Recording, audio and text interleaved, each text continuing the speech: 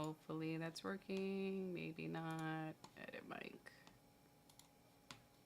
I don't know if my mic is working. If anybody has popped in, please let me know. Oh my god, my eyebrows are crazy. I did not test the mic beforehand. Hopefully it's okay.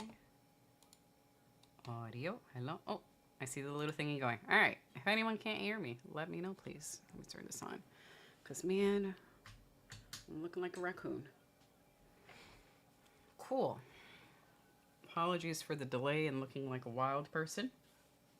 We've just had kind of a busy Saturday this weekend with family over. They're still over. But everyone is still hanging out and having fun. So if it gets a little noisy later, sorry in advance. I will be joined by DEG a little later. It's the most wildest eyebrows ever. Goodness gracious. Gotta do something with that. He'll join me a little later. He'll be waking up from a nap soon. The dude has been up and working since about 8 a.m. His Saturdays have been a little crazy. So he needs a little extra Z's. But he'll be here very soon. And then I'll go back to entertaining the family. I see we missed 2 fights so far. Thank you for being patient. Always started an hour late. But we only missed 2 fights. Kratos was in here earlier. With a Naruto reference that I did not understand. I'm sorry. I know of the show. And I know the character. The main character. But references are just going to fly over my head. But I did get your prediction for Lewis. Lewis by TKO. I'm going to go like kind of sort of the same. But I have him by straight up KO, not TKO. But I feel like it could go either way. So, pin those to jail. Welcome, sir. Good evening. How you been? I was going to ask if you saw the first 2 fights already, which I have not. I literally walked in when the last fight was starting. If they were any good. But I'm going to guess no. We'll go down the list in a moment. But, oh, I will look at next week's card in a moment. Let me go down this week's card, and then I'll look at next week's card. I have to remind myself of what's happening next week. Is it the pay-per-view next week? Bonfim and Lewis. I got you started. All right. It is a pay-per-view. All right, I'll pull that up in a second. Let's do this. Share screen.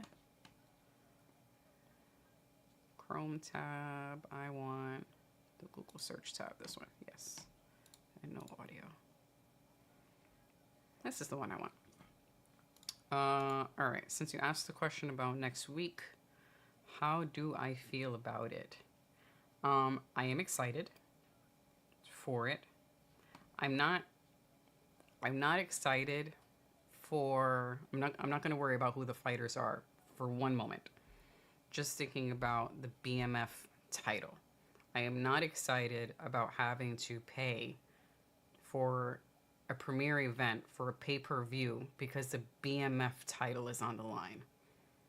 Like, I don't think that belt is important enough for me to spend $70 to $80 to watch. Just based on the belt, I'm not even thinking about who the fighters are. I'll get to the fighters in a second. But I don't, if we had an actual regular belt based on the weight class, our normal typical, then I'd say yes, it should be a pay-per-view, or this should be maybe like the co-main with another title belt on the line. But I don't think that this belt should be a pay-per-view.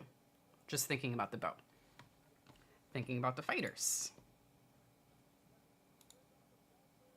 Yeah, I just like it's a fun idea, this BMF champ, but I don't think I should pay premium price for it.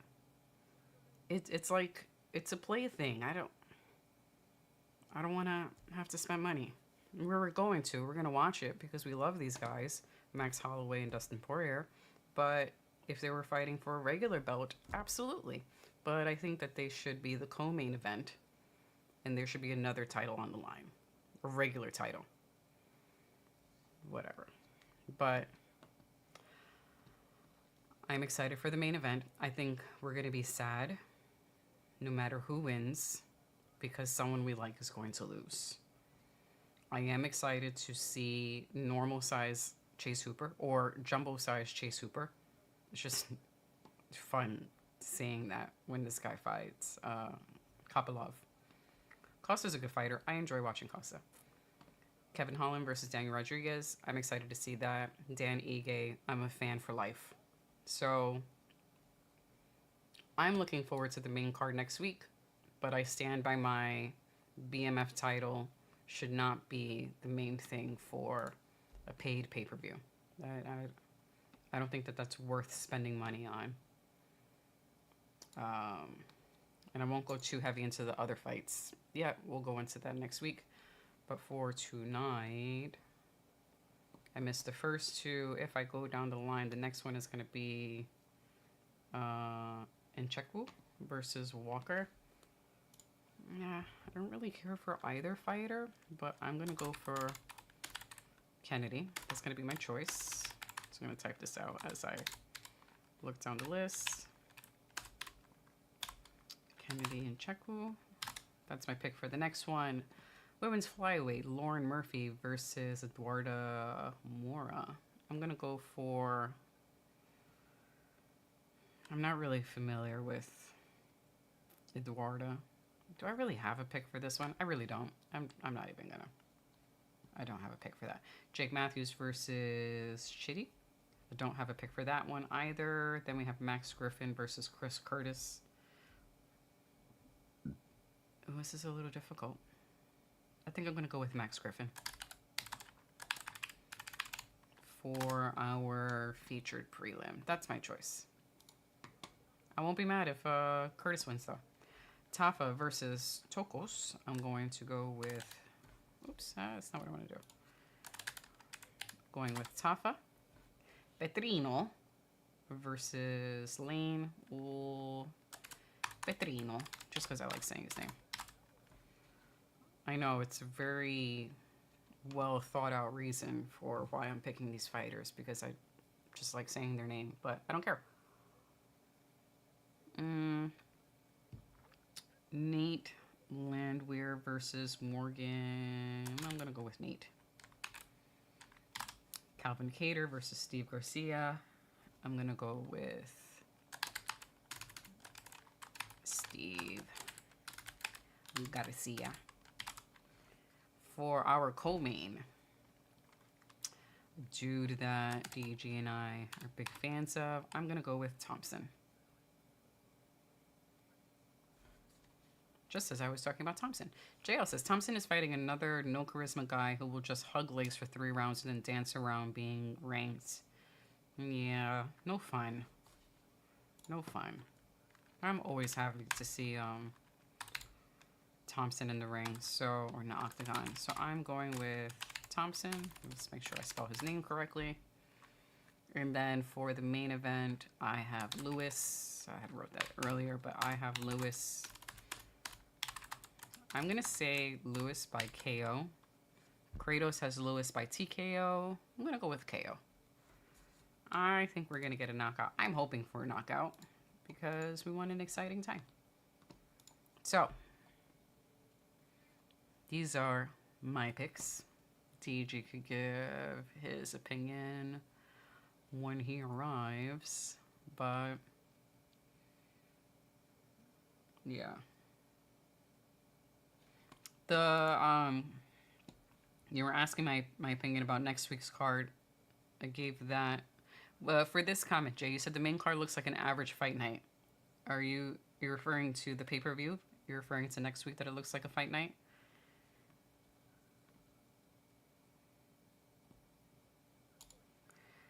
JL says, besides Ilya, there are no stars with exciting fighting styles. Yeah, I get it's a sport, but are you really paying money to watch the same people point fighting?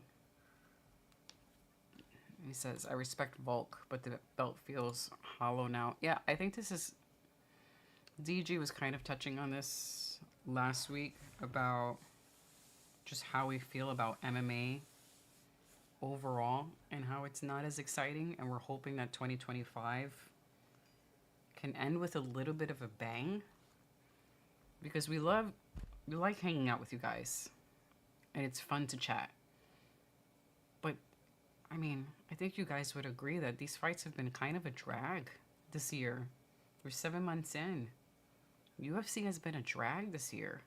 And I think really the only reason why we all continue to show up every Saturday is to hang out with each other, to chat and hang out and, you know, have buddy time. It's not even really so much about the fights anymore because they're not exciting. And any cards that sort of look like they might be exciting have been a letdown. You know? I hope it picks up. But yeah, this is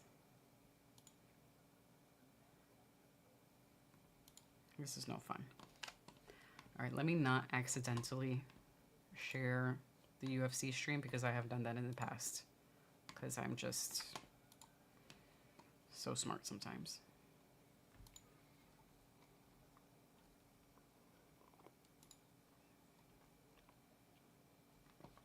We have Kennedy next.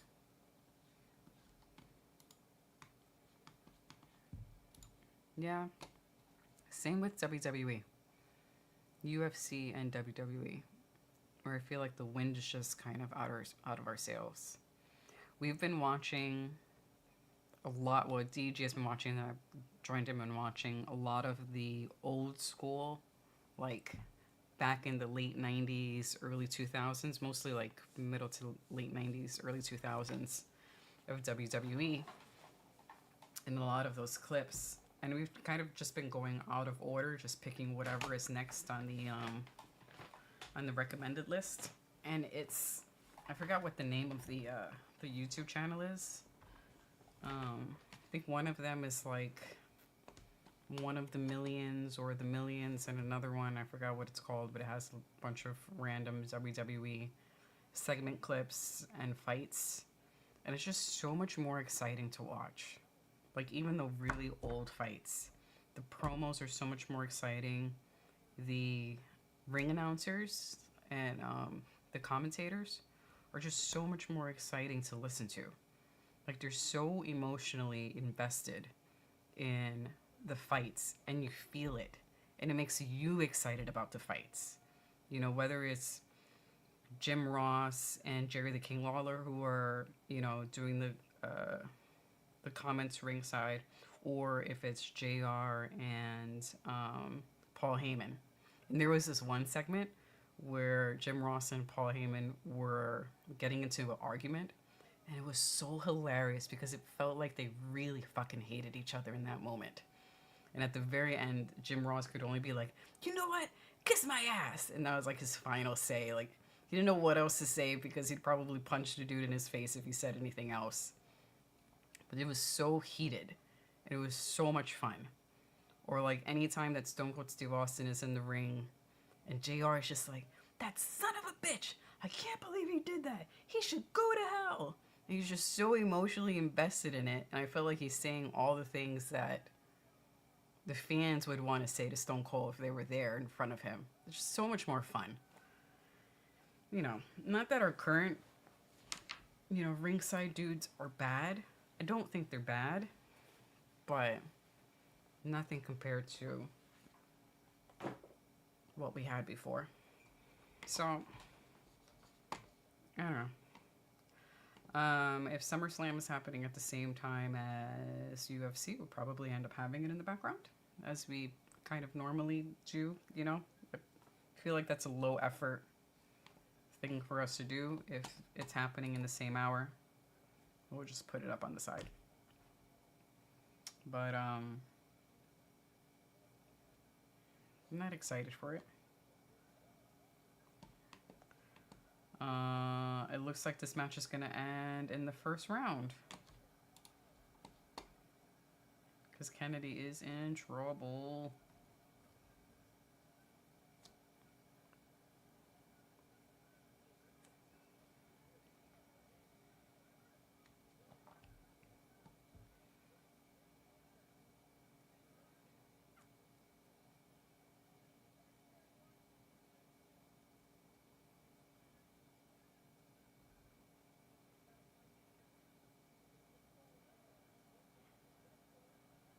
Oh, oh. Oh, that looked awful. Did you see how Kennedy's foot was twisted? I don't think the ankle is supposed to twist that way. Oh, is he able to stand on it? The foot is not supposed to twist like that. Oh, that's a Walker.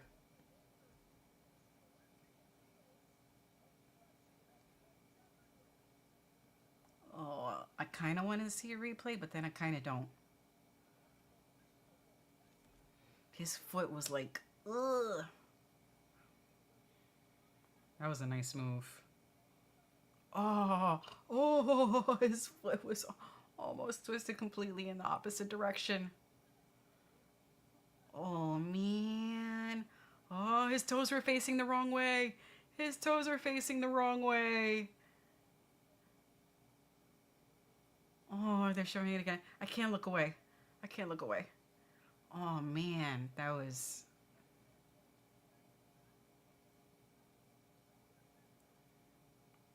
Ugh. Ugh. He's able to stand. Okay. He's like, I'm good. It hurts a lot, but I'm good. Happy he's standing. Oh, that looks so painful.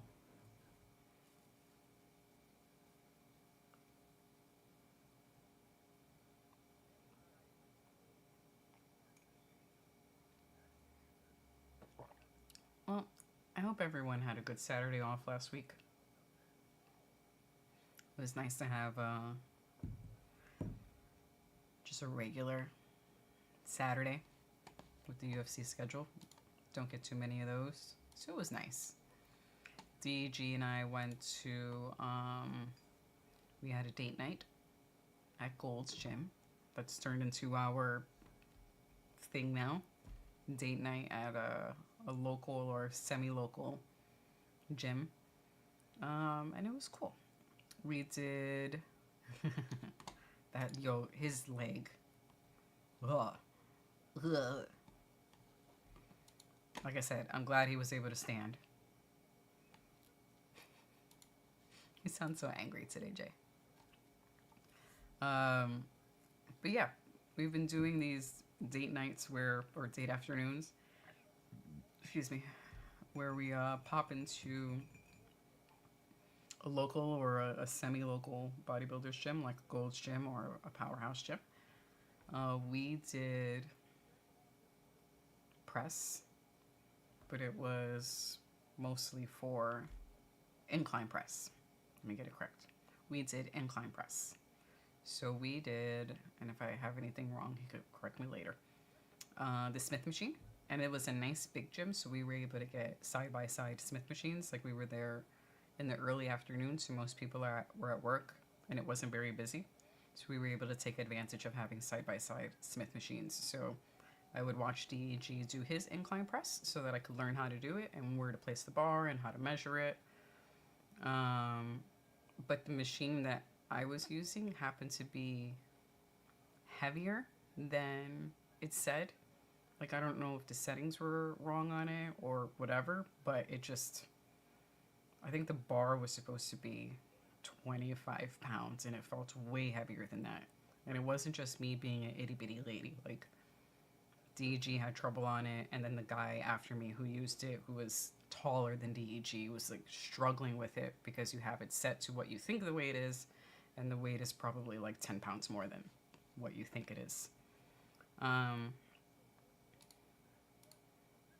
But it was nice to do that with him and learn and push myself and see how heavy I can work up to. So we did that together, and then we went and did incline press, but with just dumbbells after.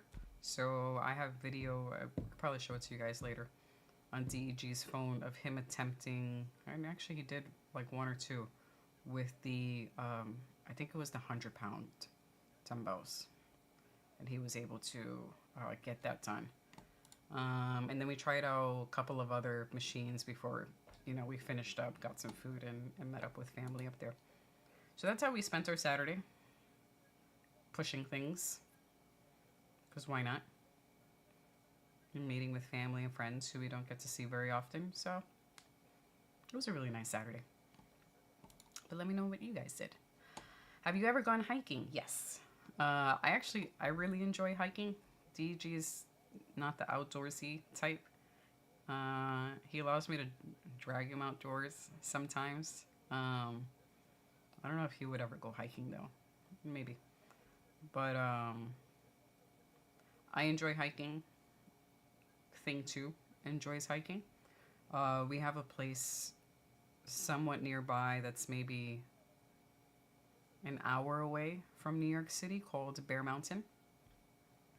And it's a really nice hiking site where you could either drive there or you could take the bus, which will drop you off nearby.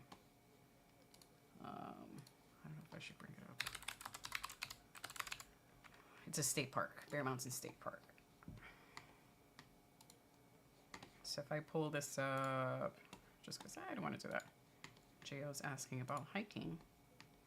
So when we hike, I could, or the few times that I have gone hiking, so you could see what I'm talking about. So we would go here. So we live in New York City. So this is a 5 boroughs, New York City. It's about an hour away. Bear Mountain State Park. And it's really nice. The views from Bear Mountain are pretty cool. Actually, I would love to open this up wider. There we go, that's better. And there are different paths that you can hike up. The first time I went, it was like in February and was really nice. And you could see New York City in the background. But this is kind of our closest state park that it's really nice to hike around. And then depending on the peak that you hike to, I'm trying to see if I could find a photo of it, you can see New York City in the background. I don't know if anybody has a photo of it. Can't really see it here, but like in one of these peaks, you could actually see the skyline, the New York City skyline in the background. And it's really cool because you're not that far away from, from the busy city. So, yes, I do like hiking. I used to do Spartan races. I don't really do them as it's been a while since I've done one because I've been focusing on marathon training. I'll probably do another Spartan race, but they do them in Bear Mountain, and they do them around like ski resorts. So I've done like that type of hiking as well, where it includes mud and obstacle courses and things like that. I'm going to answer your ab implants in a second. I see that question. Isn't it pretty congested? Do you mean like traffic or like car traffic or foot traffic? As far as car traffic, depending on what time you go, probably not. Like you have your typical rush hour hours. People are coming to and from work, or in the afternoon, people are coming to and from work. I would say when the weather is really nice, like a day like today, there will probably be a lot of people on the path hiking up. So at one of those peaks that I was showing you, there would probably be a lot of people up there just sitting and having lunch. But the first time I went was, like I said, in February. So the weather was pretty comfortable. I didn't have to wear like a bubble coat or something heavy. I was able to hike in like multiple layers and a hooded sweatshirt or something like that. And I went with some coworkers. I packed a peanut butter and jelly sandwich, and it was actually pretty empty in the park. But driving back home, the road could be a little congested. Yeah, it just depends on the time of day that you're driving. But it's nice. I enjoy doing stuff like this, or I enjoy just getting out of the city, even if it's for a few hours. That was one of the nice things about hanging out with DEG last Saturday. It was because we got to just drive outside the city and just see trees, and not be surrounded by pollution. So, are you a hiking dude, Jay? Do you like hiking? I enjoy it. What do you think of Ab implants. This is ridiculous. That's what I think about it. Like Drake and Big Sean. Who's Big Sean? Coach Greg talked about it. I have not seen a video on it. I have seen Coach Greg videos, but I have not watched them, excuse me, on my own. If I watch it, it's because DEG is watching it, and I'm in the room and I watch it with him. Ab implants, I think, are ridiculous. Fucking ridiculous. I think any implants is fucking ridiculous. I think the only situation where I won't say an implant is ridiculous is maybe like for medical reasons. And I'll just use the most obvious example that I could think of like, you know, breast implants because the woman had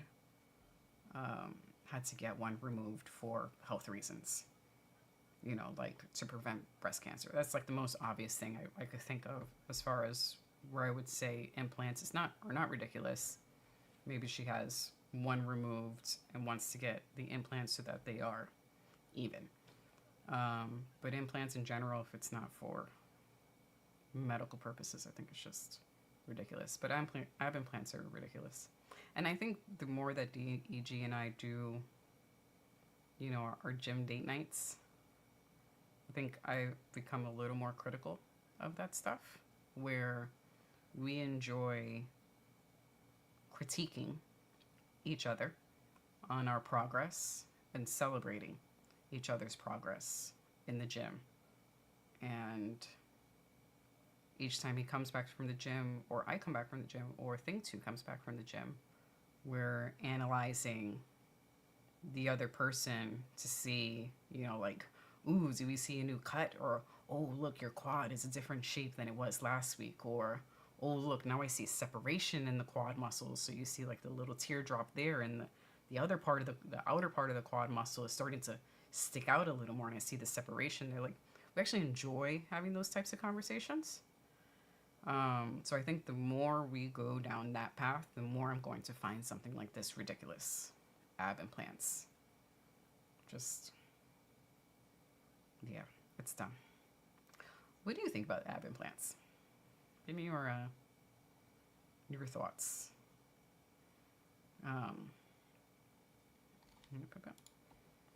JL says, when I was on a long bike ride earlier this week, it was scorching hot. I was like, ugh.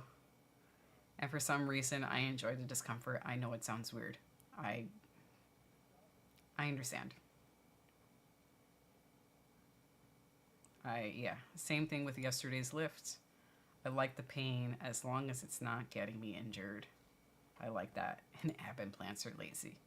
I understand this. There's something about, this is weird to say out loud, but I understand as an endurance person who does, you know, when I do the marathons are extremely uncomfortable.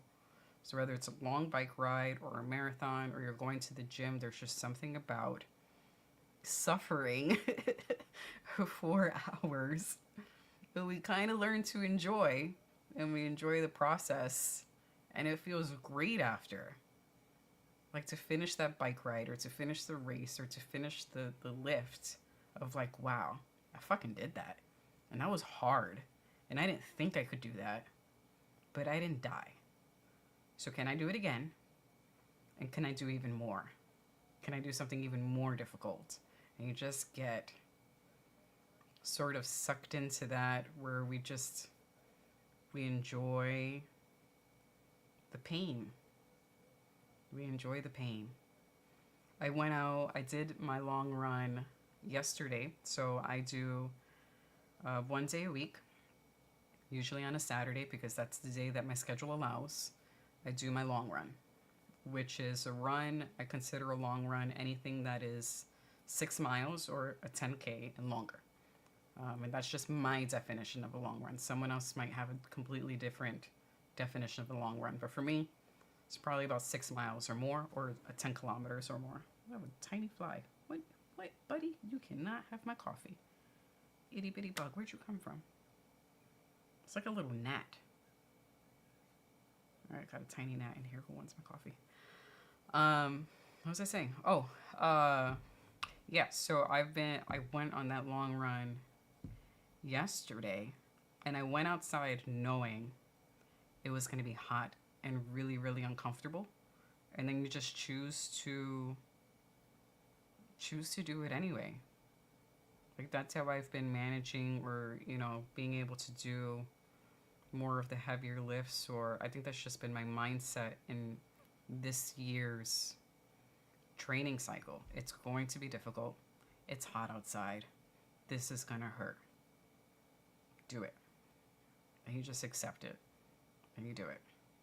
My original goal yesterday was to do 9 miles. I cut it down to 6 because it was the day after doing deadlifts, and actually the heat was a little more than I could handle. But I was happy I did the 6 miles. I was okay with cutting it down from 9 to 6 because I'll do extra miles tomorrow, and it's okay. But we completely understand you in this house of enjoying the discomfort. We are of the same tribe. Let me put the next banner. Same thing with yesterday's lift. I like the pain as long as it's not making me injured. Yep. I think the other nice thing about the journey, the fitness journey, whatever that fitness thing is that you do, that you learn the different types of pain. And this is something I've learned from running. There are certain pains that are like, ow, I'm doing a lot of work, but I know I'm not going to be injured. I know this is not an injury pain. Or ow, it's a warning that I should be cautious. Or ow, please don't do that. It's like the 3 different ows. And I've had to learn how to decipher or distinguish the 3 types of ows. Is this a good pain? Is this a type of pain where actually continuing to move is a good thing so I could get blood flow? Or is this the type of pain where I should stop where I'm doing? And the majority of the time, it is the first or the second. The first type of pain where it's like, you're doing the right thing, keep going. Or it's the second of, maybe I haven't moved enough, and moving will increase the blood flow to make the pain go away. So yeah, DEG will come home from his workouts and be like, talk about the pain that he felt. Actually, one nice thing that happened on Saturday, and maybe he'll talk about it. When we were in the gym last Saturday, it was a really nice interaction. There was we were with the dumbbells, like in the section with all the dumbbells, and we were sharing a bench, he and I, because we were doing incline press. We were doing the same workout, so we were just alternating who's on the bench. And then there was another dude there, and he looks over at DEG, and he goes, dude, how do I get to look like you? And those moments are really, really sweet, and I think he really appreciated the question from the dude. It was a really nice moment. He's like, how do I get to look like you? Because DEG looks very impressive now. Very, very impressive. He used to be a twig. And I think it was really nice for him to get some recognition from a stranger. And I think his response was something along the lines of pain, like wanting the pain, getting used to the pain, searching for the pain. So he could add to that when he comes, but we understand. And ab implants are lazy. Jay also says, I've been staying away from my work's free food. Ooh, this is a pretty nice coat from Buffer. A little on the boring side for Buffer standards, but it's a nice color. I do like that teal color. Anything green, I'm going to, almost anything green. I have seen some greens that I don't enjoy, but green is my favorite color. But that's nice. This itty bitty fly, I gotta squash it. It's so tiny. I've been staying away from my work's free food. He goes, man, I was eating an extra 1,500 calories per day. Yeah, not good. Yeah, that's tough. especially if it's so convenient and right in front of you. Excuse me. Yeah, the discipline is going to be harder. The willpower is going to be harder. It says, I've also been feeling more calm and less tense from staying away from those types of foods. Nice. Nice, nice, nice. What are you having instead? If you're not having the free food from work, are you bringing food from home? Like, kind of, what's your alternative to eating the work food instead? My diet has been, I eat basically the same thing every day. We do in the house, eat the same thing every day, which has been good for the budget, for the grocery budget, because we know what we're going to have. And also just for consistency, we don't really have to think about it too much. But it's oatmeal and fruit in the morning. That's what I have. DG has eggs and beef. For lunch, sometimes a peanut butter and jelly sandwich, usually eggs. So I say I have breakfast twice a day. And then for DG, usually has some sort of protein and vegetables. That's his meal throughout the day, protein and vegetables. But the morning, it's protein and protein, so eggs and like a beef. And then for dinner, I usually have some sort of rice bowl. I had stopped eating rice for a while. I don't know why. Maybe I thought it was a bad thing to eat rice, but I eat rice almost every day now. I've just learned to portion control. I don't need tons of rice.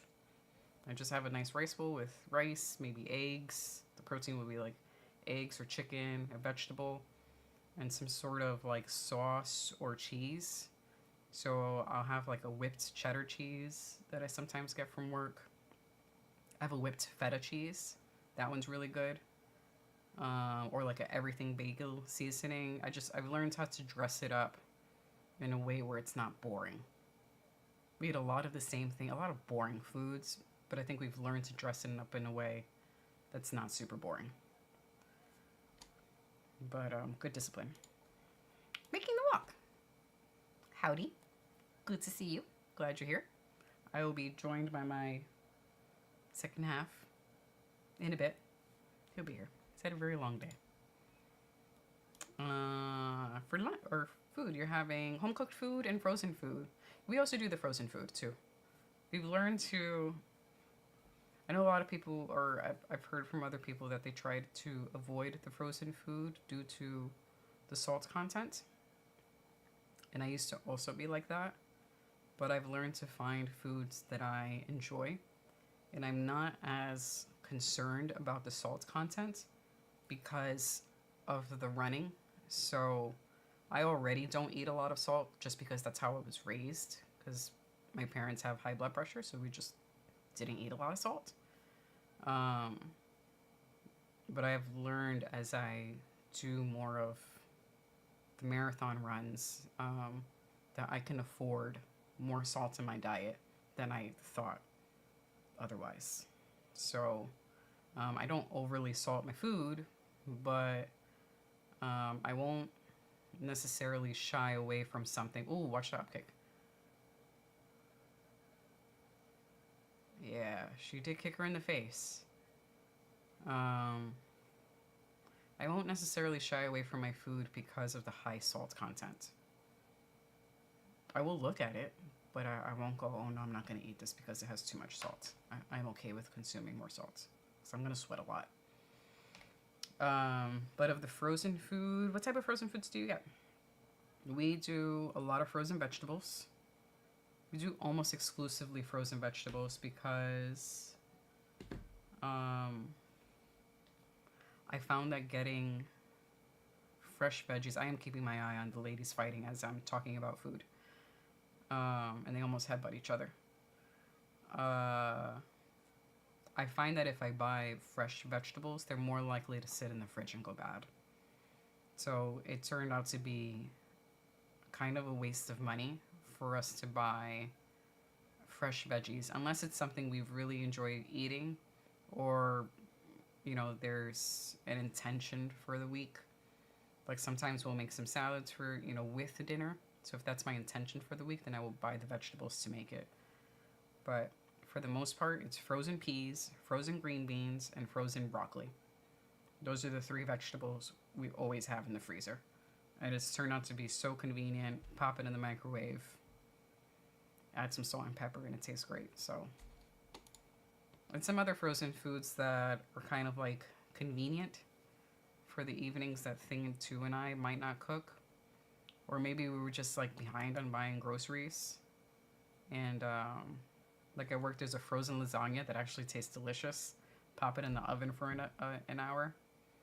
We're very happy with that. So we usually have something like that in the freezer that's a quick dinner. You know, for whatever. Shit happens. Lots of eggs and salmon. We love eggs here. We easily have somewhere between 2 to 4 dozen eggs in the fridge. Easily 2 to 4 eggs. 2 to 4 dozen eggs. Salmon is delicious too. I love, like, I try to get the skin of the salmon nice and crispy. I love that. How do you like to make your salmon? We have a cast iron skillet, which we cook almost everything gets cooked on that cast iron skillet. So I like to make it really hot, put skin side down so that it crisps up. And then usually we'll do almost always salt, pepper, garlic. We have minced garlic, and what I'll do is I'll mince a lot of garlic. We have the garlic press, and we'll just like smash a lot of garlic, throw it in the freezer so that I could just, you know, break off a chunk of it and throw it on the pan. Sometimes that's all we need with some lemon and butter. And then other times we'll make like a honey garlic sauce that we find off the internet. Salmon is great though. We'll have that 2 to 3 times a month. We'll eat salmon. But it's usually chicken, beef, salmon. Sometimes I'll buy cod, but honestly, I'm not really good at making cod. It flakes off very easily, and every time I make it, it's kind of boring. I've been avoiding cod. I just don't know how to prepare it in a way that's not boring. Salmon is the easy way to go. Love salmon and eggs. Jo says, fasting is one of the biggest things people fall for. Cool, you fasted for 18 hours. If you shove 3,000 plus calories in a 4-hour window, the fasting means nothing yet, then you're just binging. That's what it is. Binging, yeah. I can't. I get so hangry. I cannot fast. Not like, they'll put me in jail. I can't do that. I have been increasing my protein intake. Not really by a specific amount, but I've just been looking for foods that are higher in protein because I find that makes me full. So in the morning, it's not a high protein breakfast, but I have, like I said, the oats and the peanut butter. But actually what I've started doing is, instead of using the jar of peanut butter and like scooping it out, because now I measure my food and I do log my food based on measurements. Peanut butter is such a high calorie food, and as I'm learning about the portions, I'm like, fuck, I can't eat as much peanut butter as I used to. Do we get a little blood? No, her nose is a little red. I am paying attention to this fight, I swear I am. But we're talking about food, and I can't help myself. I gotta, stick to the food. So I've actually bought peanut butter powder. The PB2 powder. I got that off of like the Target website. It's a big 32-ounce jug. It's not as delicious as regular peanut butter, but I could take a big scoop of that, put it in my oatmeal, and that helps, give me some of the nutrients that I'm looking for in peanut butter without it being so high in calories. So that means I could get those calories from a different source. It won't inflate my calories for the day. But it does help keep me full. And I love peanut butter. But yeah. Making the Walk says, oh, and I like your icon. That is cool. The MTW. Very nice new icon. I like it. He says, fresh veggies you will find. Yeah, we're going to go back here. Just don't eat them as consistently as we should. Ditto. I think during the summer, I find also because I do work at a grocery store in the evening sometimes. And even when we get the fresh produce delivered to the grocery store, there are times where, a whole bunch of produce doesn't even make it to the sales floor because either it needs to be thrown out because it's arrived bad, or you could tell that it's not as fresh as the customer would like. Like if I'm looking at this bag of lettuce, I'm not going to purchase it because it just doesn't look like it's worth the money. Now it is still edible and it'll get donated to City Harvest and local charities like that. But yeah, during the summer, even as they arrive to the grocery store, they're not as fresh as you would think. If we find a nice farmer's market, I really love a farmer's market. I love browsing around a farmer's market. Sometimes I'll buy fresh veggies from a farmer's market, or especially fresh apples. So sometimes, whoever the farmers are who are selling the apples, you got your individual apples that you could buy them depending on the type, or they'll just take a bunch and put it in a bag. I love a farmer's market. But yeah, frozen veggies are our favorite.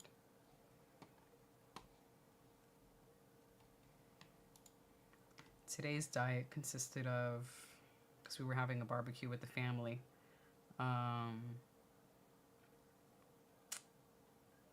chicken kebabs. I did have a hot dog and cheeseburger. And I enjoyed some soda and potato chips. And it was delicious. Excuse me. I don't really eat hot dogs, but I had one today. Making the Walk says, funny you say that. Costco used to have such fresh produce, but just not lasted as long. Yeah, it comes in already half bad.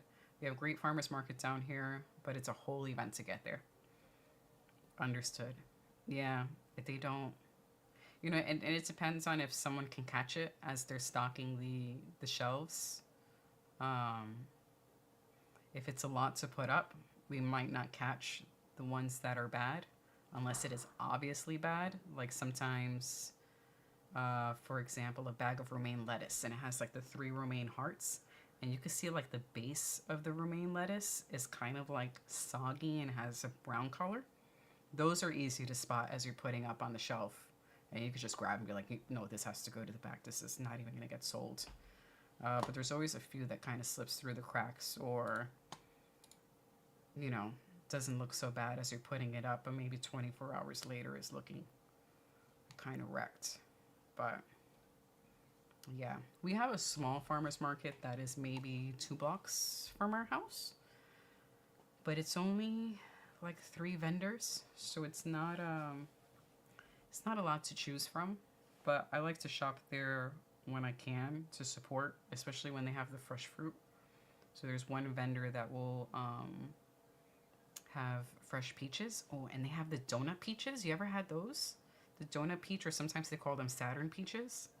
And when those are ripe, oh my God, it's so good. So I like to shop from them when they have the fresh peaches.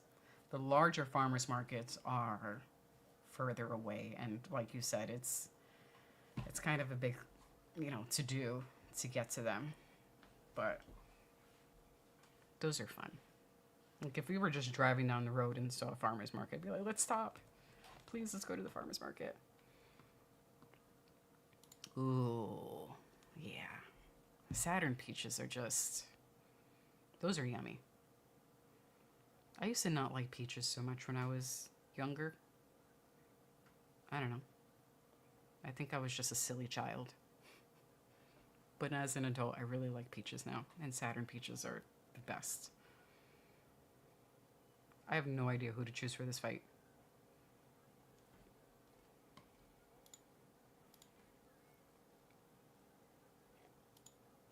But it's good to know about the farmer's market, because if we ever make our way down to Texas, we'll try to check it out.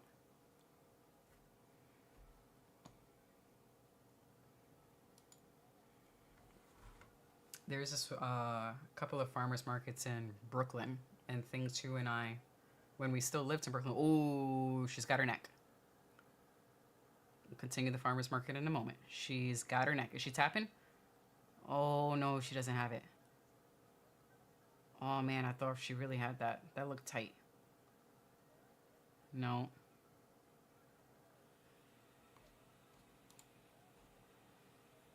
Wow, I thought that was over.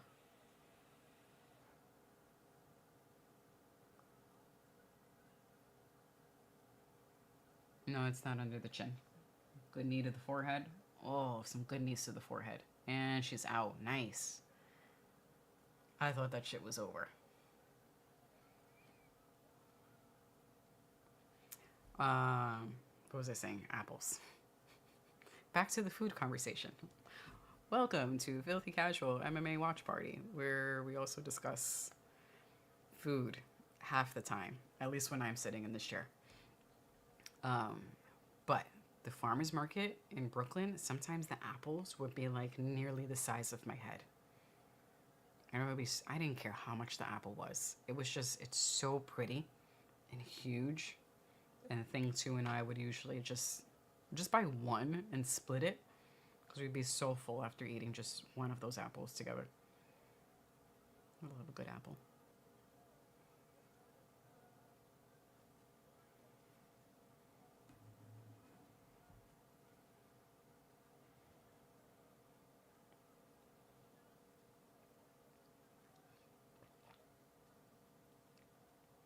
Murphy is wearing a lot more of the damage on her face, but I wonder if that's because she got hit more, or it's just that that's her face. She's tired. These are really labored punches now from Murphy.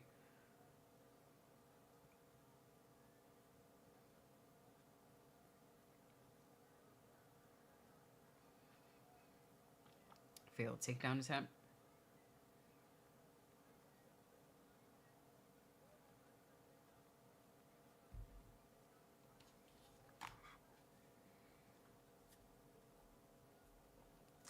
Making the walk, were you guys impacted at all by the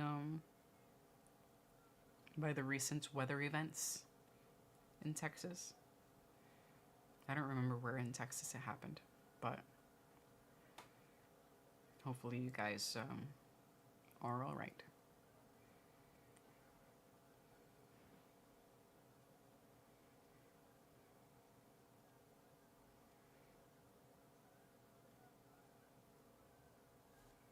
$40 seconds left.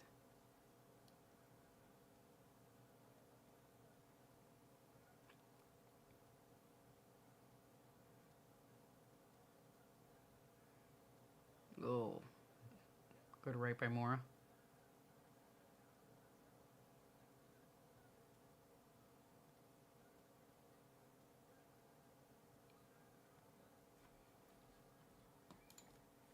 Making the walk says we did get impacted, actually. We're not close to Kerrville, but the storms made its way up here and tore our backyard and knocked down some trees. Yikes, yikes, yikes, yikes, yikes. Any damage? It sounds like no injuries. I hope. But that is scary.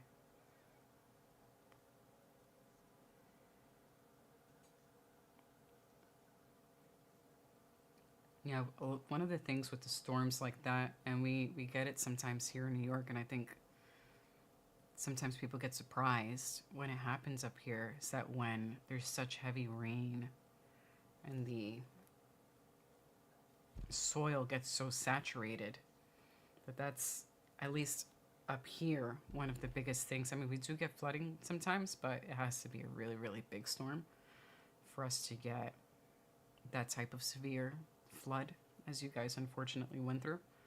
But the ground gets so saturated, and we have some really big trees in Central Park and Prospect Park that they usually tell folks don't go into the parks during one of these storms, because even as the storm has passed, if the wind is really strong, the tree is more likely to fall down. And that's happened in the past where people did not heed the warning. And they were struck by a falling tree, unfortunately. Making the walk says we were without power for a little bit, but it was nothing compared to down there. Okay. I'm glad you guys are okay. But that's hard. We were talking about a little bit about the kids earlier, and that's really awful. I can't imagine it. You know, we are by the water up here, so we do think about flooding a bit. We are in, I think we would be okay, but we are in a flood zone. But I think we would be all right. But I don't think we would ever go through the severity that you guys went through. I don't think. I hope not. Knock on wood. But that really is awful.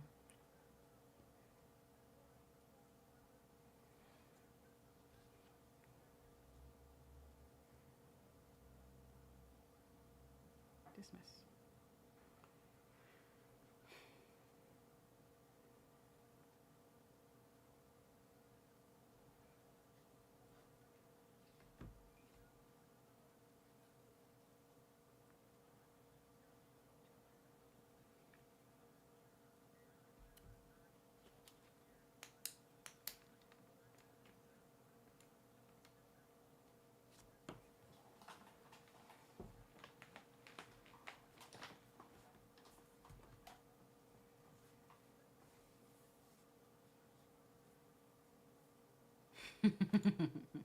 I have to raise my volume a bit.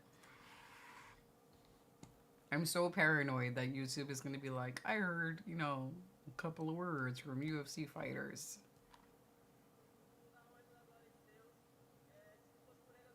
She has to take one.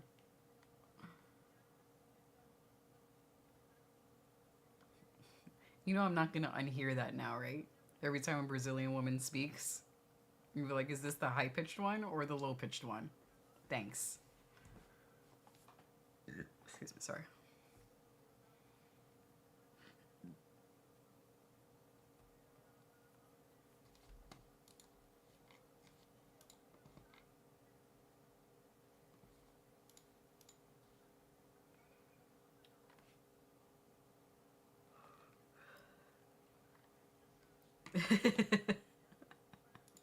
Yes, it's stuck there now.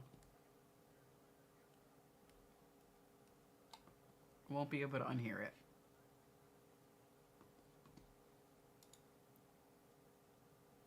Sorry, you can't say more. Bye.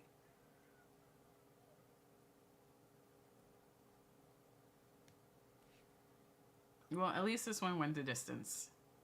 Oh, we have a retirement?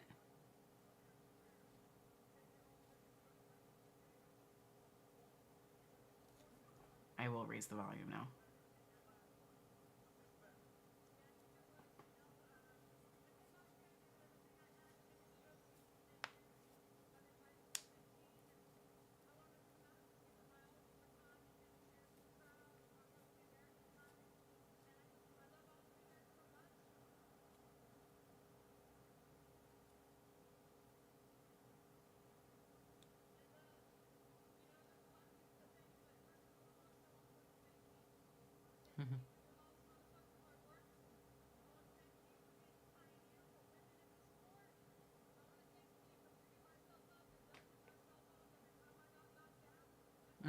Yes. Yes. Her face. That's a face of a fighter. That's why I made that comment earlier about how she looked way more pieced up than her opponent, but I couldn't tell if that was damage from today's strikes or if that was just her face. And I think it was just her face. But good for her, though. Making it there by 41, I think it's always a great thing. I'm always glad to see when a fighter or even a professional wrestler is able to walk out on their own terms, you know, retire when they say so. And I think that that's a huge success. You know, not that you were out because of injury or forced to retire early because of injury, but that you were able to say, I think my time is up, I'm finished, and walk out on your own terms. I really like seeing that. That's really awesome. You know, and even if someone does it young, you know, I don't even mind if someone does it at a young age, where it's 41 or 31 or whatever, but to be able to just make that call yourself instead of it being due to health issues. Good for her. Good for her.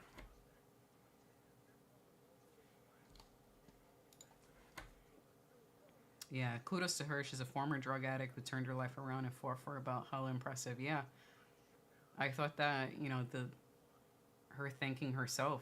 I think that that was great. I think that that was great. Recognizing her accomplishments.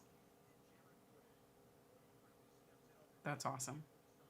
And she was able to have a successful career and be able to retire when she wants to.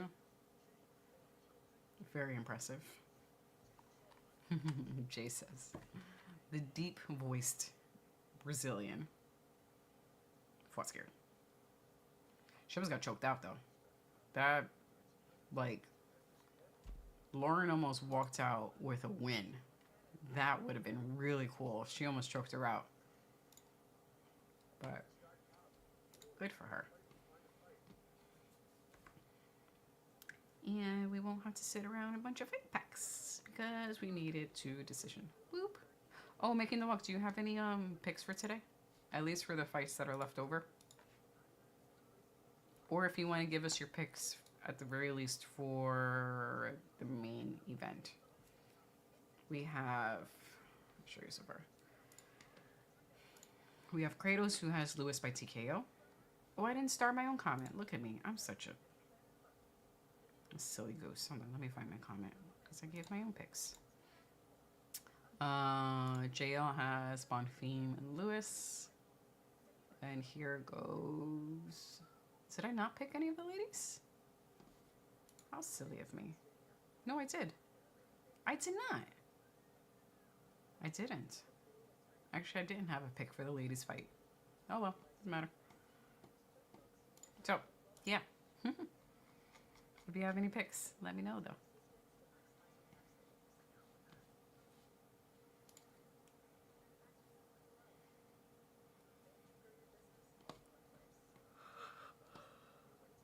Sorry.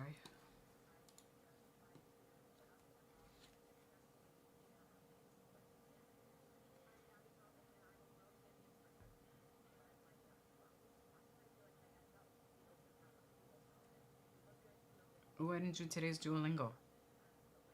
Let's do that real quick. Because this app will stalk me. And I can't break my streak. I'm at 577 days. Today is 578. Can't break that streak. Don't ask me to speak German though, because I could only say a few words. But not really. Oh, I don't want to do that.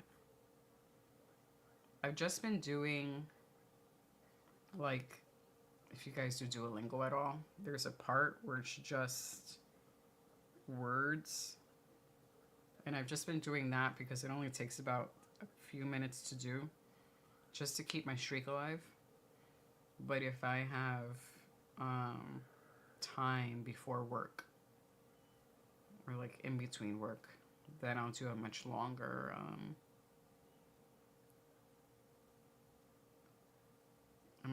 lesson. But for now, I've just been doing like the really quick word refresh, and it keeps my streak alive. Bespäte. Pullover. You want to know what the German word for sweater is? Pullover. The same word we use for sweater. Pullover. I thought that was really cool. So, now you know, if you didn't know. German word for sweater is pullover. Morgans. Ooh, thank you. Hey. Hi. Abfahrt.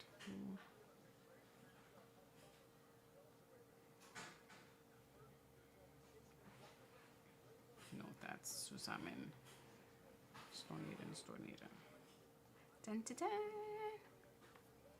578 days. Boom, boom, boom, boom, boom, boom, boom. I know. Pullover. Sweater in German. It's a few words like that. I'm like, oh, that's the German word. So, add that to your German vocabulary. Thank you for the picks. I will star them.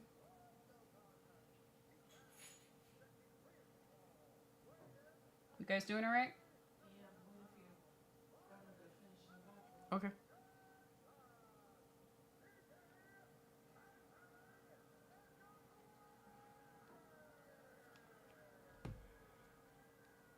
Although, another cool word. The German word for bright is hell. As in, like, go to hell. Hell. In German, hell means bright. That's another cool one. So, yeah. Your random German vocabulary for the day. Pullover and hell. Sweater and bright.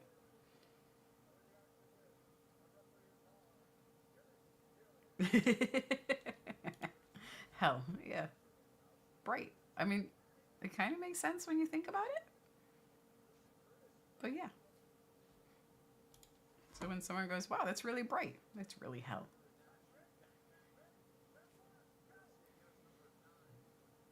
You guys were able to bring everything downstairs? Okay. Are the rest of the gang is Oh, that's fine. Oh, that's fine. Yeah. There's no. They could stay there. Well, oh, he lost in Uno? Keeps losing within the first 5-10 minutes of the game. Oh. Oops. And your friend is talking a whole lot of smack. Victor? Yeah. So we're doing barbecue today that we do every year with the family, but we usually do it like a little bit after 4th of July because we have rooftop grills in our building. So usually like the week after 4th of July or 2 weeks after 4th of July. Oh, I think this match is about to end. Oh, I think we're done. This is tough. Oh my god. If he gets a standing rear naked choke, that'd be... Oh, no. He's gonna get him off. Oh, and he tapped. Fuck. Damn, that was tough. Yeah.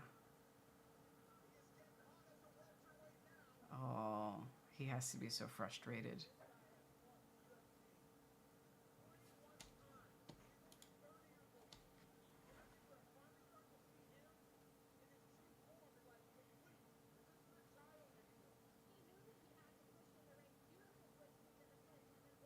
Yeah, I'm rewatching this now. Oh, got right on his back.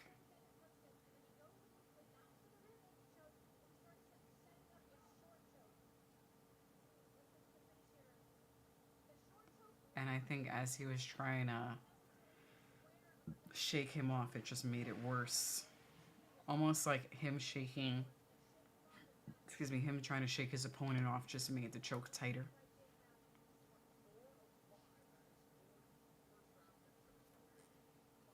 Ouch. What was I saying? Oh, grills. Why was I talking about that? I don't know. Anyway, so we have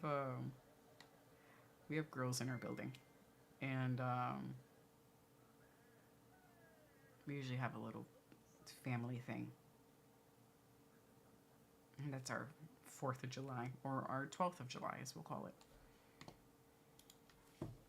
Making the walk says Matthew is a young vet. He's starting to get hot in the welterweight division. He got that choke in real tight. Real tight. JL says thinks that Matthew should get Bonfim next.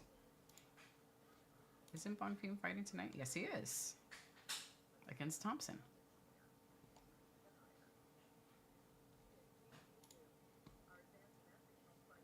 So we got at least 10 minutes before our featured prelim starts.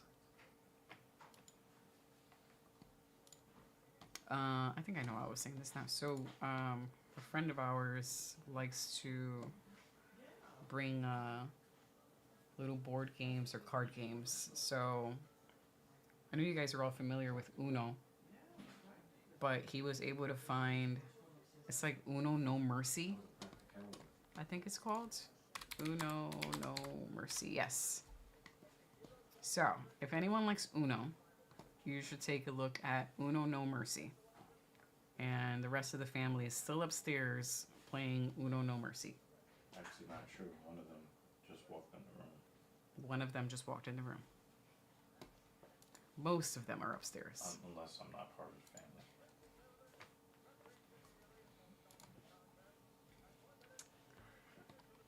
Hi. Did you have a good nap? Probably. Good. Yo, making the walk, man. I got mad love for you, bro. I've got so much love for you, man. That interview you did with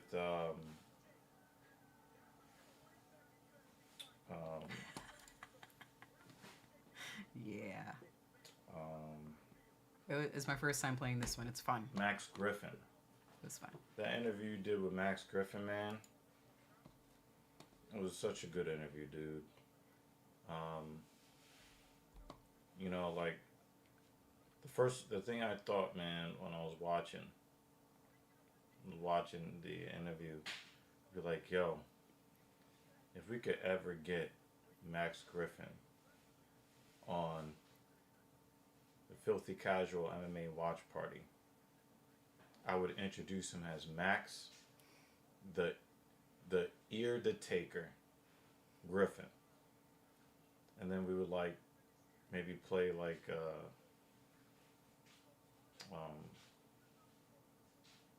was trying to remember the old black guy's name. They'd be like, "You're about to go 1-on-1 with the Undertaker." Oh, goodness gracious. Well, you can turn on the light. If I could just introduce him one time as the ear to taker, that would just be mad dope. That would be just so ridiculously dope. But nah, that interview with Max Griffin, man. I thought that was super dope. That was super dope. Actually, that match is next. Hmm? So that match is next. We're up to oh, I forget about that feature. Well, if you want to go play Uno, you can I can take over here. I said Max is such a good dude too. Yeah, no, man. And I got the. And you know I'll be back. you know the thing that I loved about, you know, he asked him about John Jones. You know, you could tell that Max is a very sensible guy that didn't want to have his comments. He didn't want to have his comments. You know, getting back to John Jones, and then John Jones is typing a bunch of stupidity at him. He really did try to be. He tried to be easy. He tried to be chill with his response, and it was really funny because I think the day you put it out, I think either that day or a couple days before, what Max said actually came true. And it's disappointing because, you know, the whole thing is, you know, I think I told you this directly, MT Dub. I think I told you this directly, that I was hoping that he was going to act like Stipe, retire and disappear, and just STFU.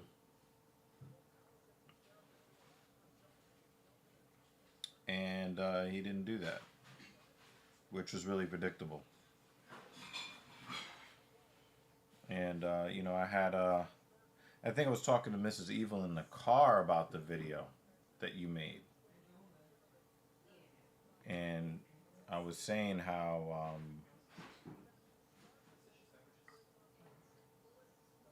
in this world, the two ways that you can get attention.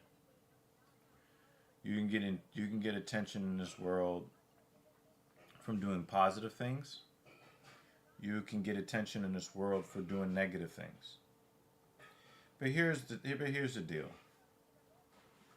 It is much easier to get attention doing negative things than it is for doing positive things, because positive things require effort. And John Jones is one of those people that he gave up on being a good person a very long time ago. And a lot of his self-worth comes from the fact that he is a well-known individual in our country. And he doesn't have to work hard by doing positive things and being a net positive for the world. He could be a net negative for the world, and people will cheer for him. People will, continue to be sycophants for him. He doesn't have to do good things in order to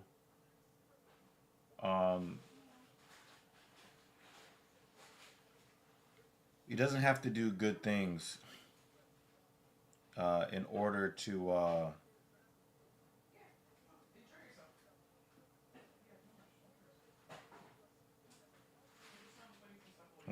stay in the public eye and get all of the attention that he craves. And I think that really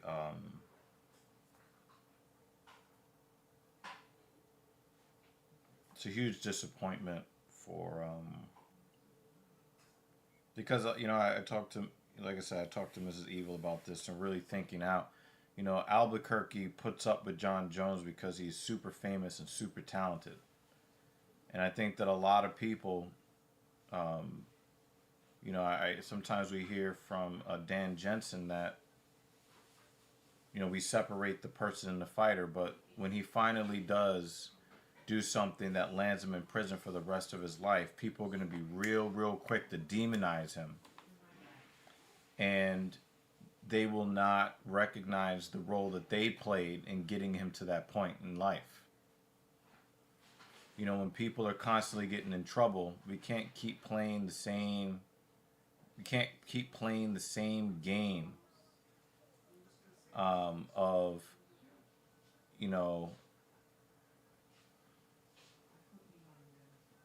wow, that's tragic, or wow, let's demonize him, oh, he's so horrible. No, like, you played a role in it too.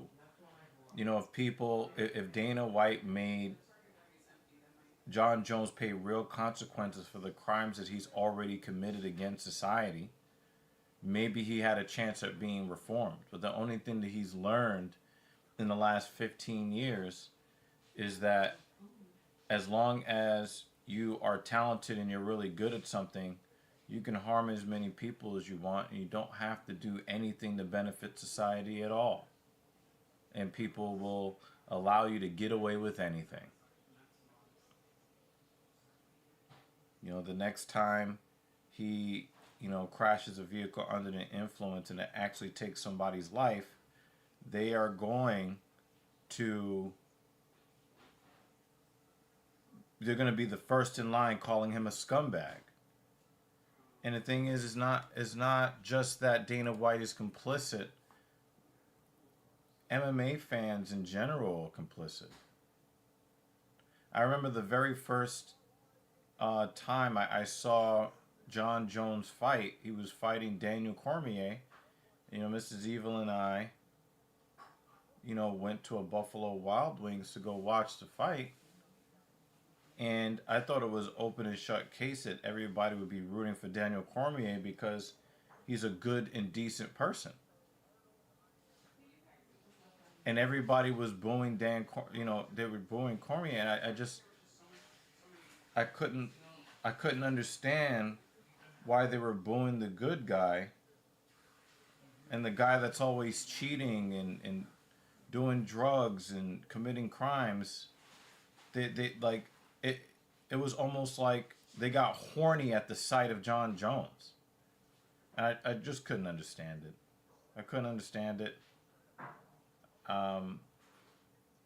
But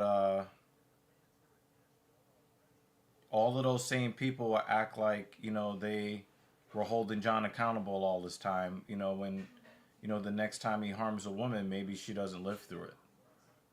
Maybe the next time he threatens somebody with his gun, he actually uses it.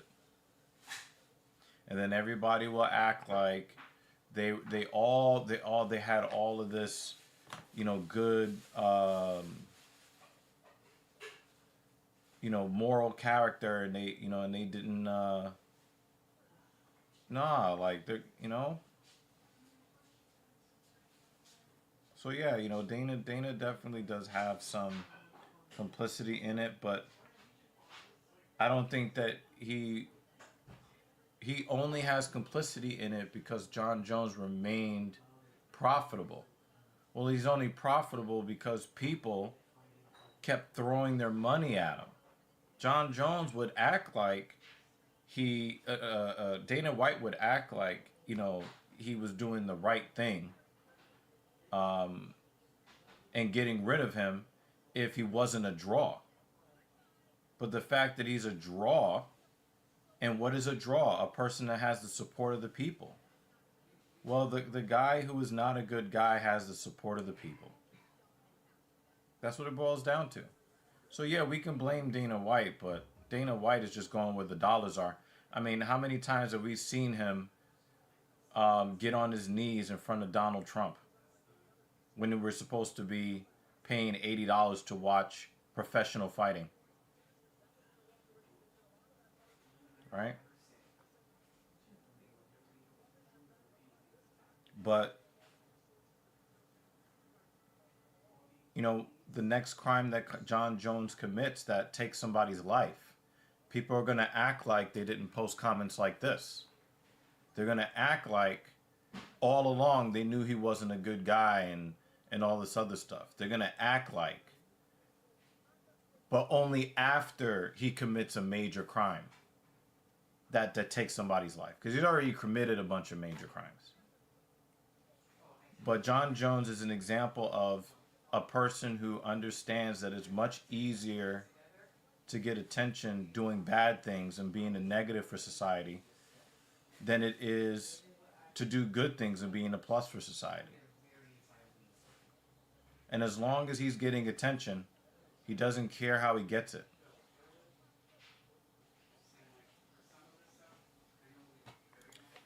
Okay.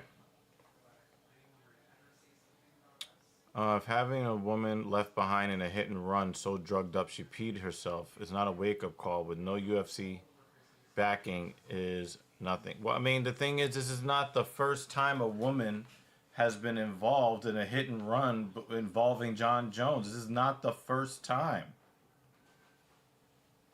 This is not the first time.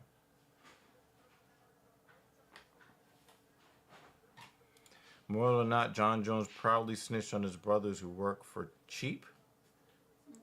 If you do bad things. Let me save this for you. What the fuck is that? Cookie with marshmallows and looks like cinnamon toast crunch. It looks like Chex. So it's yours. Okay. I'm gonna put it in the fridge for now. All right.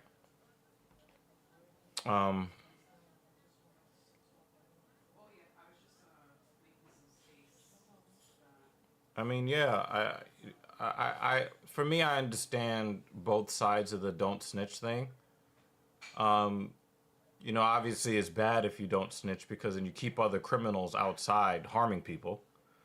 But also, if you're doing the wrong thing, just tell on yourself. You were complicit in it. You were a part of it. Just tell on yourself. Leave everybody else out of it. But then, the whole no snitching thing has a bunch of innocent people that die every year, especially people that look like me in poor neighborhoods continue to be terrorized day after day, losing their young children because somebody decided to not snitch. And we don't care about those people.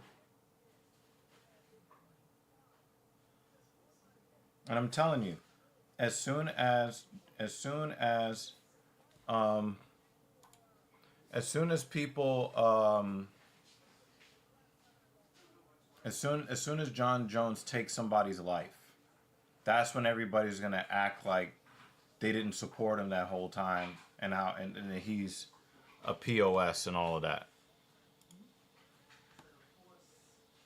And we know that day is coming.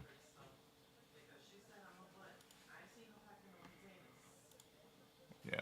Yeah, I'm not gonna front, man. Like, I was already a guy that rooted for Max Griffin. But I root for him even more now.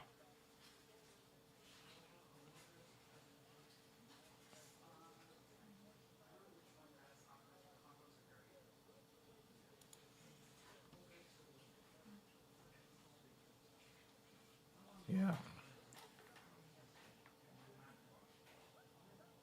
So, yeah, this will be a really good matchup, I guess. Curtis is physically tough. I know that Max doesn't like Chris Curtis. Um, but I'll tell you that I lost respect for Chris Curtis when all of the stuff that Diddy did to people, like the domestic violence and stuff like that, and this is without context. So I just want to kind of make it very clear without context. When all of this stuff was coming out about, people being drugged against their will, um, um, and people being made to do things against their will or whatever, Chris Curtis made sure he came out to a Diddy song right after that. And it's just like, again, we have so many people in the MMA community that love crime, they love criminals. It's kind of embarrassing. It's kind of embarrassing. So I lost crazy respect for him, knowing that that's how he got down. All right, as this fight begins, it becomes it is very apparent to me that Chris Curtis doesn't need to be in the welterweight division or the middleweight division. He looks like he's a little bit too big to be at welterweight, and he is too small to be at middleweight, too large to be at welterweight. So when people were talking about an alignment of the UFC weight classes and having them be, because once you get to like 155, everything is plus 10. And then you go from 55 to 70, which is 15. You go from 70 to 85, which is another 15. And then 205 from 85, which is 20. It's you start to see that the UFC could do well trading 160 170 for 165 and then putting in a 175 division.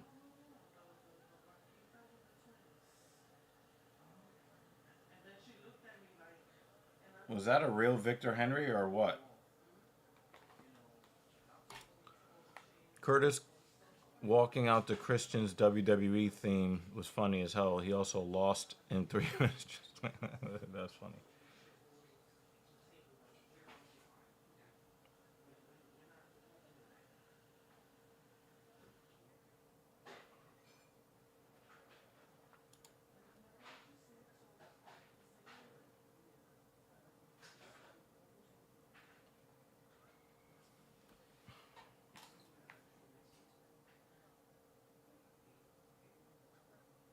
He said, best memed fighter.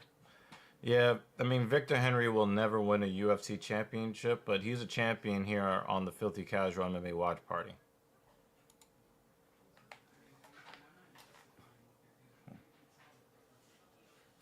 Hey, Mrs. Evil. How do you feel about Victor Henry?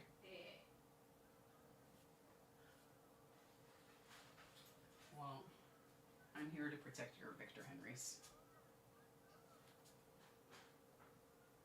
Let me answer what? Protect your Victor Henrys, gentlemen. Well, Griffin, kind of, Did he just get Victor Henry? nah, he kind of brushed his feet up against Chris Curtis's.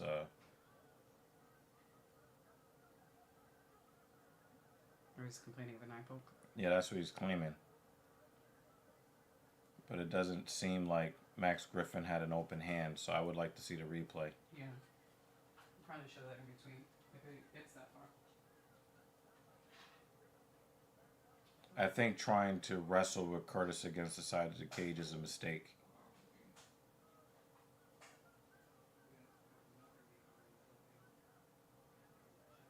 Does Victor still have both Henrys? I understand that he does, but I think he said that he pissed blood after that.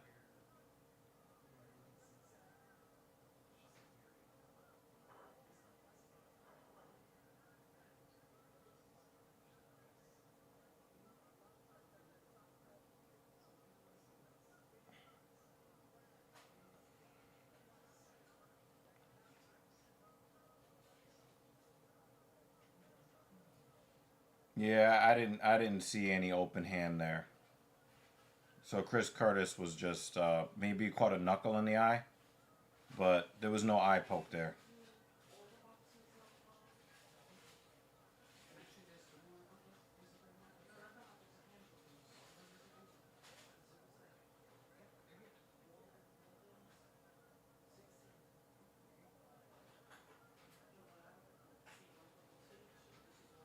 Doesn't look like Curtis respects Griffin's power.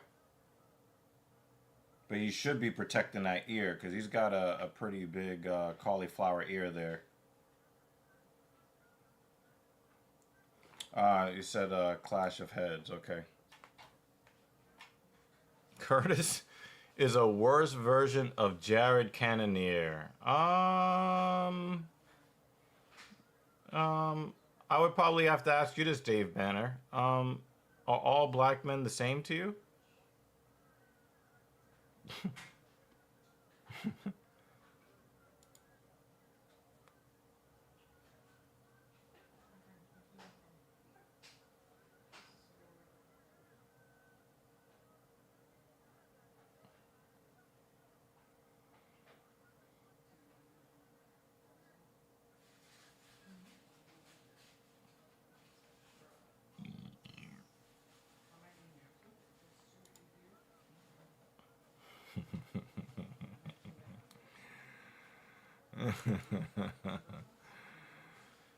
You're Dan Banner. You're Dan Banner.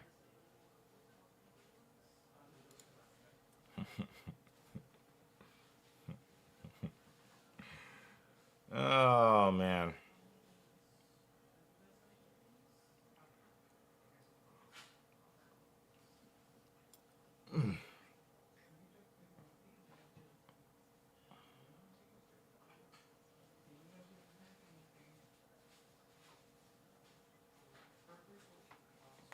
Yeah, that's what I was thinking. I mean, but you know, in defense of David Banner, Banner said he's a worse version of Cannonier.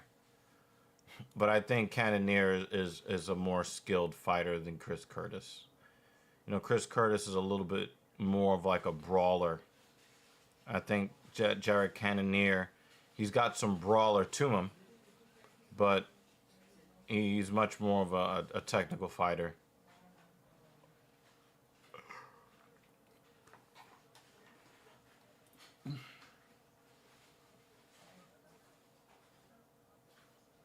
All right, we got round two here. it's really hard for me to score these rounds because I'm biased, but my instincts tell me that Curtis probably gets round one.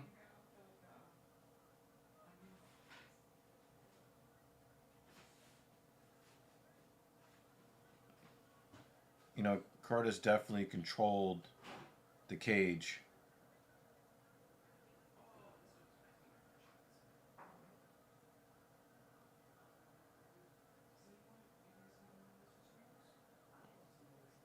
It looks like Max is having some kind of problem.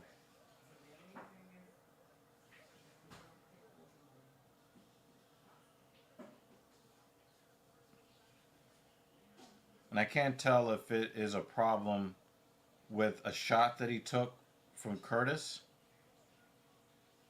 Yeah, because his footwork was not doing very well.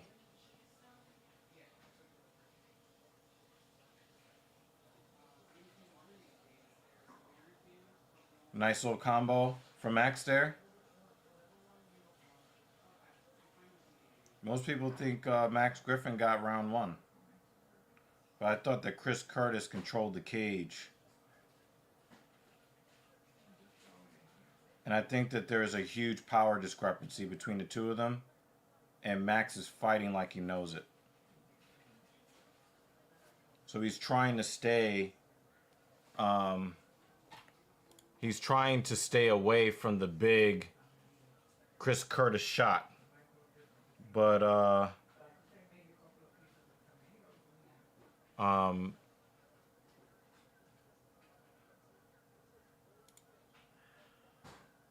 yeah, and I think, and again, I think that Max is fighting like, this fight feels like two men that knows that there's a power discrepancy, and I think that Griffin is trying to, he's basically trying to survive on hand speed and volume, and timing, and placement.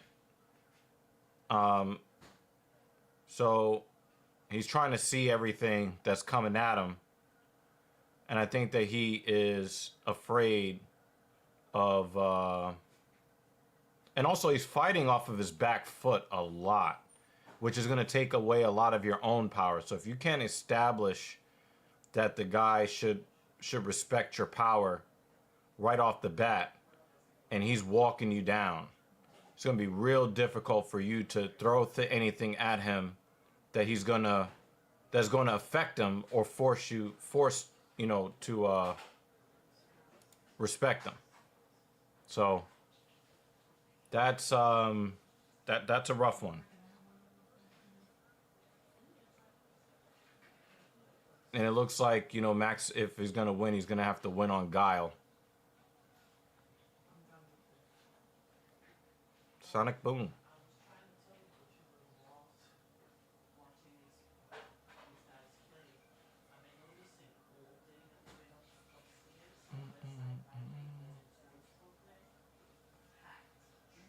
Yeah, that hurt. Yeah, that hurt Griffin there. Griffin didn't like that.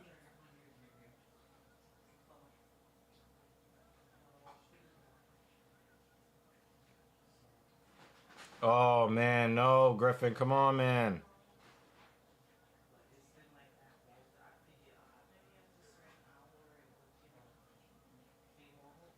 I think that calf kick hurt.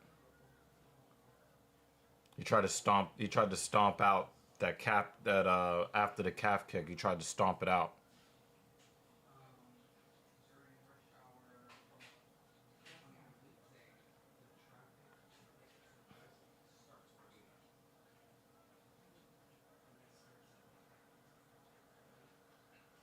Yeah, Griffin is definitely on his horse. Yeah, and I think that calf kick hurt him. I think that calf kick really hurt him.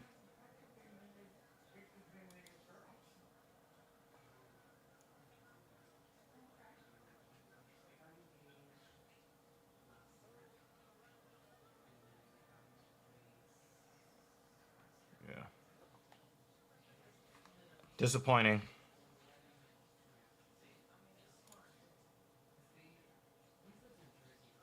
Definitely disappointing.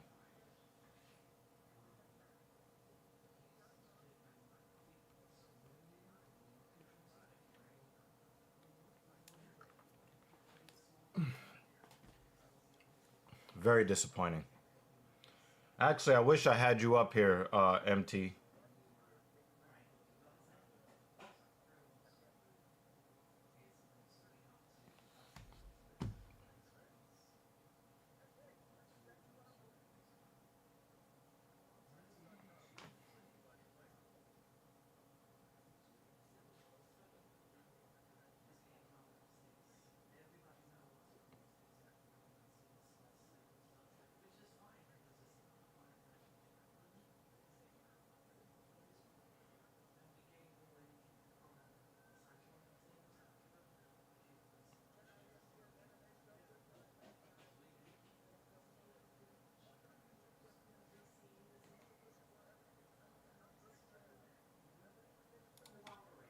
Yeah, I just think that Max Griffin, I don't think that he intended to be walking backwards. And, he's circling, he's using all of this lateral movement. I don't think the lateral movement was part of the game plan. I just think that there's so little respect for his power in this matchup that he has no choice but to backpedal and circle away. I don't think this is the game plan whatsoever.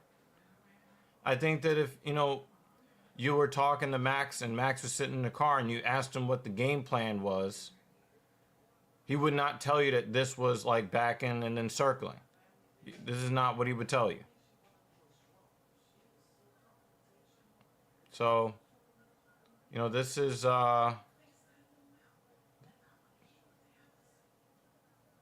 but again, this is, Curtis coming down to 170, and the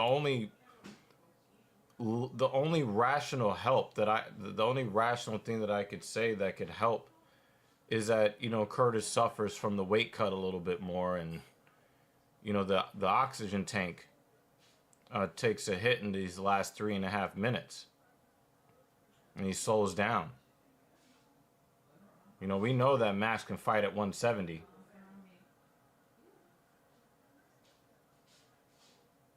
But the first thing that I saw was the size difference between the two guys. Pause. And I think that alone gave Curtis a whole bunch of confidence in, the fact that, unless like Max said in the interview, his brain's going to be a little drier because of the weight cut. Maybe he might take a knockout that he didn't take, in other situations. But, he seems to be, taking shots pretty well.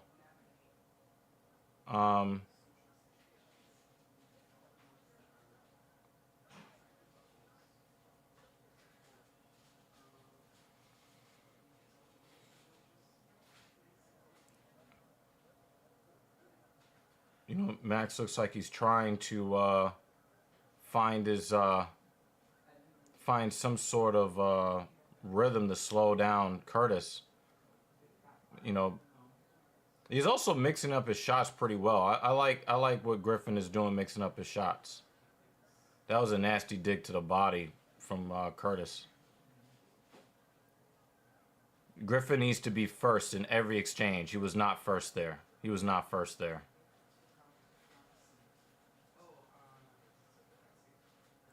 If he's going to win this fight in the next 2 minutes, he needs to be first on every exchange.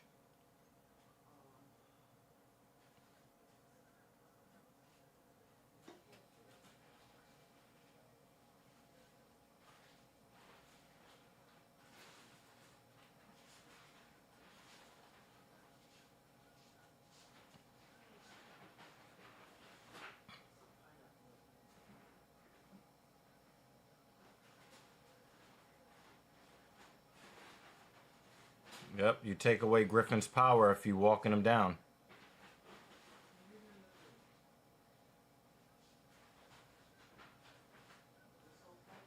Curtis's strikes are getting longer, though.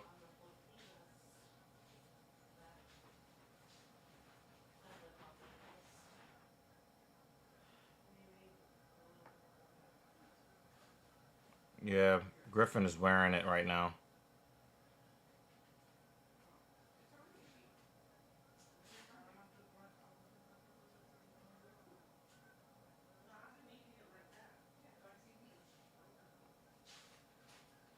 Come on, he's got to do something here. 40 seconds.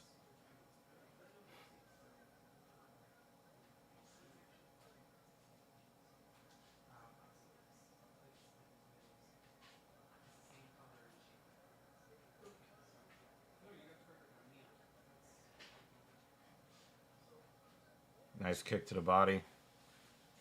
Come on, Max. You got to risk it for the biscuit.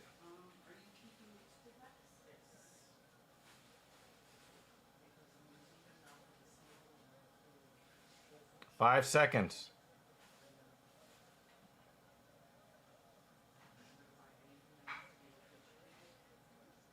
I think Curtis got it.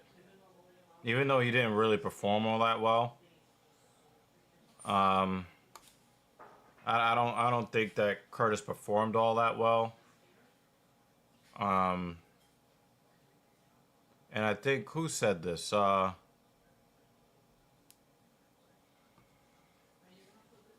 About his inability. Yes, it was Jake Miller. He did not cut off the cage effectively in this fight. But he was in control of the fight, even in the round or rounds that he lost, depending on how the the judges score it. We can't lie. Curtis controlled the cage.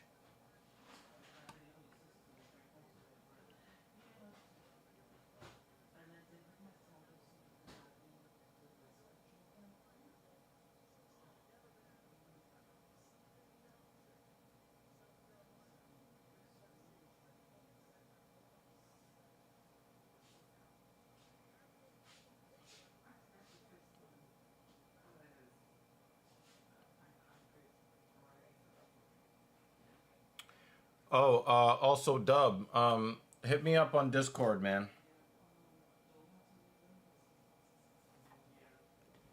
I'm gonna type my Discord.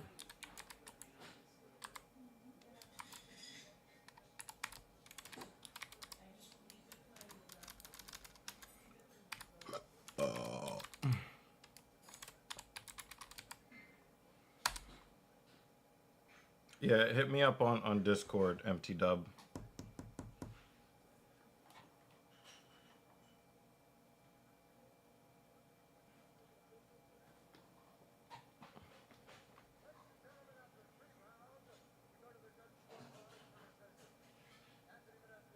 Split decision.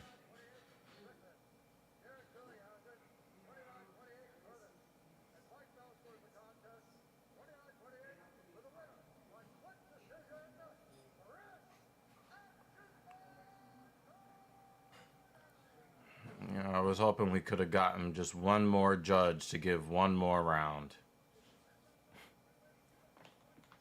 But,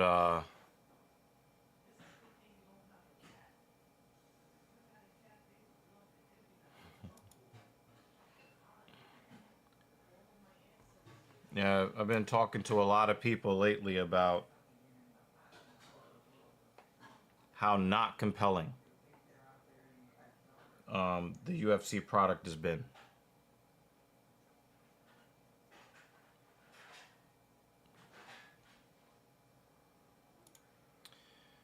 Yeah, we have to be honest. We have to be honest, MT. Like, it would be so awesome if we could have gotten one more round from one more judge, but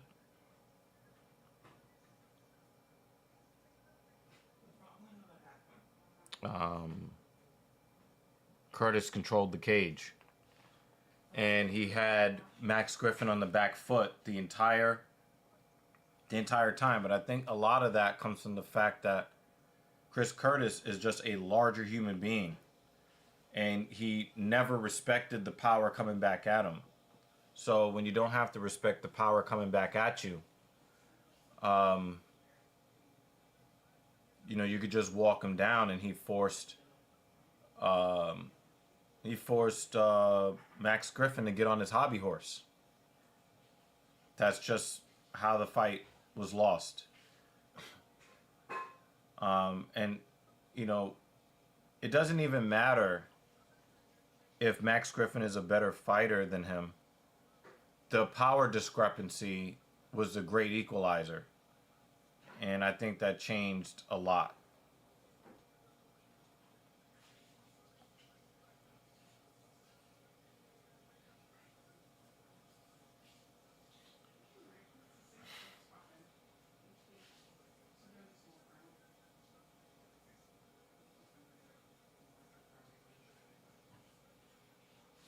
I don't know why Wonder Boy insists on signing contracts against guys who grapple.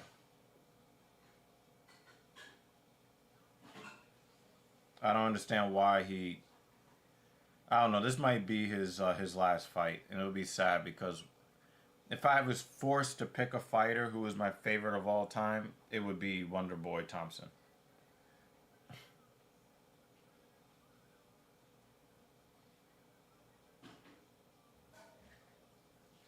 I'm very, very disappointed that that Max lost.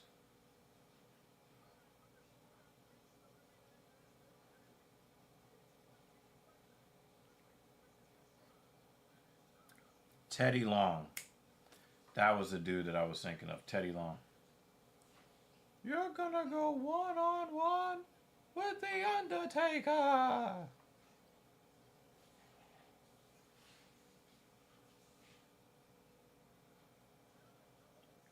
I would love to introduce Max as the Ear Taker. That would be mad funny.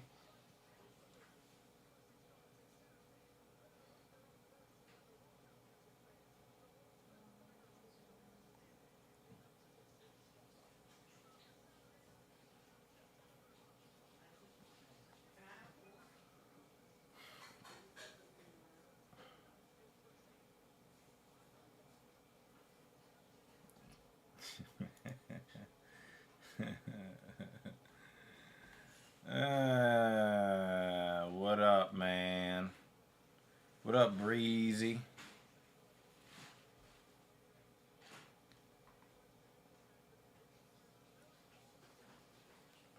Brendan Fitzgerald doesn't fuck around with social media. Under his name, they just said play-by-play announcer. That's funny.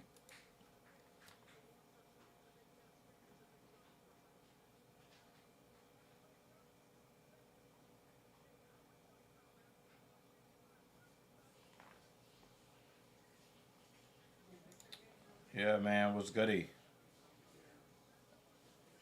Uh, uh.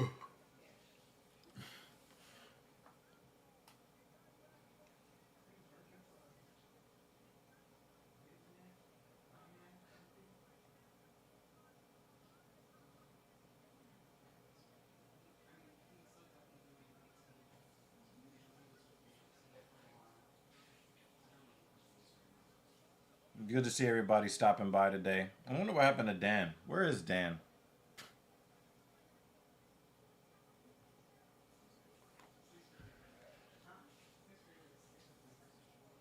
Oh, there you go. I was like, what the hell is that on my phone?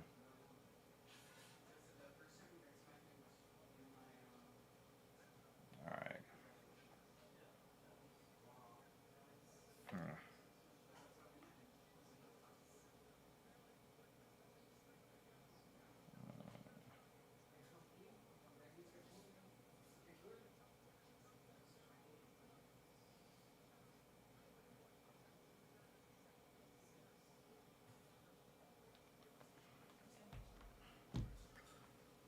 We're gonna, I guess, get these fights going.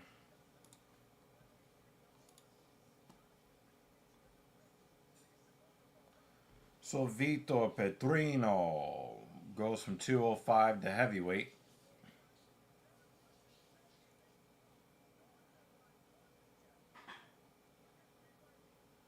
Yeah, I actually like this card. I know that David doesn't seem to like this fight card, but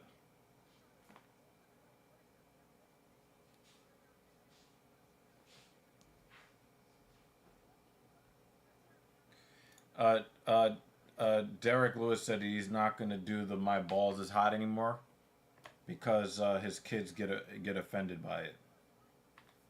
I'd be like, man, you feeding them and giving them all kinds of nice stuff with those antics. I'd be like, yo, if y'all don't shut the fuck up.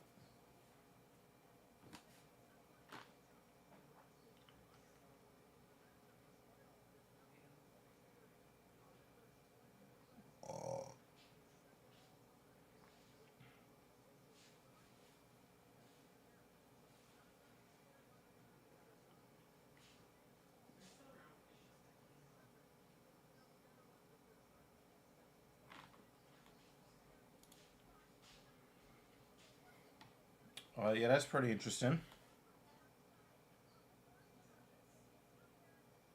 By the way, MT Dub, if you're in Houston, I'm gonna need you to live monogamously out there. Because from what I heard about the STD and STI rates in Houston, man, you better walk outside encased in bubble wrap.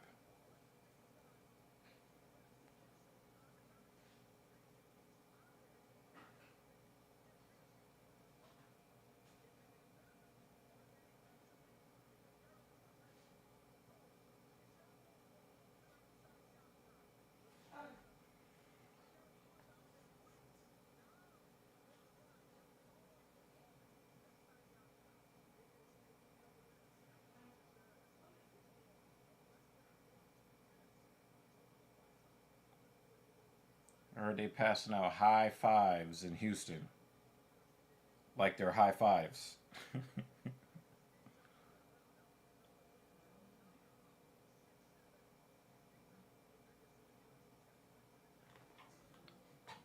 Not with that.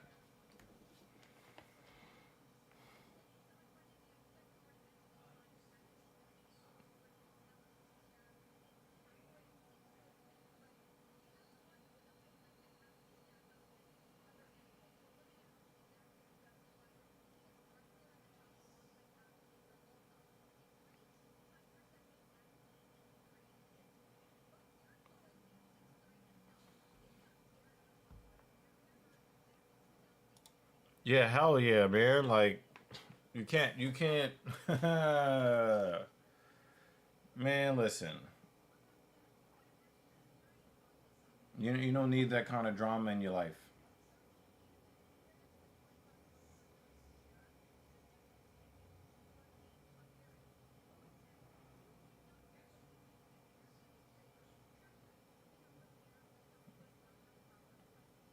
Mm-mm-mm.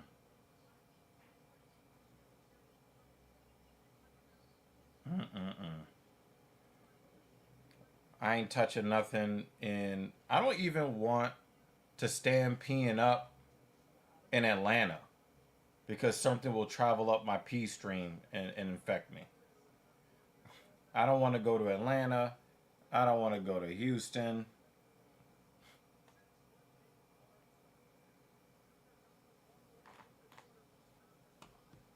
They wilding out there, man.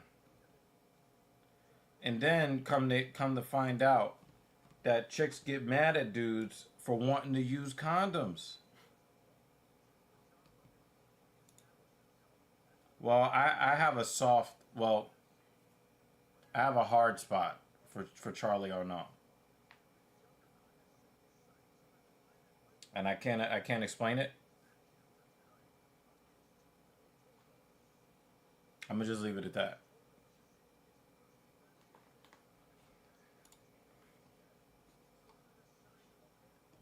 He said, "I don't like her lips." Oh man, see, you're the real black man. Me, you know,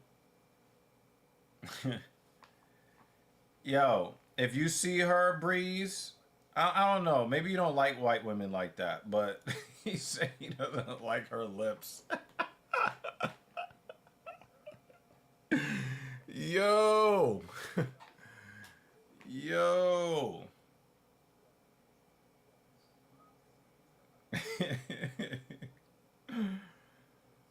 I don't know. I like her. I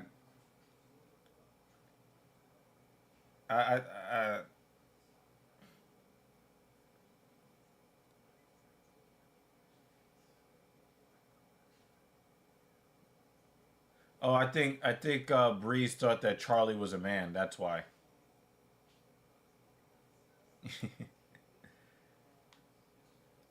Yeah, but I don't know. I don't know if MT Dub is into the uh, the Becky lips. He doesn't like the Becky lips.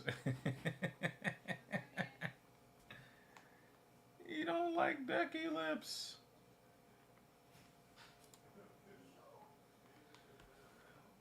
Oh man, no Becky lips. I like. I mean, I think on this channel we agree that Minty Betts is above all. I don't. Yeah.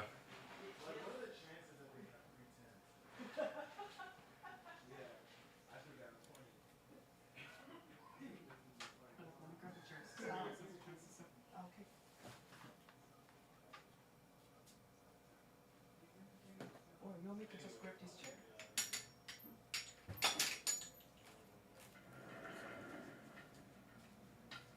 They're taking all the chairs. Um, I think that he's absolutely accurate.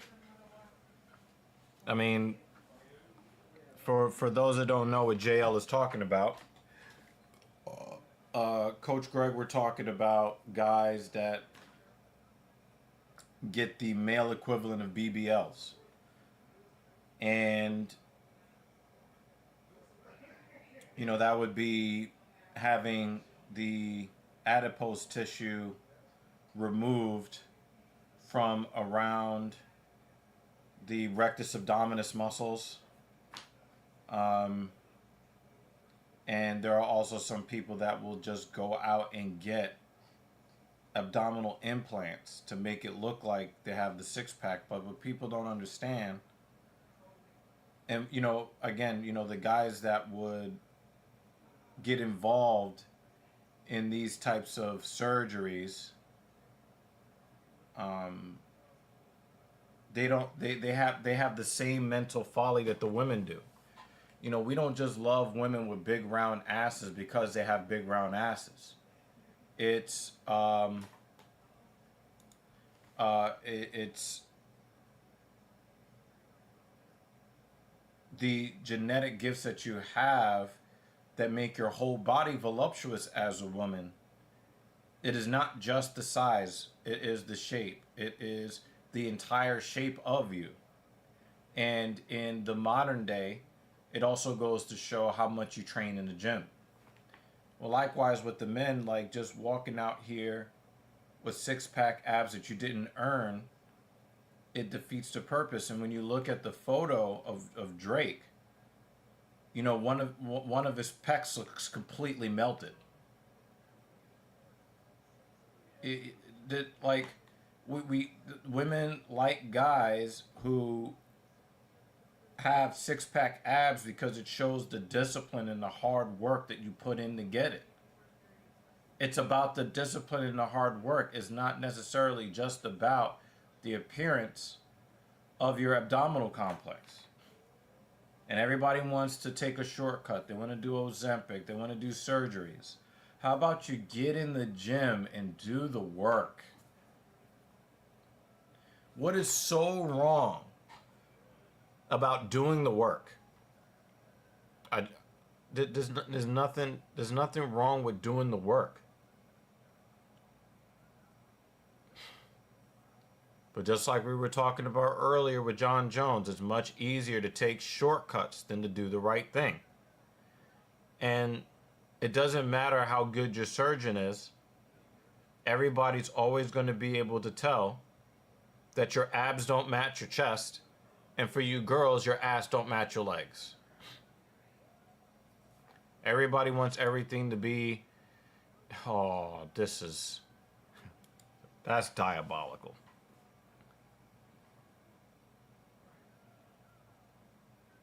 I mean, yeah, that's crazy, man.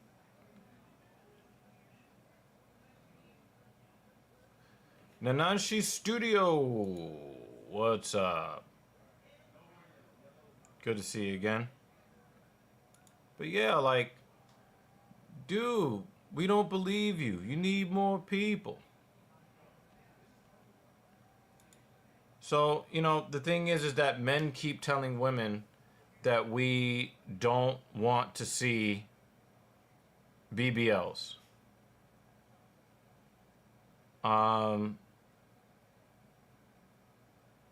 And women keep doing it, and they keep saying, well, it's because the men like girls with BBLs, when we keep saying we don't like it.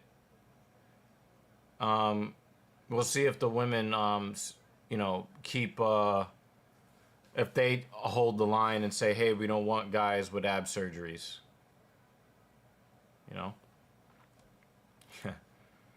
Yeah, I'm not going to be, I compete with myself every day.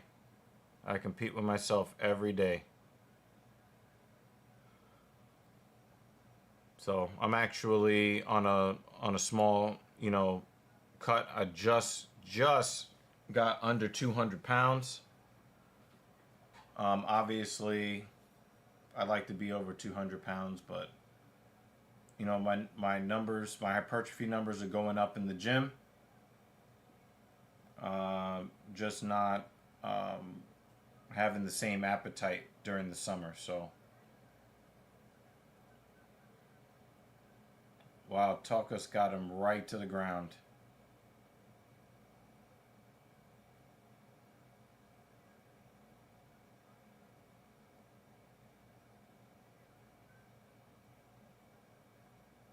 Yeah, you don't see too many of the guys from Australia or New Zealand. You don't see a lot of them with strong wrestling.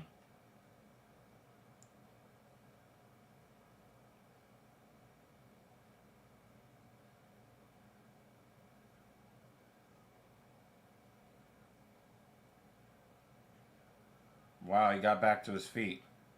Well, what was Tuckus trying to do? What was he trying to do?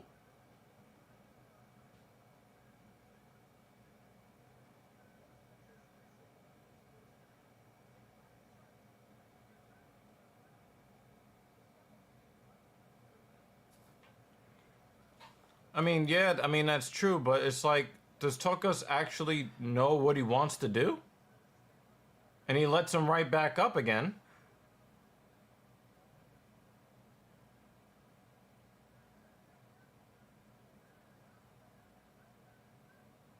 I mean, does he have any hands? Does he have any hands? Oh, is he trying to darce it up? Or he's using it, he was using it as a trap. I like using that as a trap. Togo's taking a lot of crazy elbows.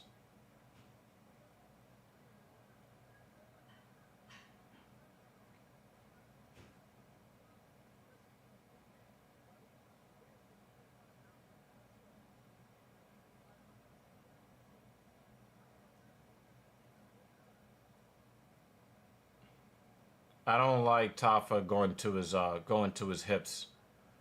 I would have loved to see him stand back up.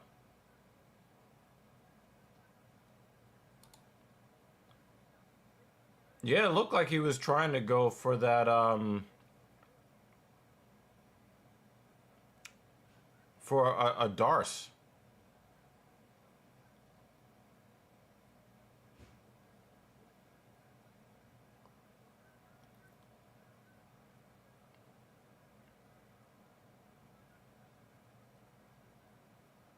But again, a lot of these guys, they're brawlers, especially, these New Zealand you know, aboriginal types. You know, they want to fight, and this guy Tokos doesn't seem like he really wants to fight. And Tafa is doing, I think he's doing a pretty decent job overall, all things considered.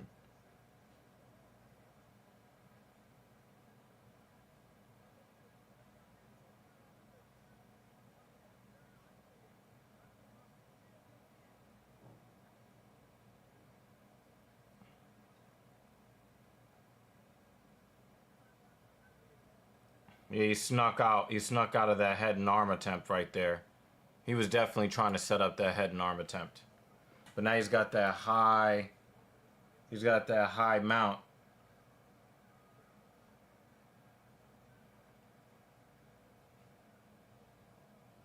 And he's trying to force this submission that's just not there.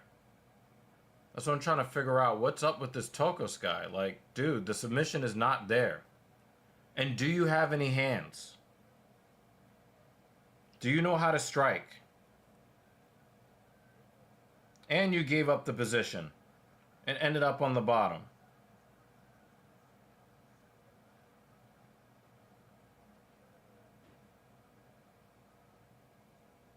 Like, does Tokos know how to fight? I get it. Like, you want, you know, you've got some grappling chops, or at least you're better than Tafa, who doesn't have any grappling at all. But, like, dude.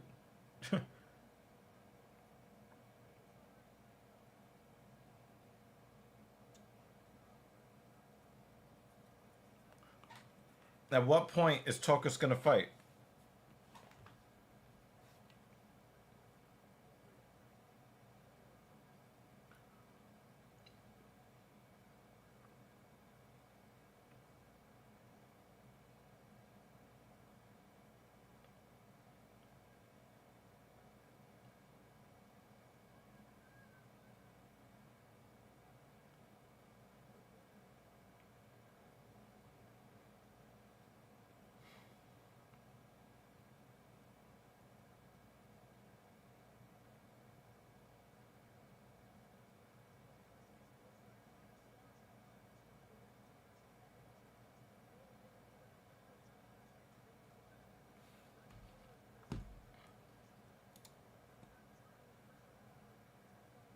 Yeah, but again, when you get these guys that want to lay and pray, well, I mean, you can't really say lay and pray for Tokos because he was hunting for submissions so hard that he was looking for submissions that weren't there.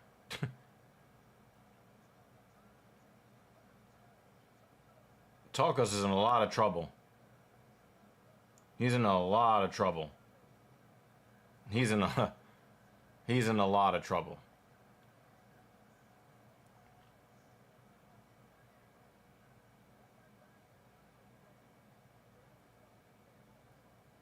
It's like this dude doesn't have any hands.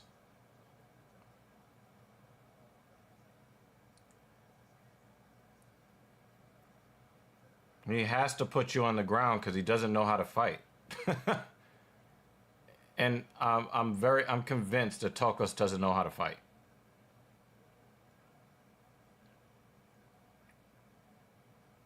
And he keeps selling out for submissions that he's not in position for. Dude, he's aboriginal. You know, he's aboriginal. Like, the dude is a brawler. All of those guys are brawlers.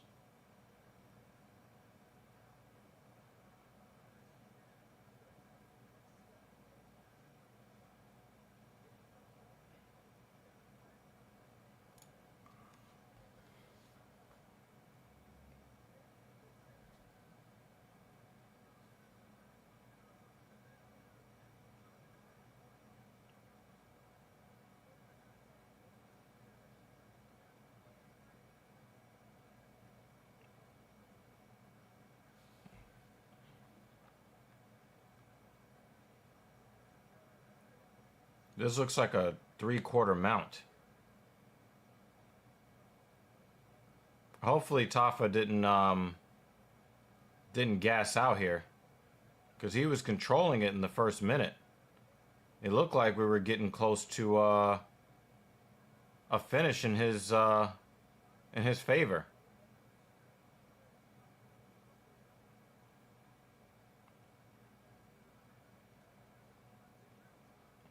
No, don't give up the head and arm. Chill. Well, I didn't think he was going to get up in round 1 either, so...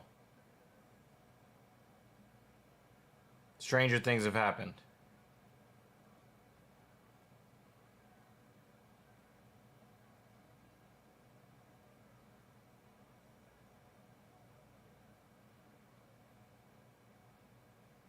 He's still trying to corral for that head and arm. Look at him.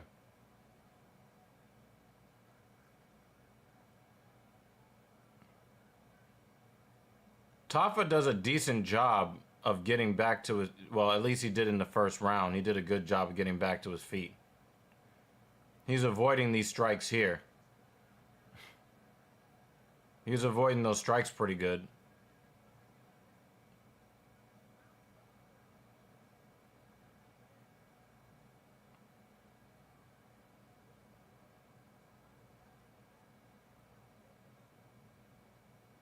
Yep.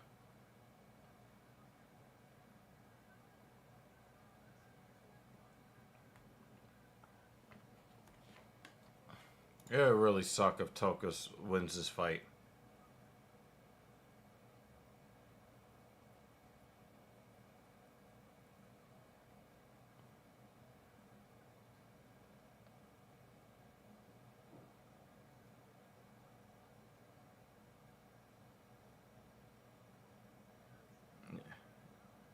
Yeah, he's done.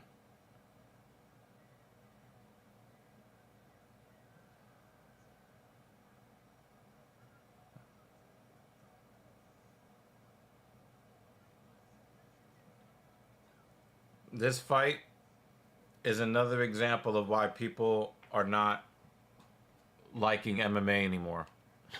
Or not as much as they used to. This is a good...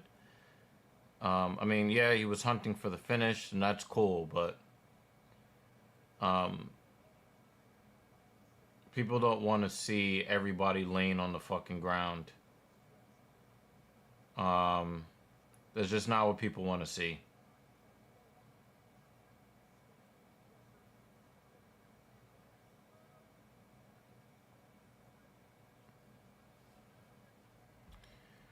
Yeah, I mean, this is just not... It's just not. This is not what people want to see. And, you know, we're going to end up with a bunch of grapplers laying on the ground on every fight card, on every fight of every fight card, and people are just going to stop watching. You know? And, you know, every now and again you would get like a grapple heavy fighter, and you could even root for them, right? You could root for them. But when everybody's doing it, and it's just a bunch of guys trying to, you know, lay on somebody, and, you know, which guy can lay on the other guy.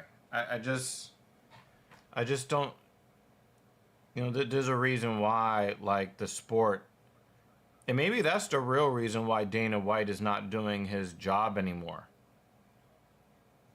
You know, he's not doing his job anymore because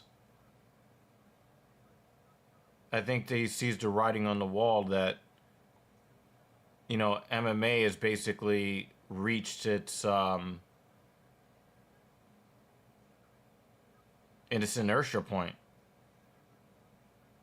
It's kind of like if you mix if you mix a bunch of colors together, you might get something cool. But once you mix in that extra color that turns the water brown, doesn't matter how much more color, it's always going to be brown. And I think that maybe that's where MMA is now, you know, like, is going to turn into combat jiu-jitsu or something, or combat sambo. You know, they're not gonna call it Ultimate Fighting Championship. They're gonna have to call it something else, and then people will stop watching.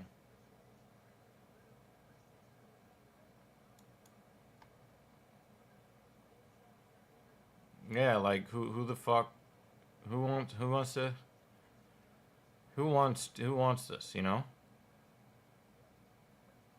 Even the women's divisions aren't for the most part they're not very, there's only one or two fighters that like really like fight the way fans want to see. And the only other girls we want to see are the pretty ones.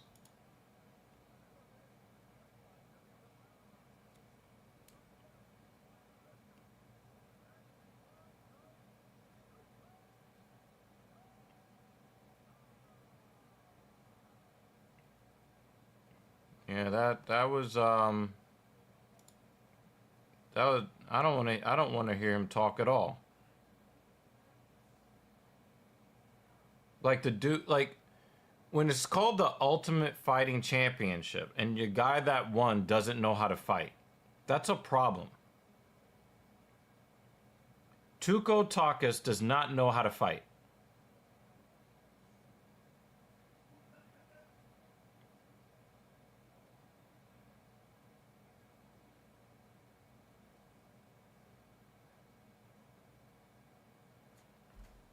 He spent 2 rounds on top of Tafa because he doesn't know how to fight.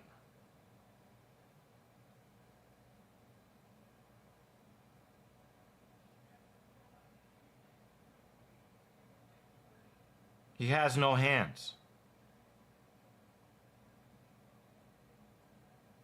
He would take a regular guy on the street. He would take him to the ground because he probably couldn't strike with a regular guy.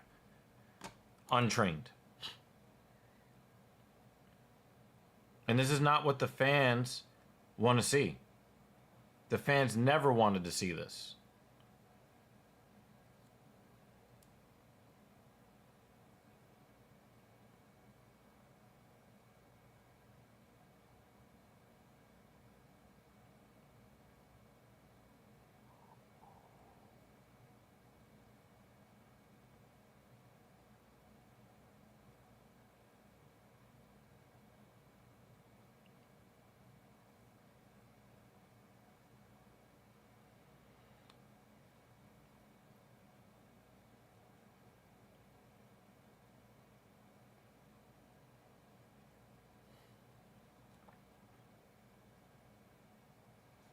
This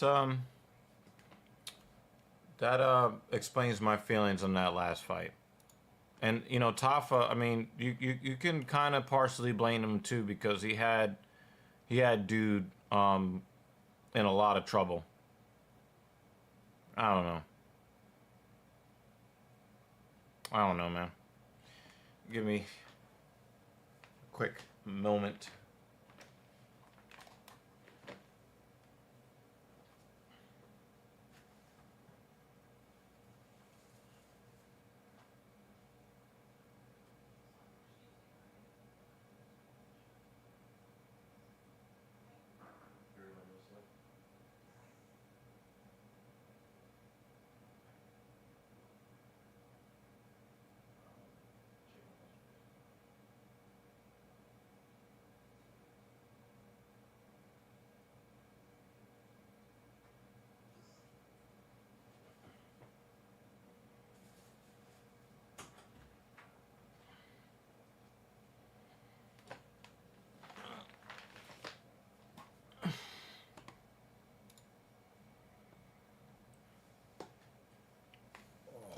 Yeah, no, yeah, it's just really difficult to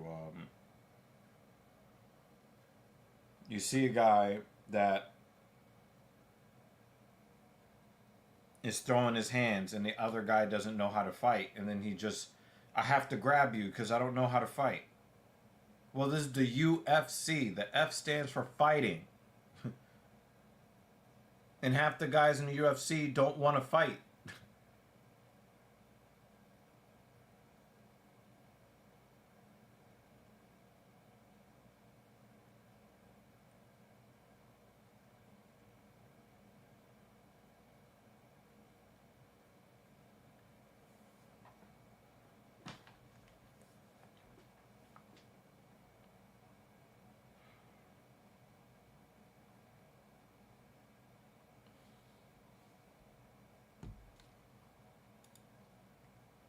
Grappling is a part of fighting, but we're not even seeing this anymore. We're not even seeing a guy that can use his hands and has wrestling skills. We're just seeing guys that have no hands. There is a difference. It's supposed to be mixed martial arts. Not, I have to lay on the guy.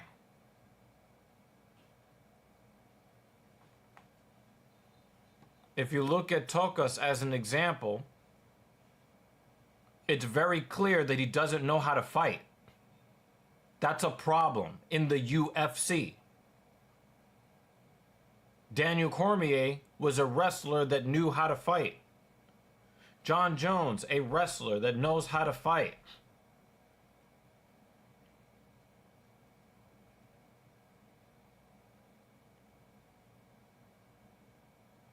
Justin Gaethje, a wrestler that knows how to fight.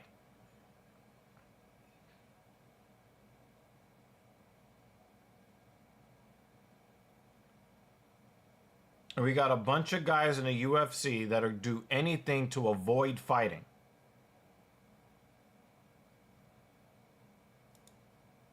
It's not entertaining.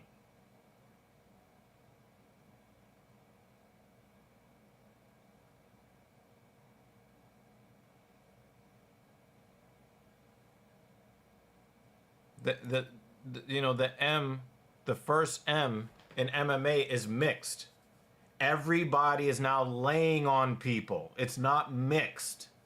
It's just a bunch of half-naked men laying on top of men. That is not what we want to see.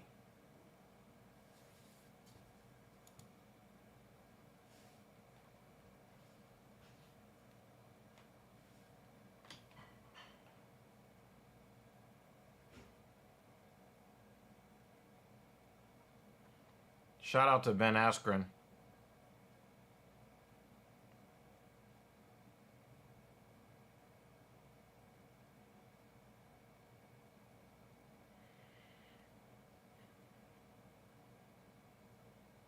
Come to find out, a staph infection almost took him out.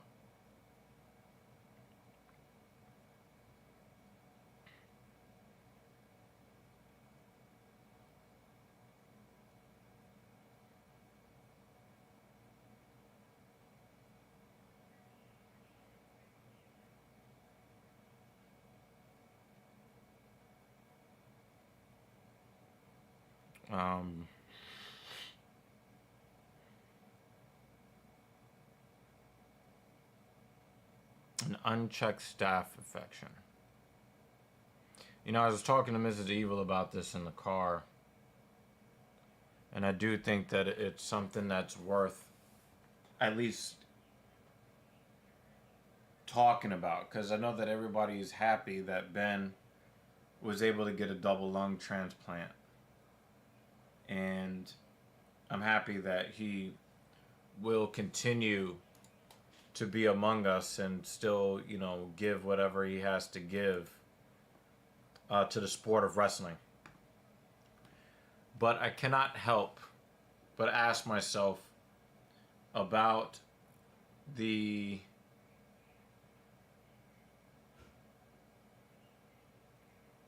our transplant system in the United States.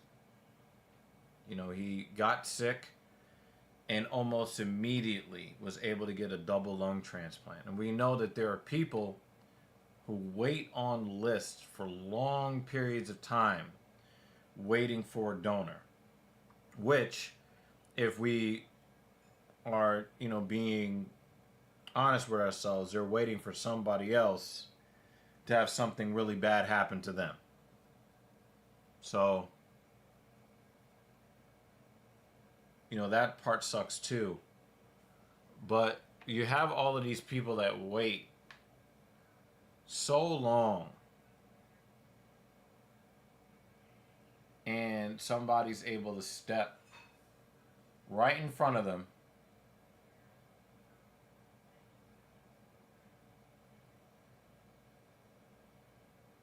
and it just seems like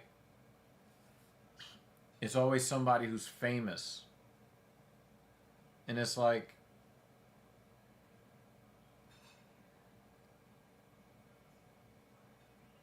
we want to make sure that people have access to the healthcare that they need, but we have to be real about the real cost of some forms of healthcare.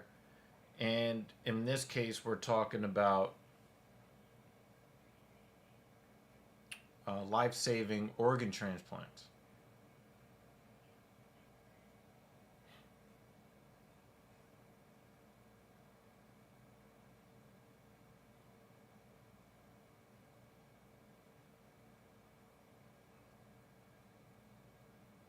Was there somebody that was waiting a really long time and got skipped over?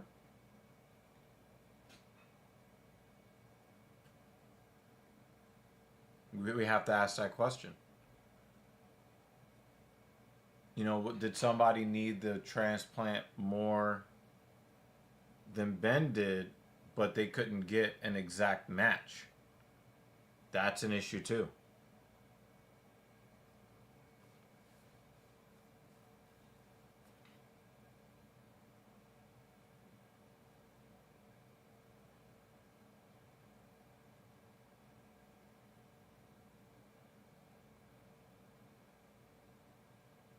And condolences to the family of the person that donated the lungs, right? Like, that was a real human being. So I think that a lot of people, and they're right. They're right. Hey, we're so happy that he survived and he's talking and he's conscious, and he's very tough mentally. But you can't go and buy a set of lungs from the grocery store. Those lungs had to come from somebody, and something bad had to happen to that person, and a family had to lose somebody close to them in order for this to happen. So I think that it's important for us to remember these factors.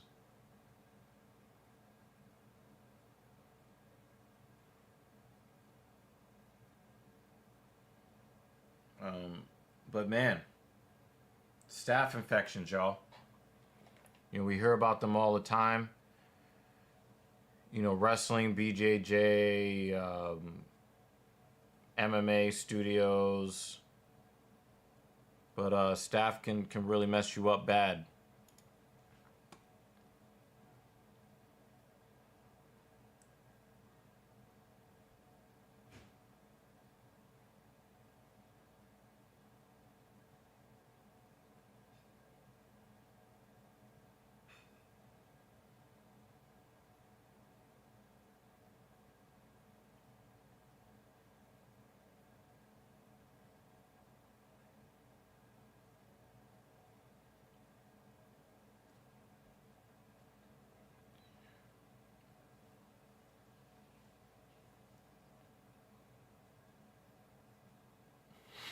Another thing that I thought about is, I wonder how many pills Ben is going to have to take for the rest of his life. Like 30 a day?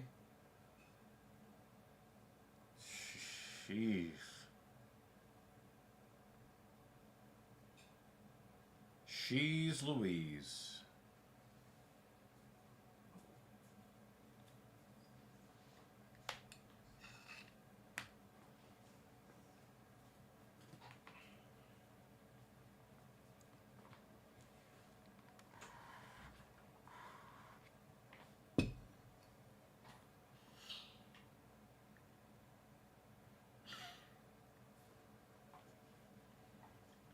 Bruce Buffer is a little bit understated in his jacket today. What do you think, Mr. Banner? His jacket is a little understated today.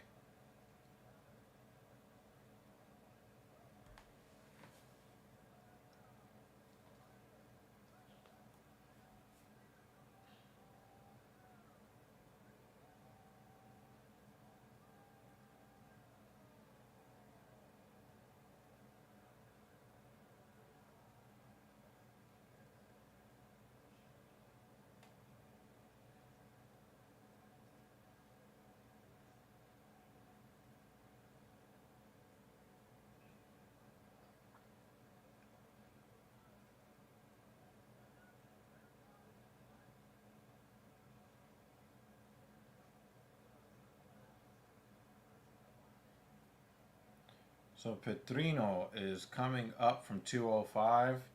I think I saw a comment where he was saying how he just never wants to cut down the 205 ever again.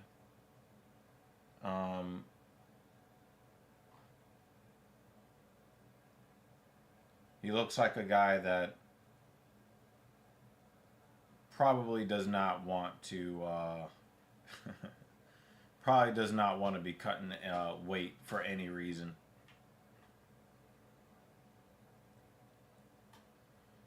Anybody here watch the NBA keeping up with the trades? You know, paying a little bit of attention to what's happening. You know, the buyout market is in full swing right now. Yes, we've made it to the main card, Kratos. We have.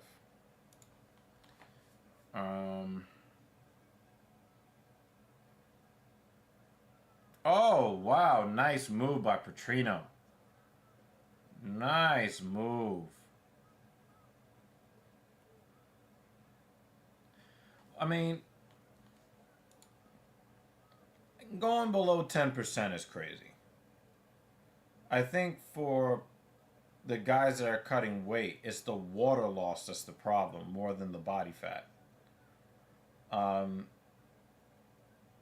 It's very difficult. Like, you're not really losing much body fat at all in that fight week. You know, you're dehydrating yourself pretty badly. But yeah, 15 to 20% is pretty healthy. Although I would never want to be 15 or 20%. I would never want to be that high.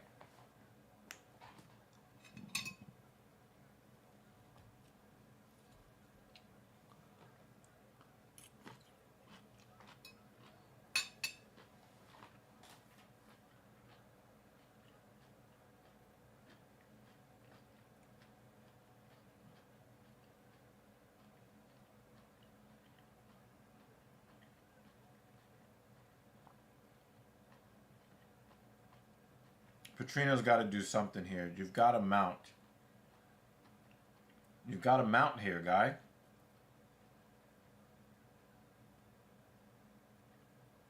Do something with it. End this fight. There you go. There you go. Squeeze the life out of him. Yep.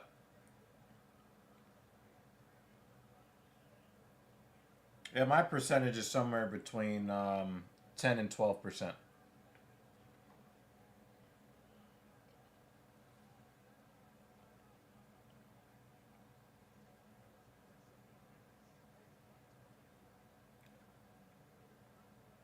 Ah, he escaped.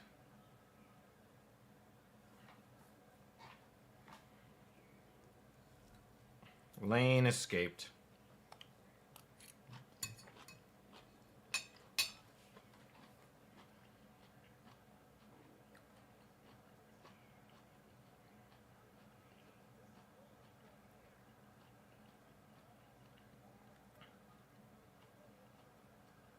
Oh, rear naked. He's on the chin.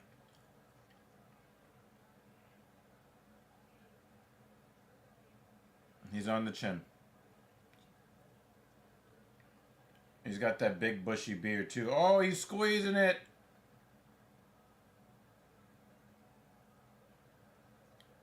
He'd fight. Ah, he tapped. Yeah, hunt for that finish.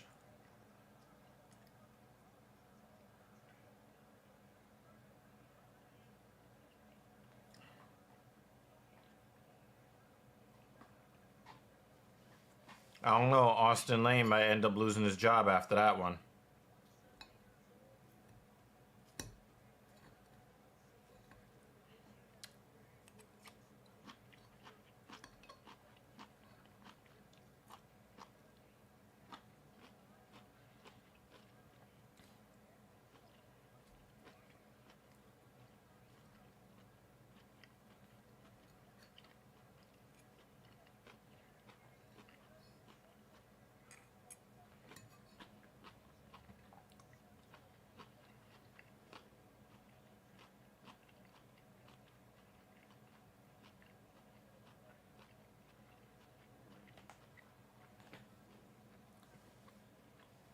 Yeah, we're gonna skip past that, Kratos.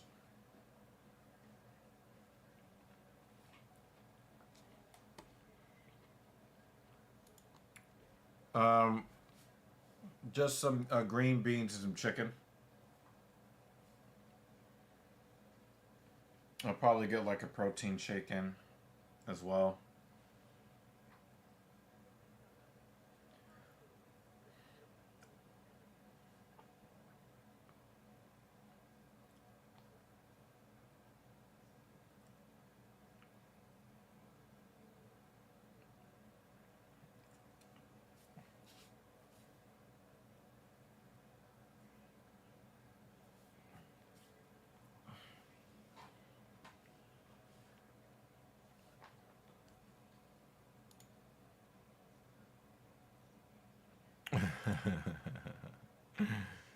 Um, I don't have a problem with the way that Petrino fought. I just thought that he should have done something with that mount a lot quicker once he got it. I thought the transition to the head and arm was sound, but Lane fought it off. He even fought off the rear naked attempt for a while.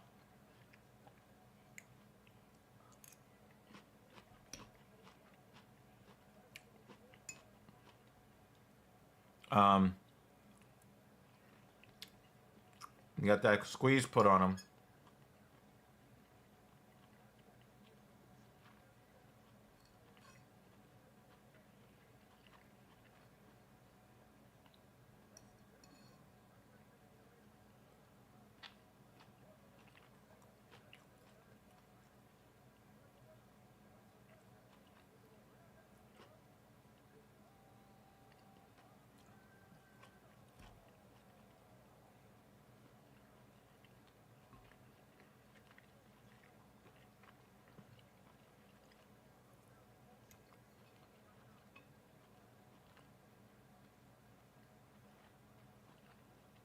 I want to check on something.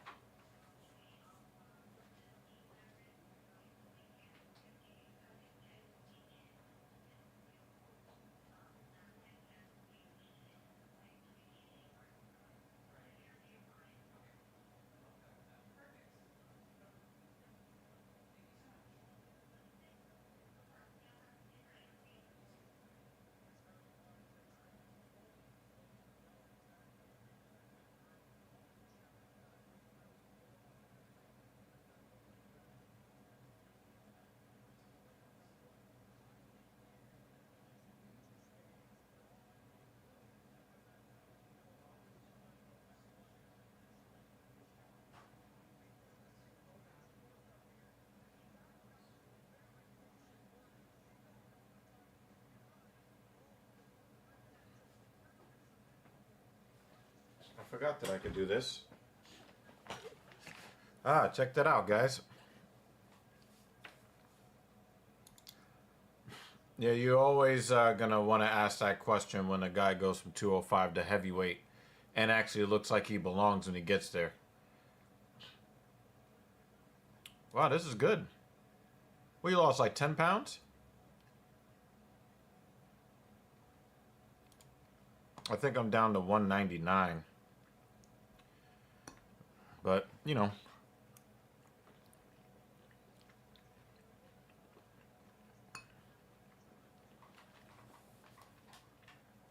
I'm hoping that I will be able to be lean next summer, but over 200 pounds lean. That's what I'd like to be.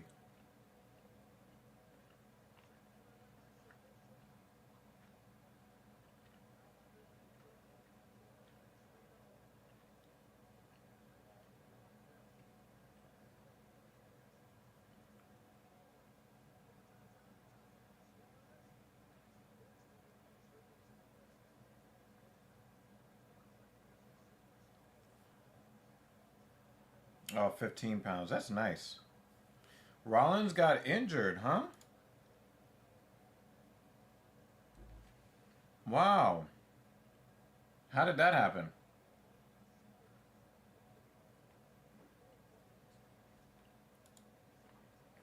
How do you guys like this this shirt that Mrs. Evil got for me?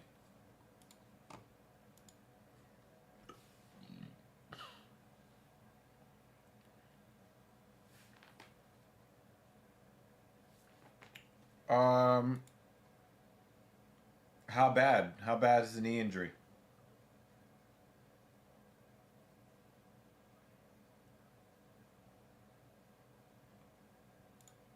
Yeah, I just hope that Cody doesn't win.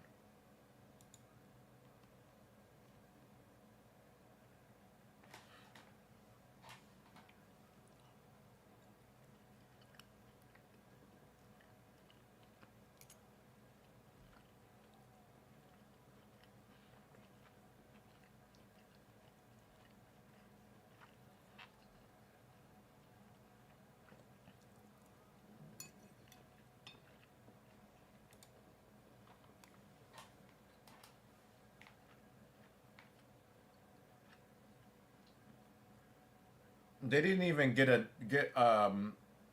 name for his faction yet, and he's already screwed.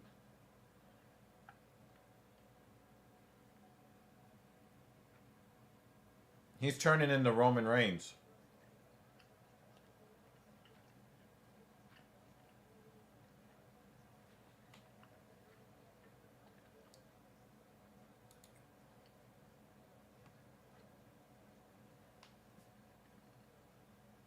Yeah, that's what it looks like. That's what it looks like.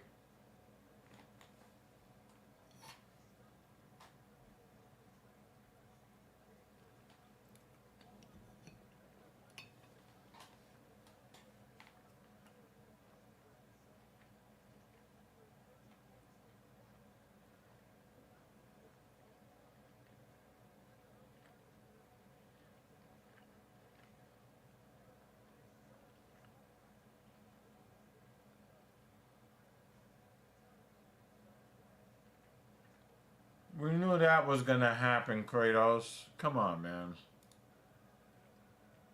They took the belt off of Jey Uso for that. Stupid. It's a retirement fight. He's not gonna retire with the belt.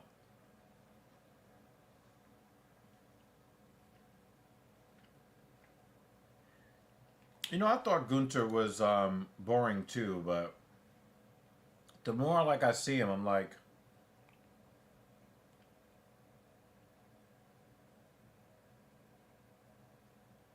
I understand why he is where he is.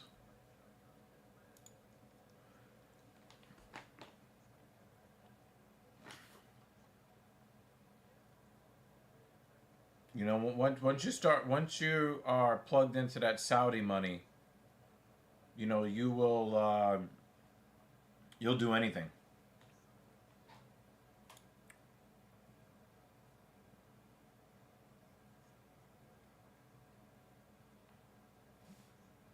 I mean, I can't argue with you on that, Jay. I can't really argue with you on that, but there's something about his boring style that keeps him at the top.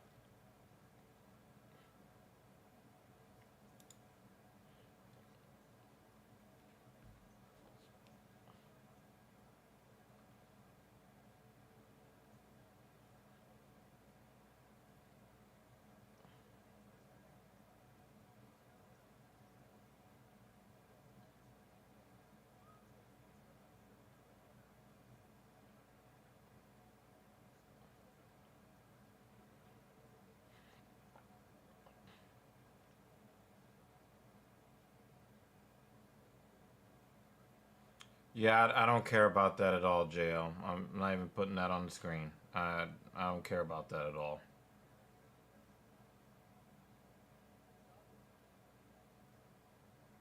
I guess there's a lot to complain about, right?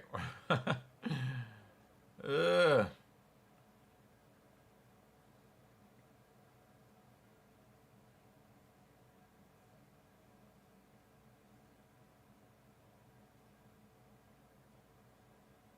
Yeah, we know that. Once he gets a taste of Wonder Boy Thompson's skills, He's definitely going to want to bury his face in Thompson's nutsacks. We already know this.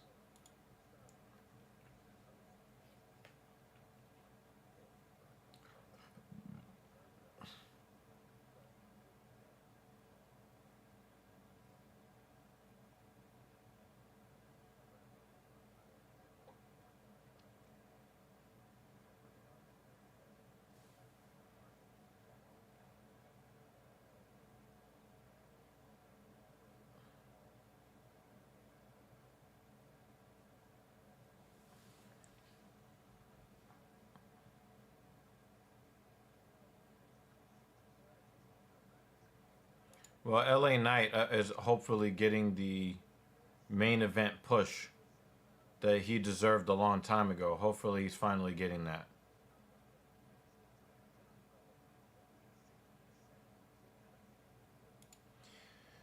Dana is shameless. He championed the UFC when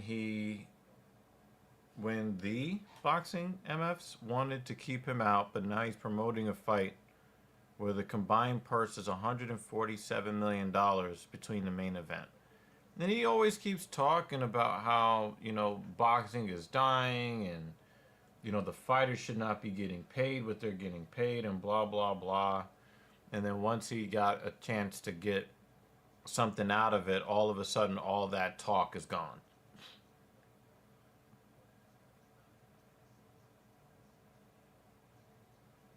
Wow, Bomb Fiend gets smoked by the top 15. Well, he's in the top 15 now.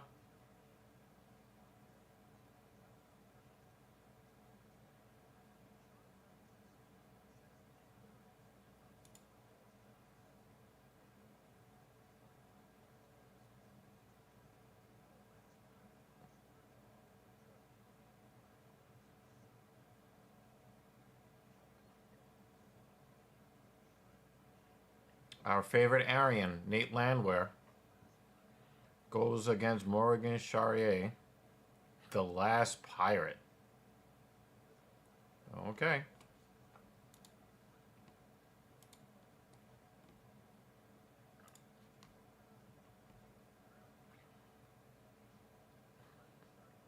I'm the captain now.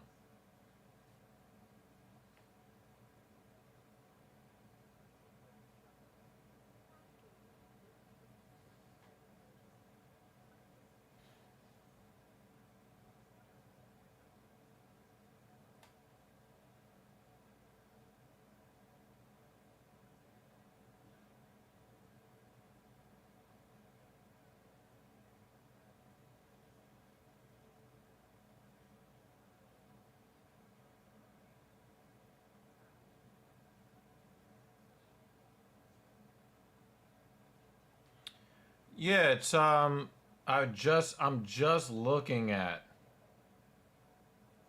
I was just looking at an article pertaining to this. And it's very clear.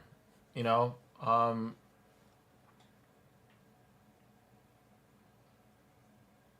when conservatives were so sure that it was just a bunch of Democrats on the plane, everybody wanted all the names of everybody who was on the flights on Epstein's Island. But once they saw that Trump's name was on the manifest,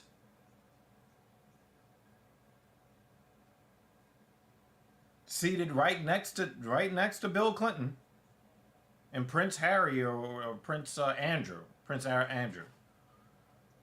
Once they found out they were all, sitting there together, licking their lips, getting ready to do the diddle,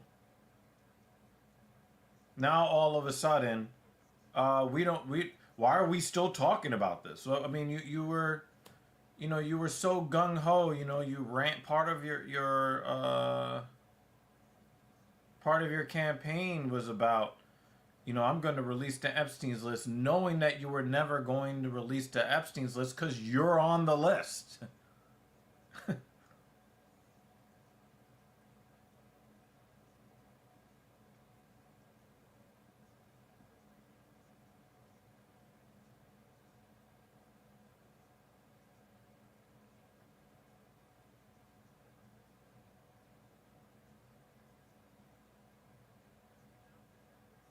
If they release the list and we see Donald Trump's name on it a bunch of times, they ain't gonna do shit to him. So what?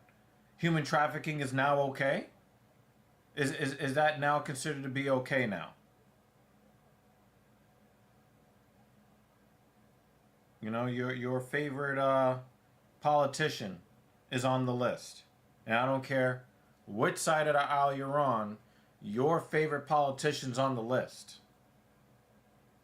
What, you're just gonna, oh, well, you know, child sex trafficking is not a problem anymore because my favorite politician did it, so it's okay now. Is that where we're going with this? Is that where we're going with this now?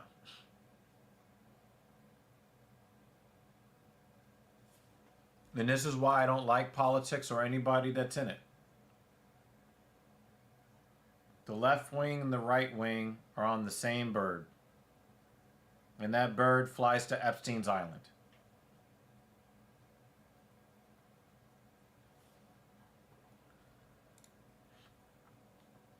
Yeah, I mean, for me, I don't mess with Brandon Tatum because he's a race traitor, and he basically has gotten, you know, his whole social media thing is about being anti-black as a black man, and so I don't. Even though he said some true things in the past, I know that they were not within the context of trying to expose the truth, but trying to pander to the racial majority so that they will accept him as an honorary white man. Um, I don't have a whole lot of respect for that. Even if you are telling the truth. So yeah, that's why I don't listen to anything he has to say. But I don't want to hear anything about, you know, the underground pizza shop in Washington, D.C. I don't want to hear about none of that shit. We all know that Trump is on the list. We know the Clintons are on the list. We know that there are dignitaries from around the world that are all on Epstein's list.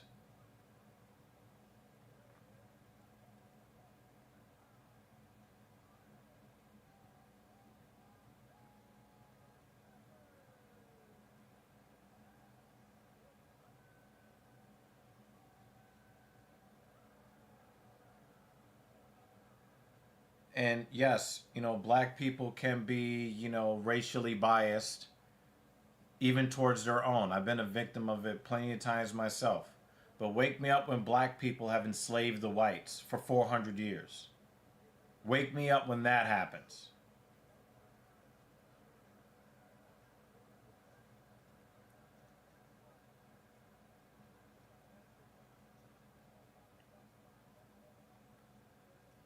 Let's see if this Charrier guy is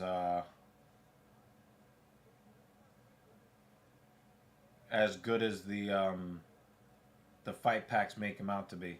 We know that Nate Landwehr is a super, super tough guy, so.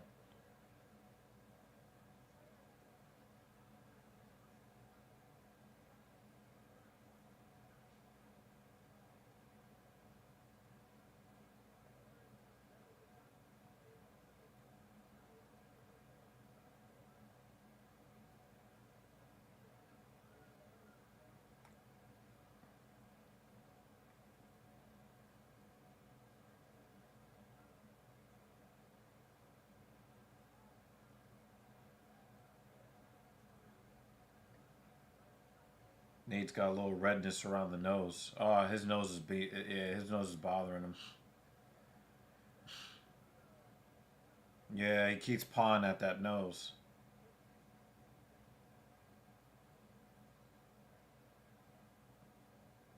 That makes Charrier's um, jab even more dangerous.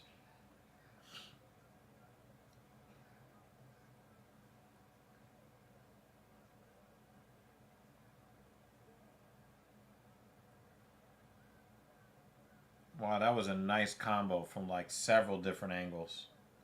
That was nice.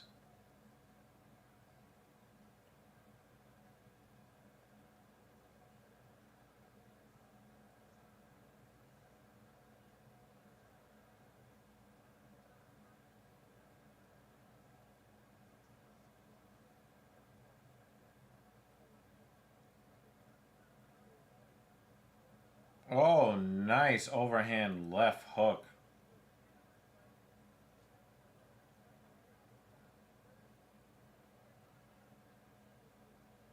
He's still going to that nose.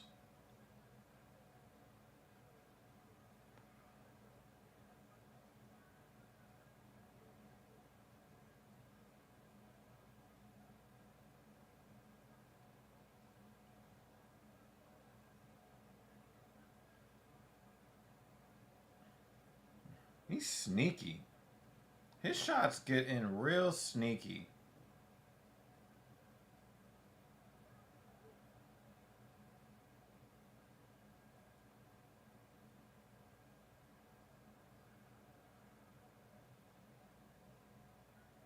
Landwehr is going up the middle. Charrier is hitting him from all different kind of weird ass angles.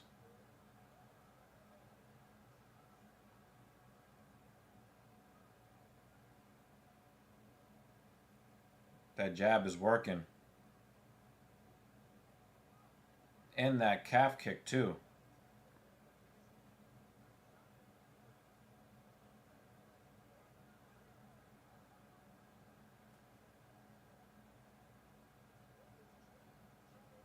I don't know if that counts as a takedown.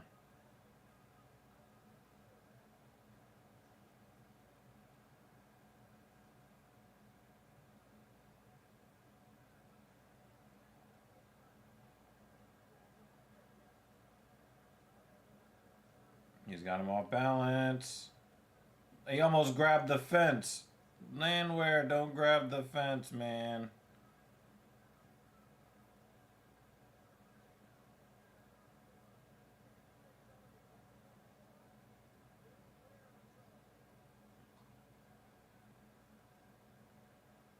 So he's got hands and he can grapple.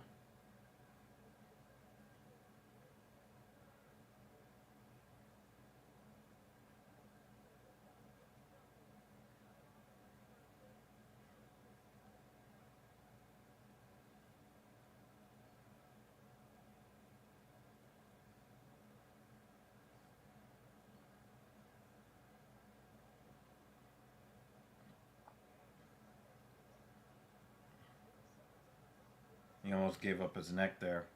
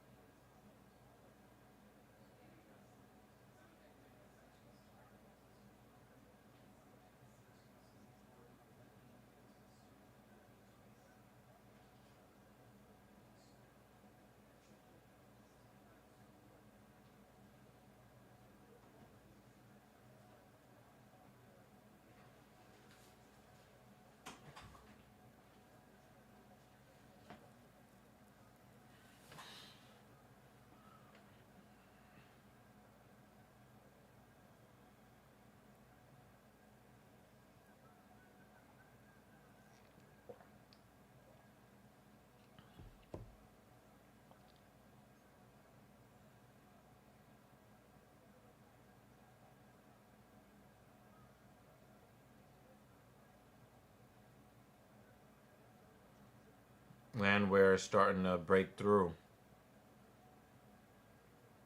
His calf looks fucked up.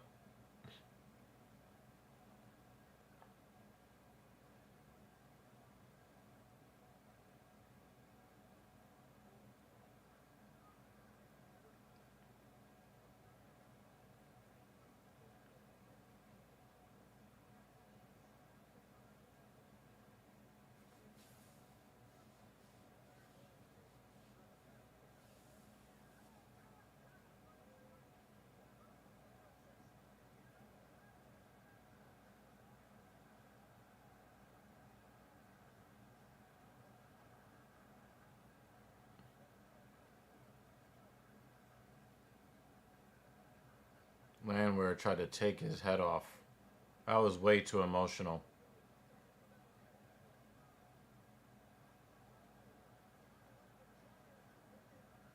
It looks like either one of these guys can go out at any time.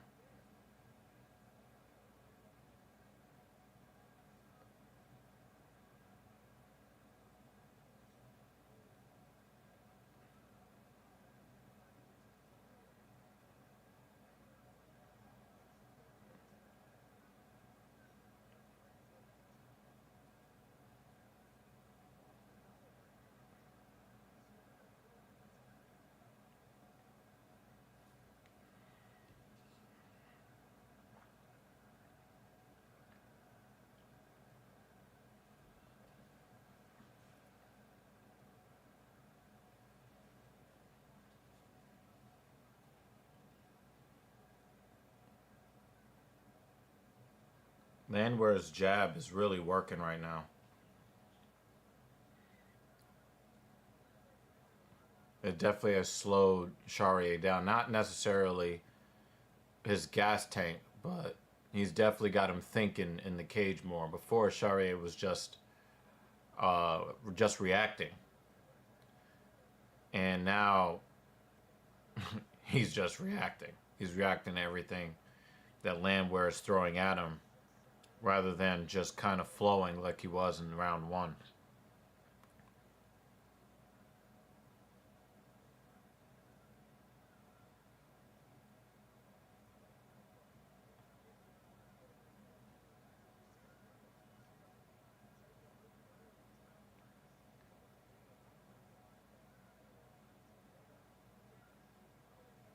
You know, it just seems like the guys that won the rounds in this fight to this point are the guys that were fighting behind that jab.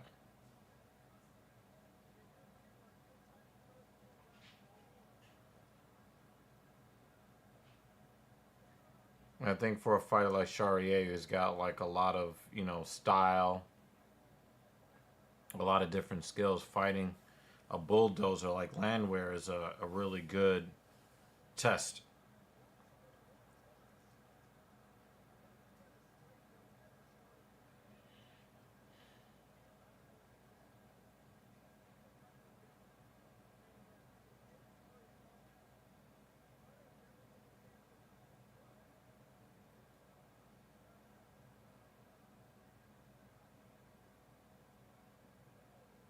I really wish that Charrier would have put some more money in the bank with those calf kicks.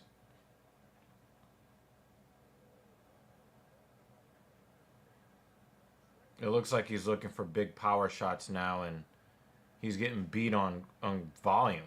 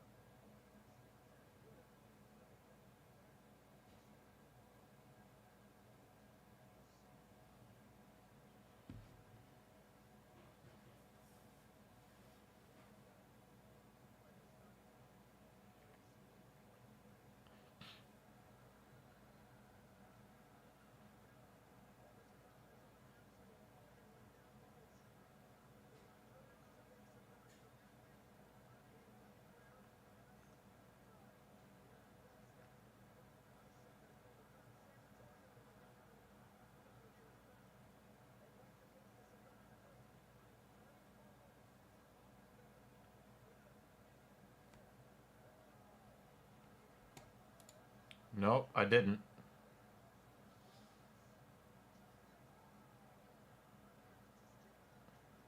Oh, he killed him. What happened? Yo!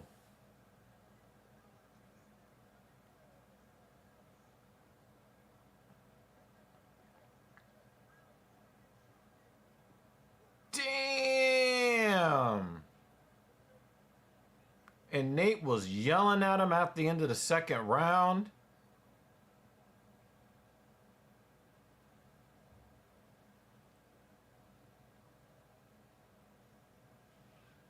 He was yelling at him.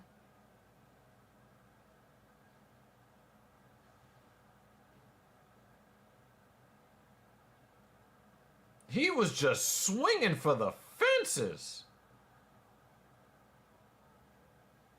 Mmm. Mmm.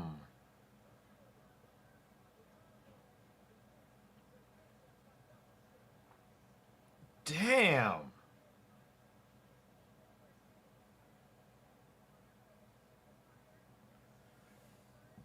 I hope you guys were watching at the very end of round 2 when Landwehr, after giving him the business in round 2, was like trying to get his attention, like yelling at him.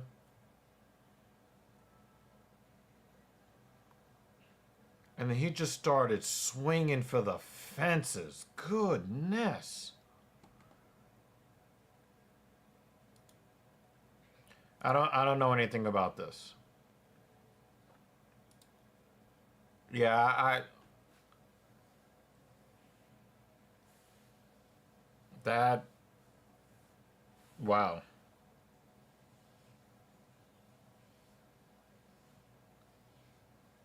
Wow.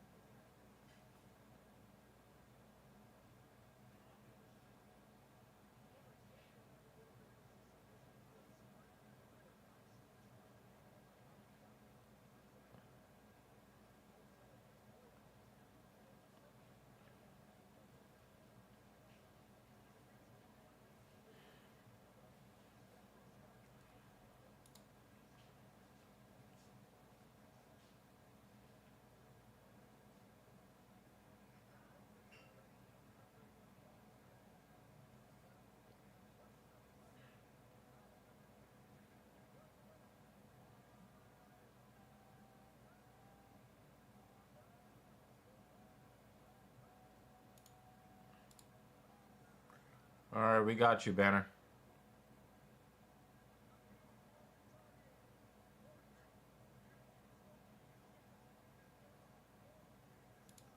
Not great sportsmanship from Landwehr.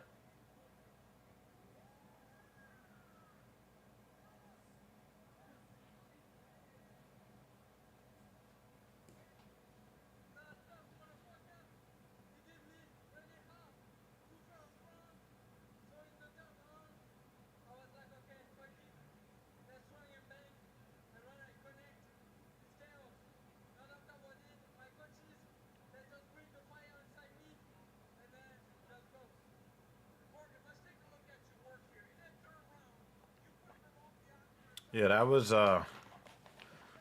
he just started swinging for the fences. Bing. Bing, bing. There you go.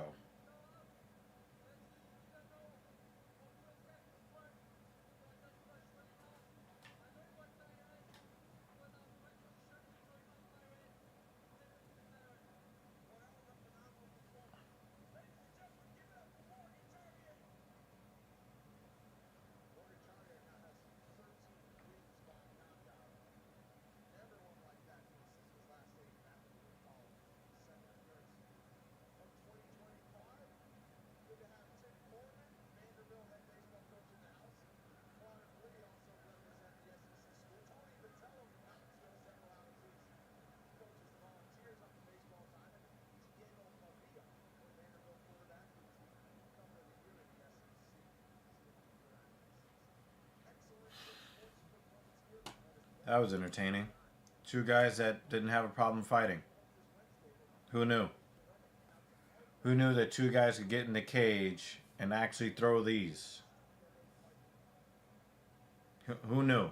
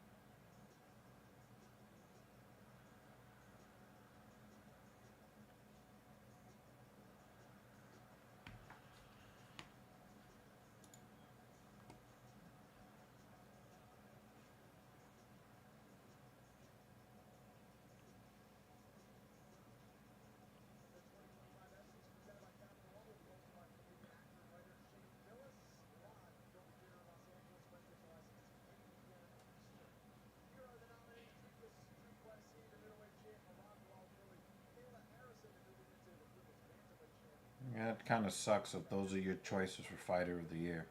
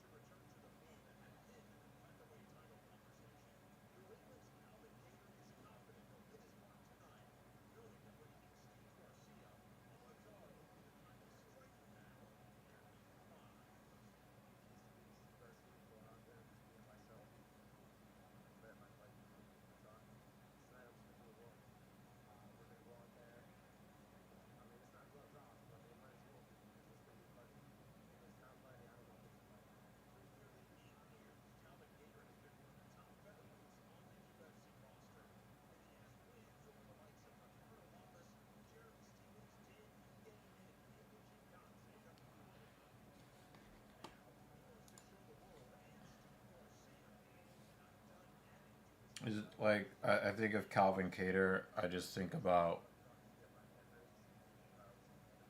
what Max Holloway did to him. Every time I see him, I think about what Max Holloway did to him.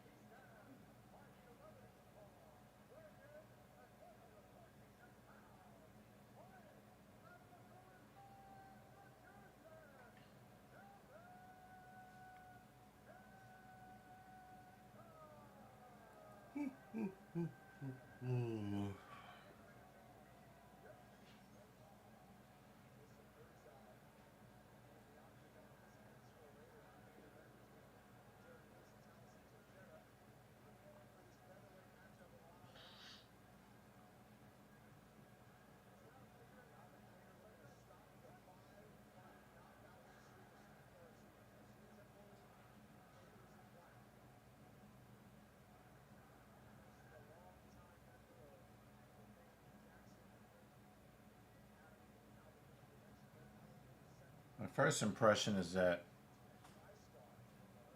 Cater is a little undersized compared to Steve Garcia.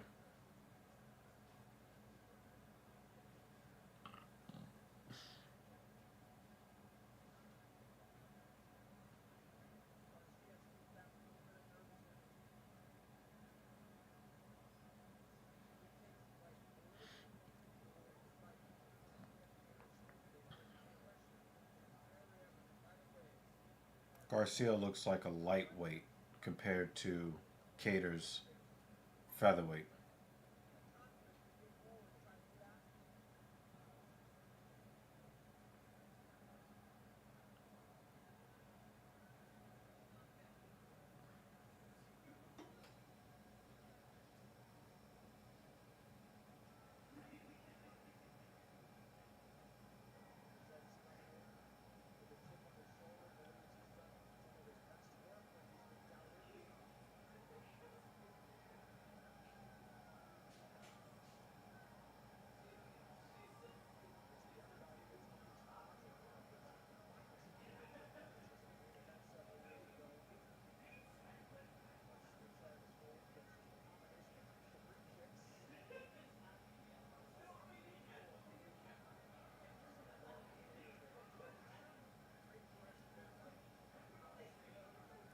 One thing is for certain, you don't ever hear Calvin Cater talk about how he's the best boxer in the UFC anymore.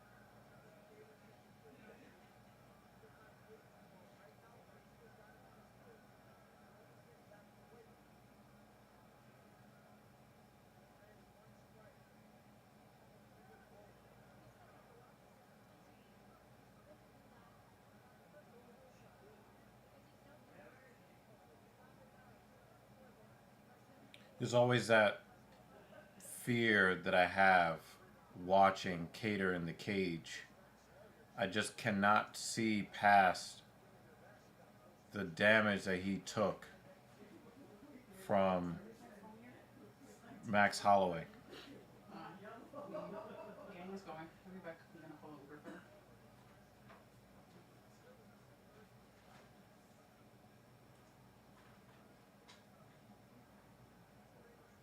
That was an ugly high kick attempt from Cater.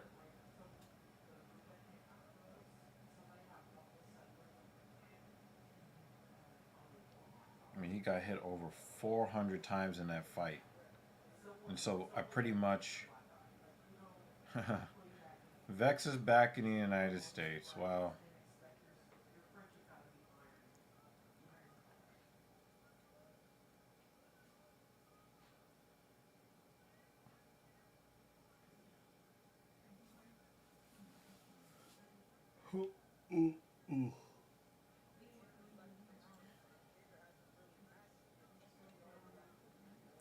There seems to be a difference in range as well. You know, Cater can't seem to get in range.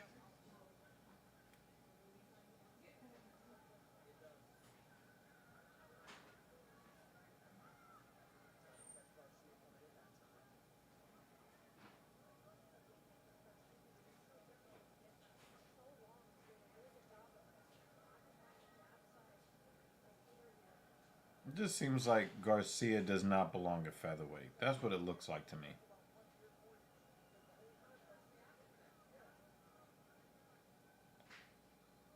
He's got the size and the reach advantage.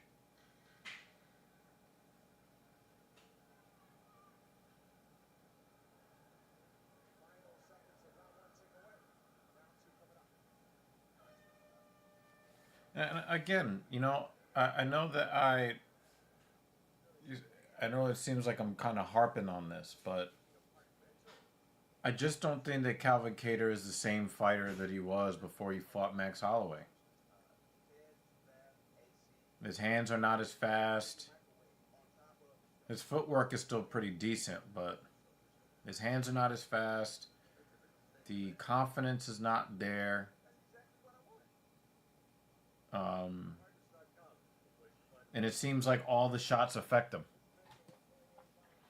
And we know that Max Holloway is not a power puncher. He's a volume puncher. Calvin Kattar got hit more than 400 times in that fight.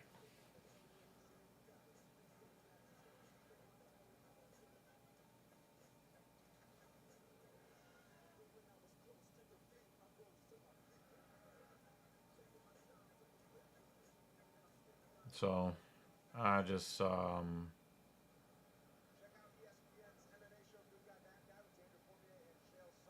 thought that back then Calvin Kattar should have retired.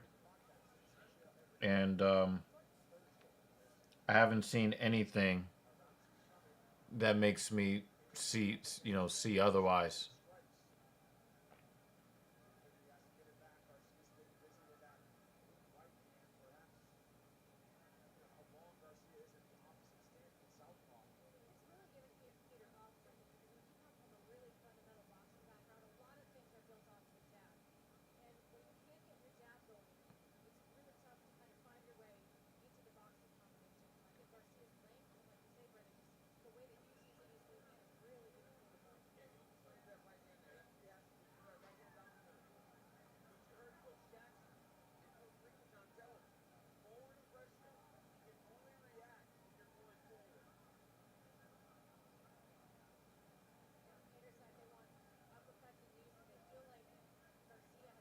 He's trying to get a little bit of extra length on his jab, but it's just, he's trying to step in.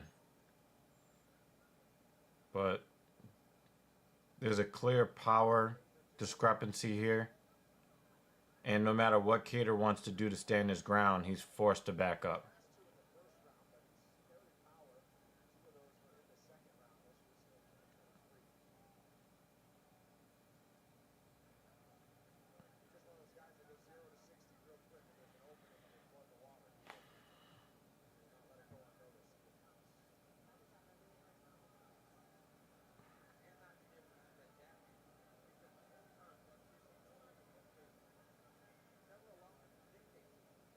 Oh, nice spinning back kick to the body.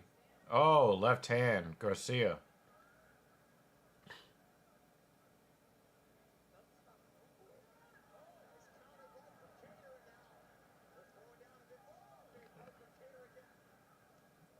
Oh, that was a nasty left hand from Garcia.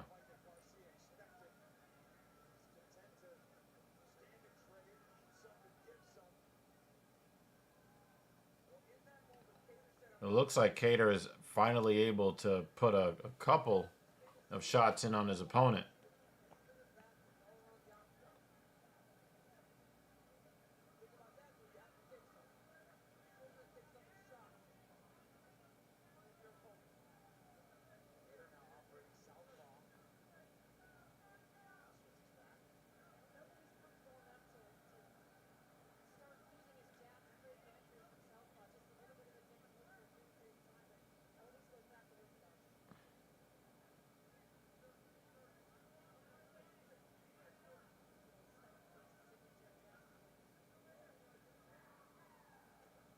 Oh, nice left hand again from Garcia. He is throwing some nasty shots, especially to the body. Kicks to the body. That left hook, for some reason, Kattar's not seeing it.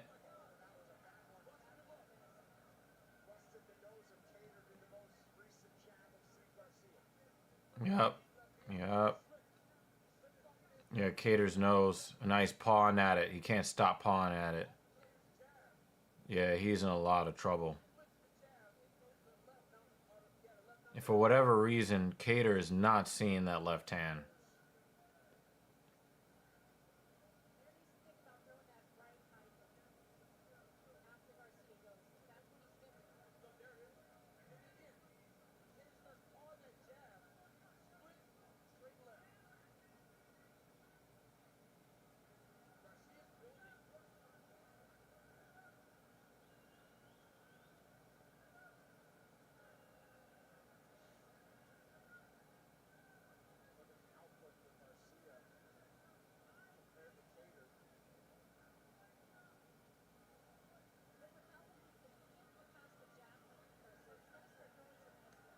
Nice dig to the body from Garcia. Ugh. He's got a lethal left hand.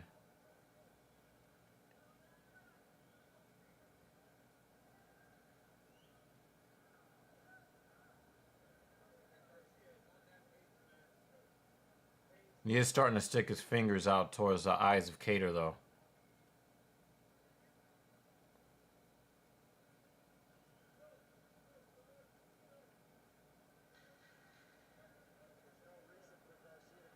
Cater is trying to shoulder roll to try to reduce his footprint in the cage. And he's still getting abused in there.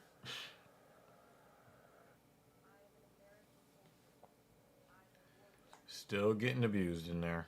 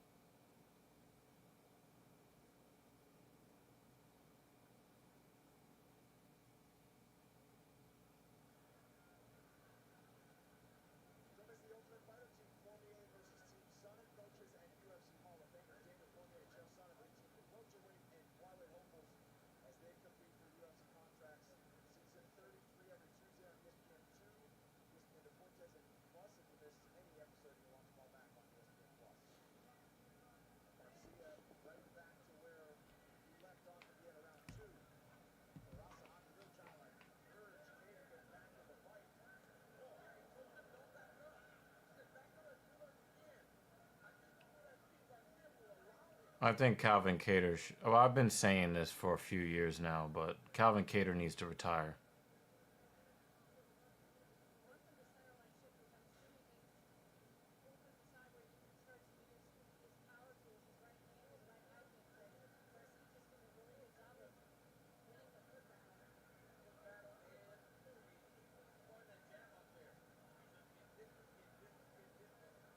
I just don't want to see Calvin Cater take any more damage from anybody.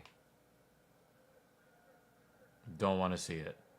And here we go. Here we go.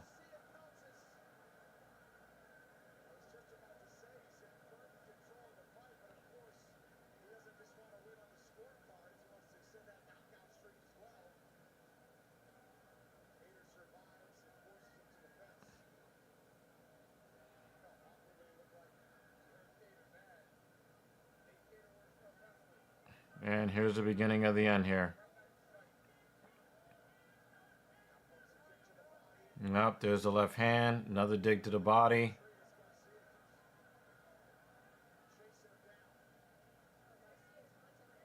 Lead in elbow.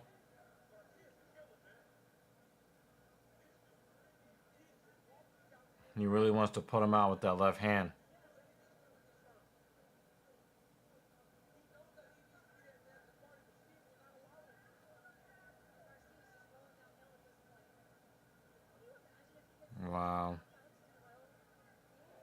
Yep, he's trying to take him out with that left.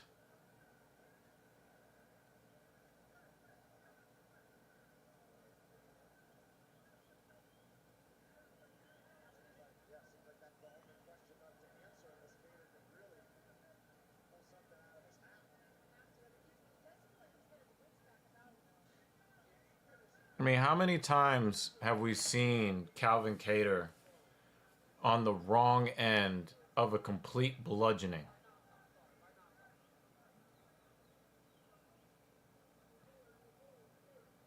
I think it's time for him to start coaching or maybe get a social work degree. I don't know. But I don't want to see him in the cage or in bare knuckle boxing. Because I know a lot of the guys that flame out from the UFC, they then go into, bare knuckle boxing. I just don't want to see that for Calvin Kattar. I don't want him to,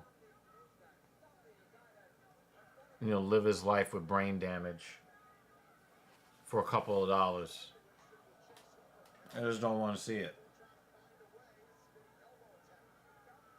I'm pretty sure that Calvin Kattar is a stand-up guy. He's a good guy in his community and all of that, and I would like to see him continue to be that guy. I just don't want to see him fight anymore.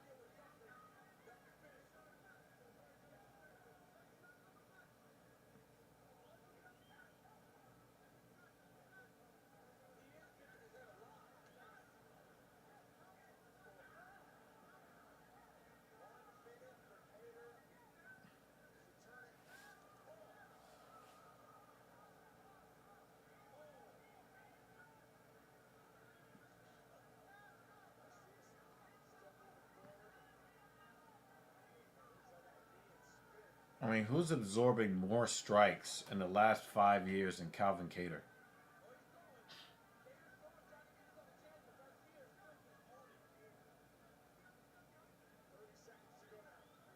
It's not a good thing. I get it. He's a tough guy. He's nobody's bitch. Like, I get that, but it's just not good for the brain health. Taking all of these shots.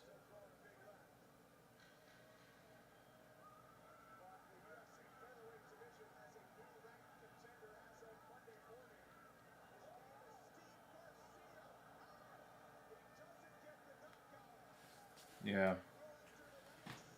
I just don't want to see Calvin Kattar in the cage anymore. And again, I think he's a good guy. I just don't want to see him take any more damage. I mean, he got hit, what? Almost 100 times in 3 rounds from a guy that has never gotten 40. Steve Garcia has never landed as many as 40 significant strikes in a fight before. He landed almost 100 here.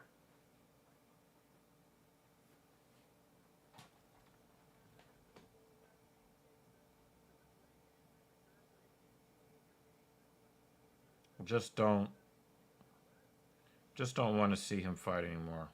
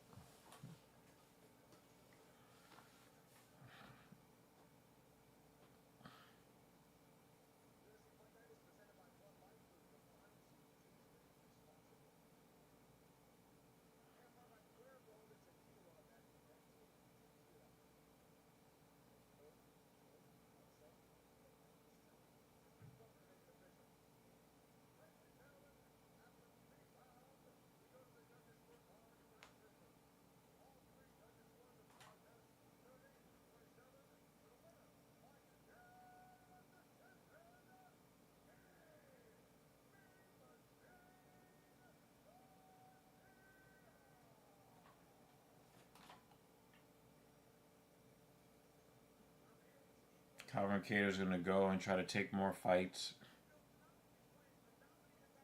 It's like, come on, man. Calvin, your fucking family needs you. More than they need these show. And you're getting paid to show up because you ain't getting any win bonuses.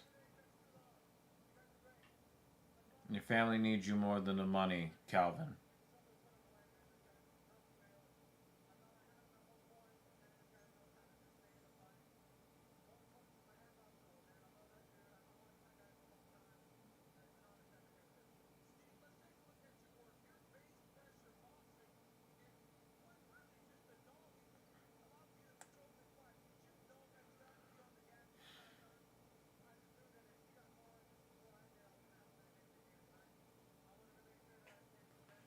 Yeah, yeah, he does. But I just don't want to see Calvin Kattar in the cage anymore.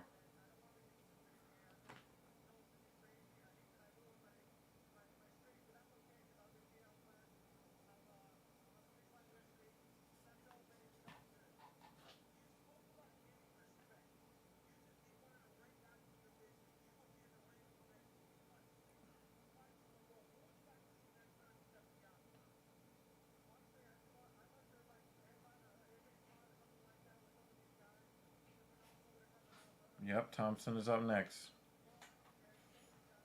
Let's just hope that he doesn't get his.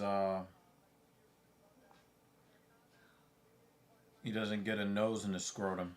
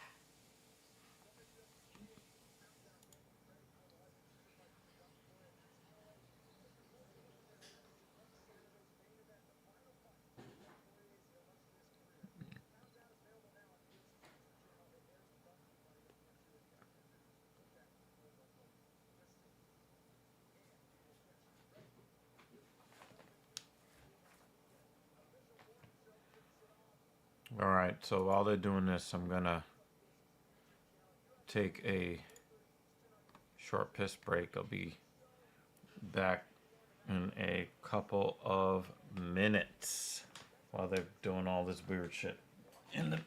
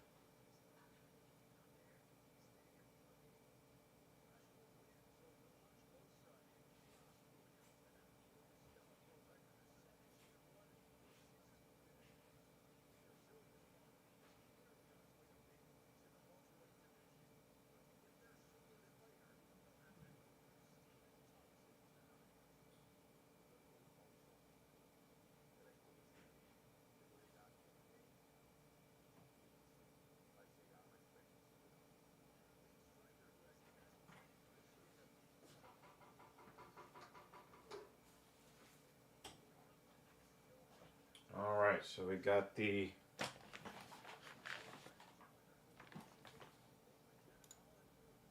We got the promos.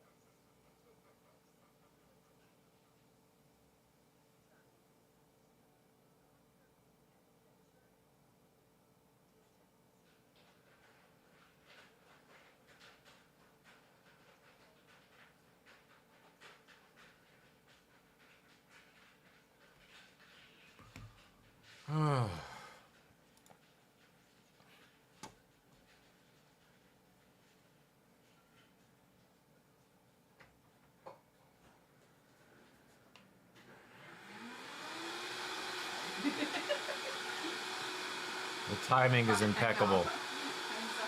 Sorry. No, it's a pee. Perfect timing. That's what I do here. Perfect.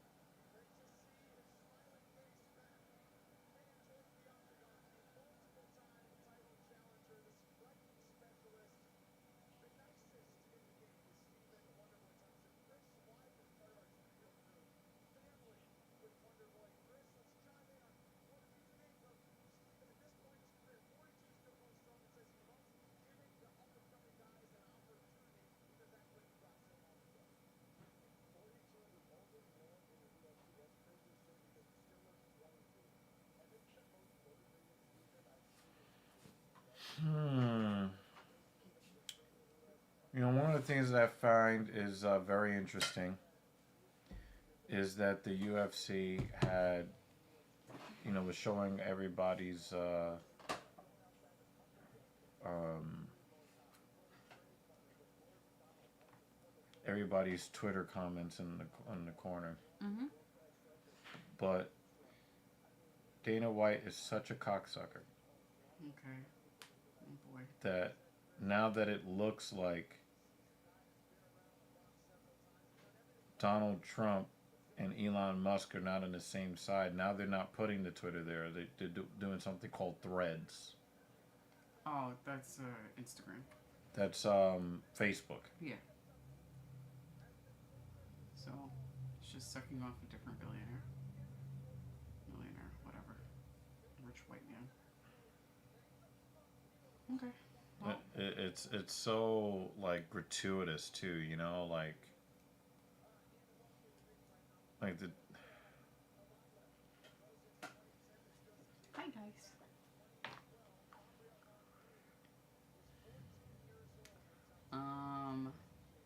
Did I miss anything good?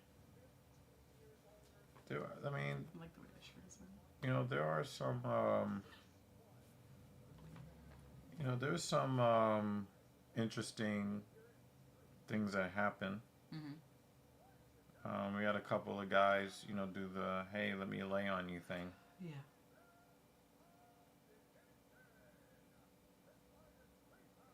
Um,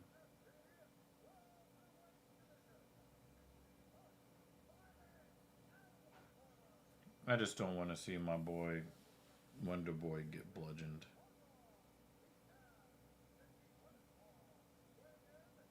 He's like a 4-1 underdog. It's just Oh, yeah. Wrong cup. 2 evils, 1 cup. Oh.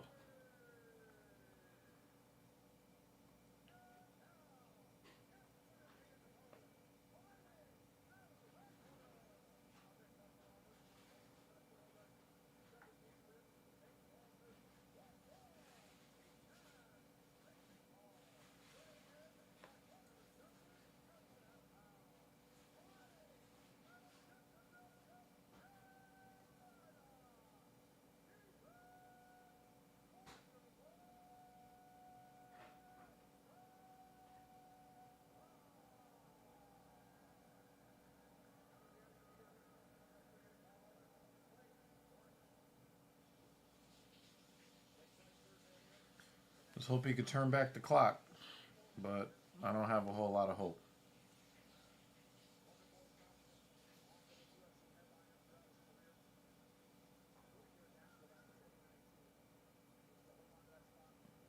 He looked like he's ready to kill Steven. You see that look on his face? Mm-hmm.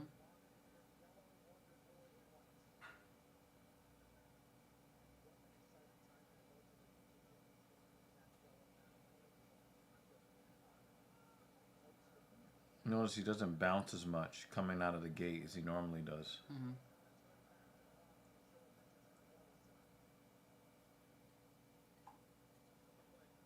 I wonder if he's changed that as a way to keep his opponent from timing him to take him to the ground.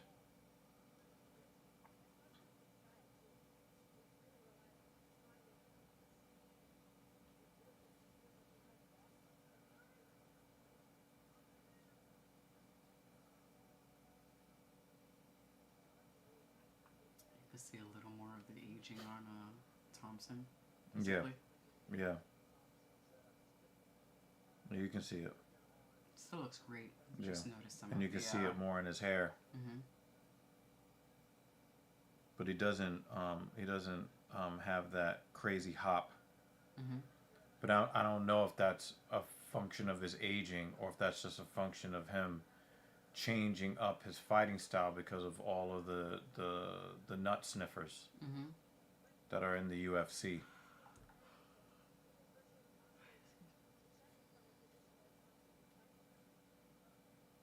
So he still uses that karate stance, but he doesn't bounce in it Mm-hmm. like he used to.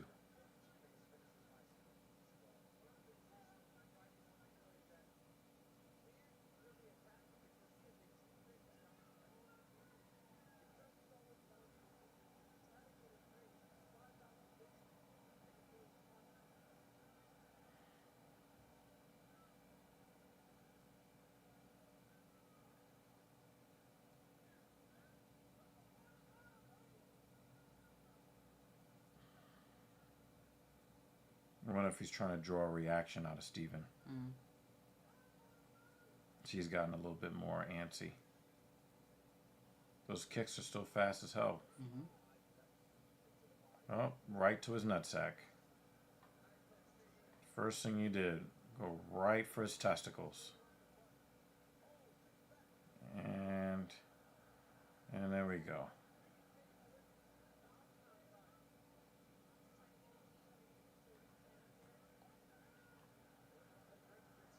Yeah, that's what they're doing now, Jake. Yep. Yep.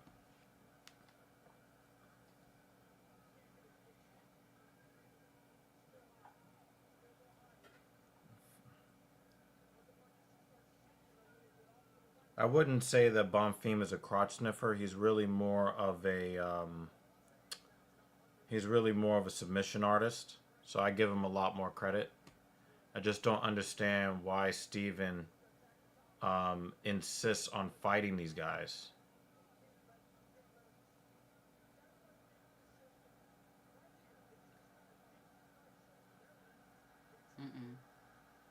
Got out. I don't want to see him grapple though.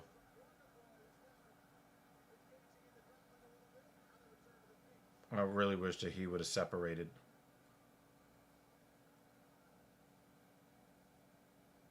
He's dealing with a guy that's 15 years younger than him. He's physically stronger than him. Probably weighs more than him in the cage. And he wants to grapple.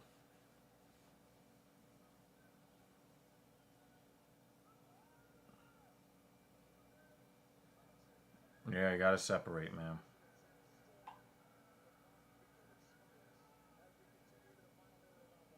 He telegraphed the hell out of that kick.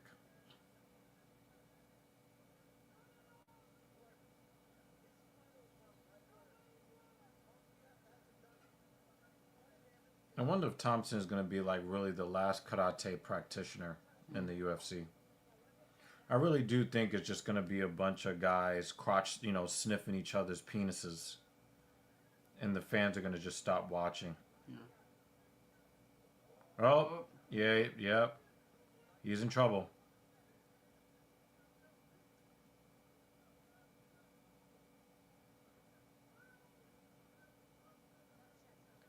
Thompson's in a lot of trouble. Those 3 punches seem like the Mhm. type that the ladies do. You know, the quick. I mean, 1, he 2, does.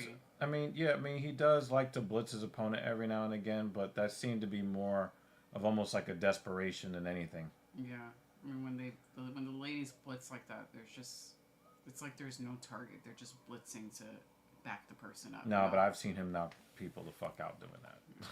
Those didn't look very. But it definitely kind of looked a little bit closer to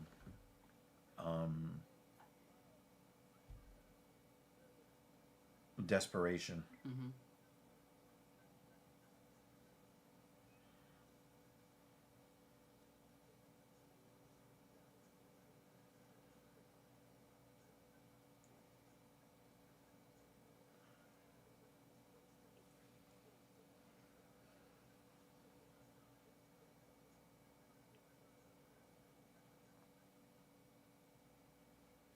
Got something from Jake. Interesting.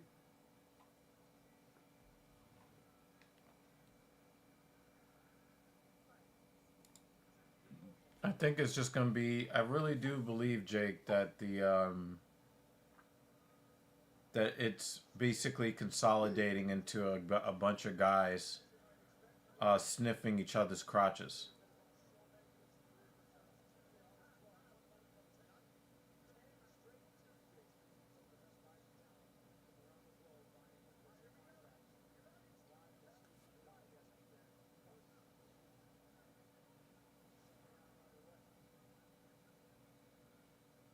Thompson definitely lost round 1.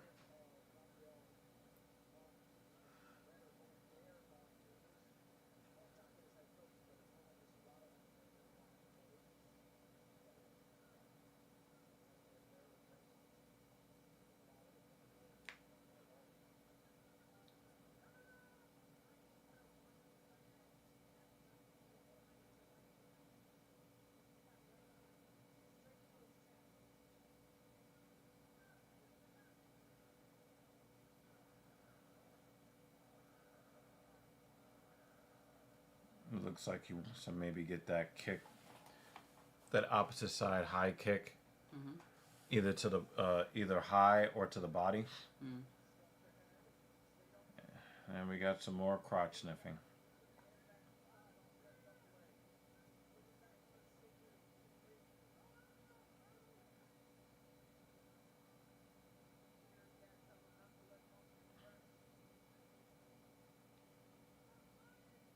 Bonfim, we know you know how to fight. Just fight. Just fight, guy.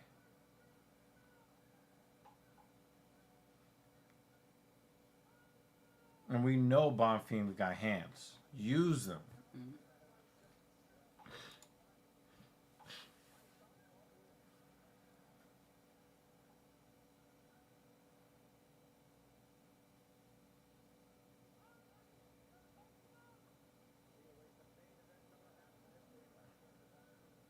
I don't know why he keeps looking behind him.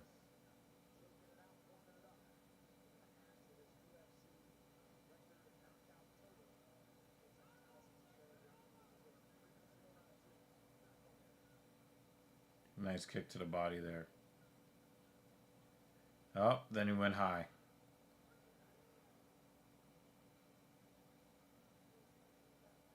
And this has always been his bugaboo, backing up to the side of the cage.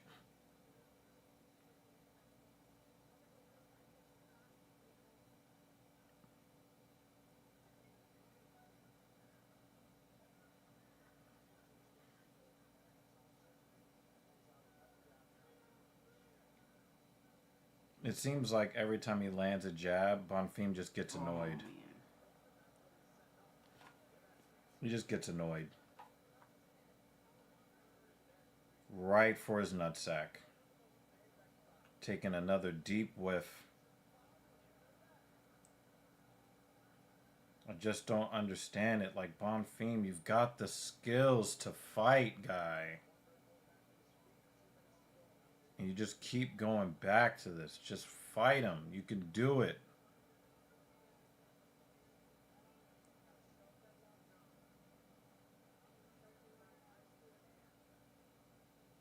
Just everybody wants to do the same garbage.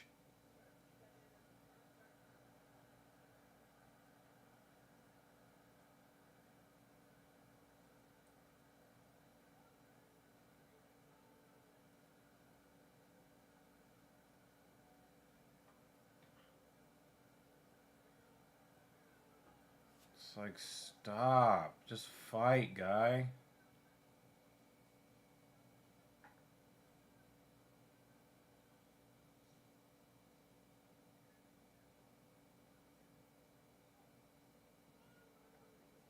I hate seeing Thompson continue to keep looking behind him. Bonfim is going to time that. That was a really nice high kick that seemed to get Bonfim's attention. Yeah. I still kind of feel like Steve is just a little bit outgunned here, though. And that's why I get so annoyed. Like, Bonfim, you can knock him out on the feet. And you keep grabbing him. Just fucking fight.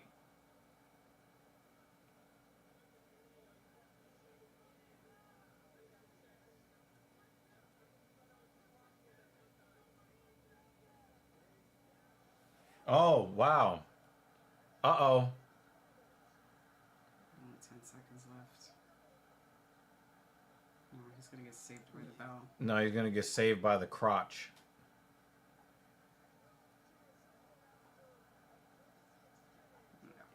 Yeah. I don't know if that wins the round for Thompson, though. Ooh! Oh! Ooh! Oh, shin. Oh!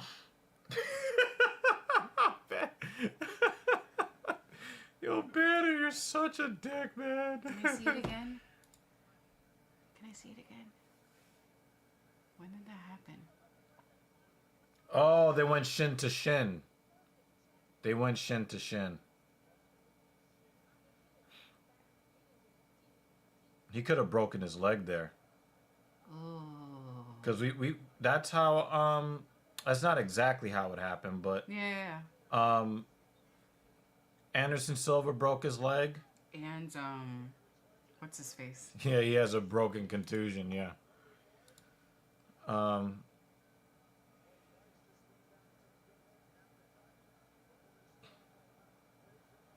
He's like, "'Tis but a scratch." Oh, look at the gash.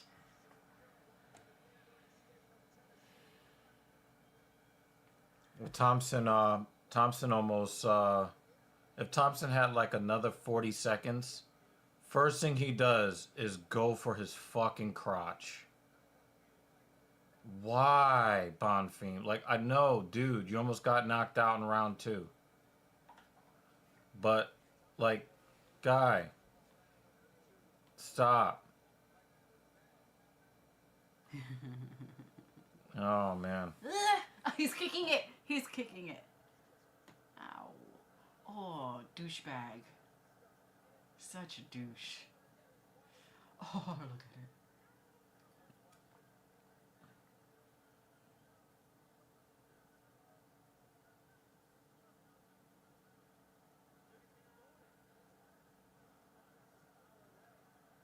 Well, the leg still works.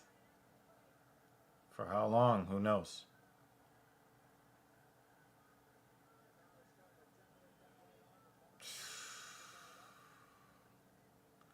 At least Thompson's not going out like a bitch.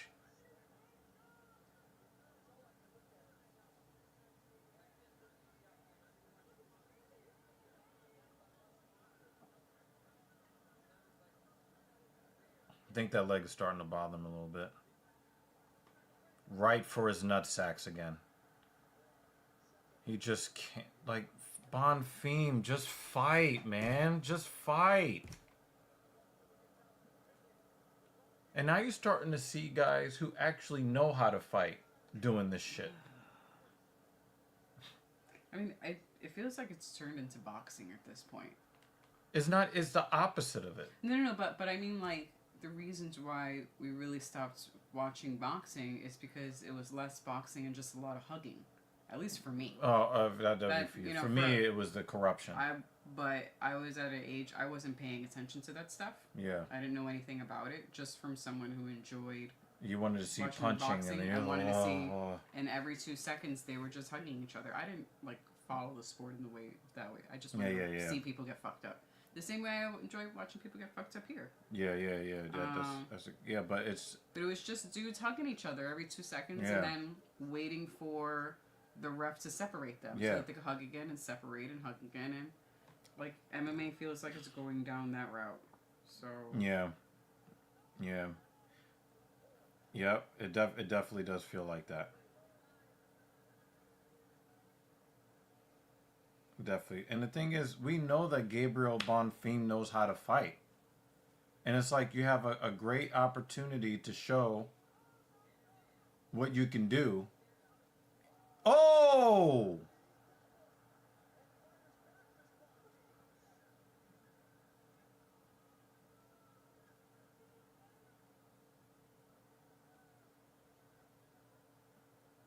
Oh shit! Someone said send Bonfim to the PFL.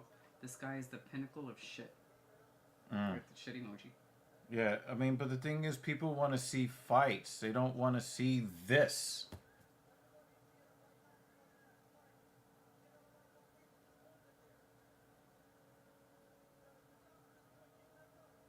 Remember how people used to like insult guys that like professional wrestling? Oh, you like to watch men in their underwear, right? Mm-hmm. Like, imagine being an MMA fan and is basically like dudes trying to lay on each other for 5 minutes. Mm-hmm. You know, like, where are the fights at? Look at him stalling. Yeah, that's all he's doing is stalling. He's stalling.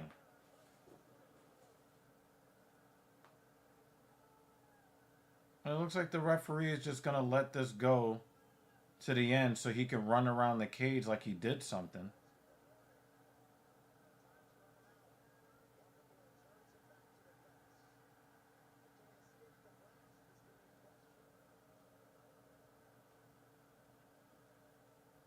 He's so desperate. He's so desperate to...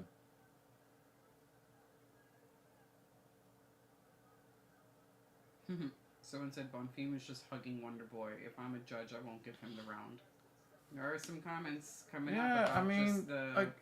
but again, like, we're getting more and more and more of this in the UFC. We're getting more and more of it. Mm-hmm. And people don't want to watch this. We have one of the greatest strikers of our generation who's relegated to trying to keep men away from his penis. Trying to keep their heads away from his penis. Someone said Wonder Boy is T1000. Yeah. That's a good one. I just... No wonder Dana doesn't want to show up for work anymore. Yeah, I mean, I'm reading the comments because I want to, sometimes I want to make sure that it's Right. not just us going crazy. So that's why I still, Yeah. go on X. And they're saying what we're saying. Someone says 29-28 Wonder Boy, Bonfim getting pieced up in rounds 2 and 3. Holding someone against the fence is not winning a fight. But that's what guys are doing now. Yeah.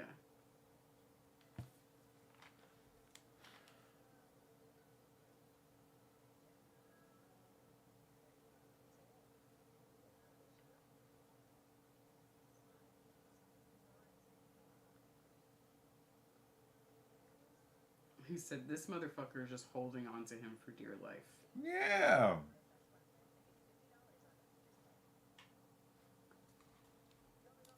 Yeah, I think 7.5 is a good. I probably give it a 7, but 7.5 is okay.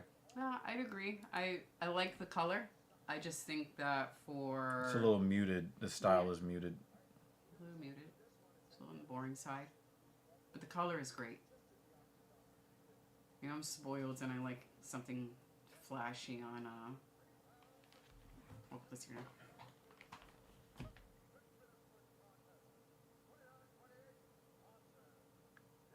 said Bonfim.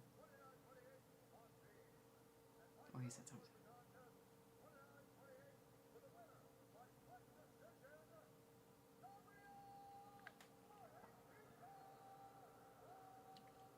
No one's happy about that. Well, I mean, the thing is, they're in the South, and Thompson is very popular there. I agree with this, David. This is not the match to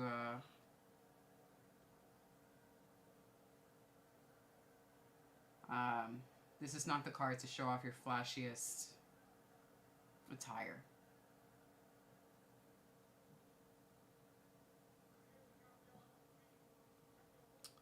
That was Bonfim tried to put his face as close to Stephen Thompson's penis as he could. And in many of those situations, it was to avoid fighting. And it's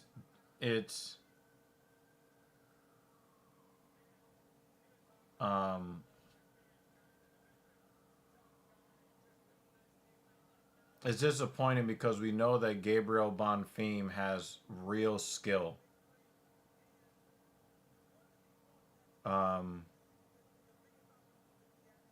Gabriel Bonfim knows how to strike.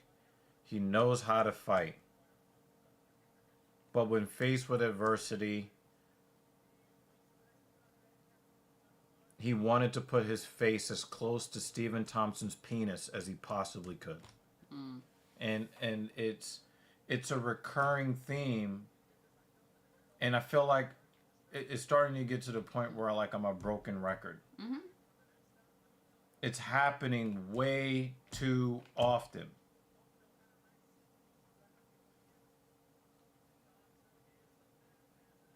I mean, I know that Dana White wants to, cozy up to all the conservatives, but the only fan base you're going to end up with, Dana, are gay men. Those are going to be the only fans left. Because the rest of us don't want to see, we don't want to see men's faces in the crotches of other men. Mm. That's not why we show up every Saturday. So it was the third round where they Yeah. where they differed.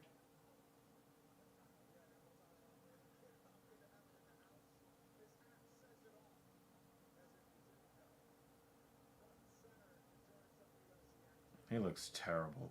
Mm-hmm. Like that. It's Nashville. Bruce could wear a pillowcase and it would have suited him. It would have been a fly ass pillowcase. Yeah, I mean, it definitely didn't seem like he beat Stephen Thompson. It didn't feel like that. Is it the right call on the numbers? Maybe. But I think it's debatable. I really do think it's debatable. Yeah. Some of the comments I was seeing was people were upset that the decision was given in the third round to just holding the opponent. Yeah. You know? But that's what the That's- UFC is turning into, and then you're going to you're more and more fighters are going to see that this is the path to victory. Mhm. And what's going to end up happening is people are just going to stop watching. Mhm. That's it. They're just going to stop watching. And then what? Because I think I've made myself very clear. Mhm. If the rest of 2025 goes like this, we'll cover the last event of 2025 and we'll be done with Filthy Casual. Mhm.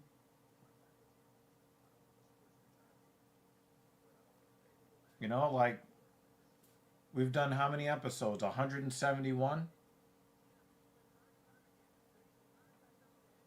Mhm. See how the year goes. Yeah, I mean we need to see some real fights. Because if this is what everybody's going to do, and now you got skilled fighters now resorting to this now. If everybody's going to do this, I'm done. It's it. That's it. Mhm.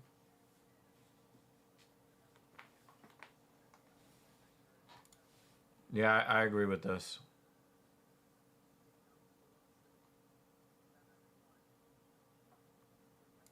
Yeah. Dan Yeah. missed a good bloody leg. Yeah, I don't know. Dan disappeared. Dan disappeared very early in the stream before last. Last weekend. Mhm. He disappeared pretty early. I hope he's doing okay. Freaking work responsibilities. I think one of the streams he had guests over his house.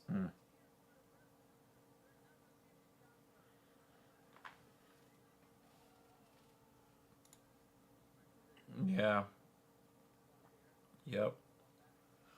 You're not wrong, man. Yeah, Banner, I know that you've been working. We know. We know you've been working, man. You're happy when you're able to pop in. I'm gonna run the machine on me.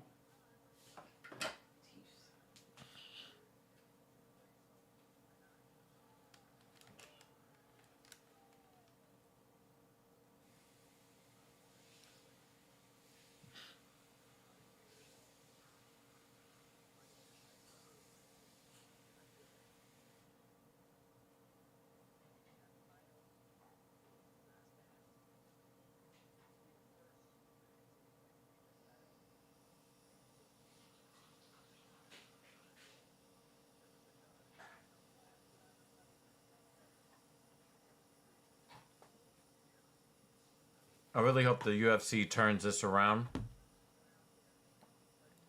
Because if it's just going to devolve into a bunch of guys hugging each other for 15 to 25 minutes, I'm just gonna stop watching.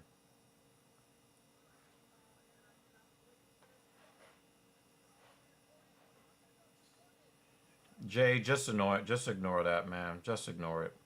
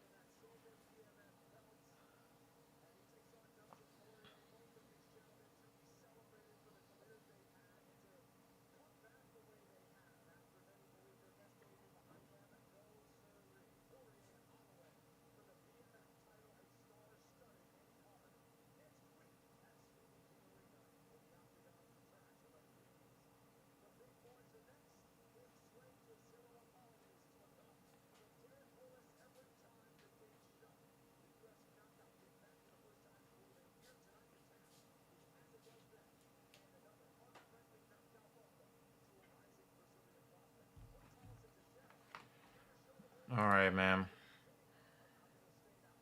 And I get it, JL, but See you, David. you just have to accept that people are the way they are. Just bypass. A lot of times when people ask questions like that, they're trying to get under your skin, and you just can't let them have that.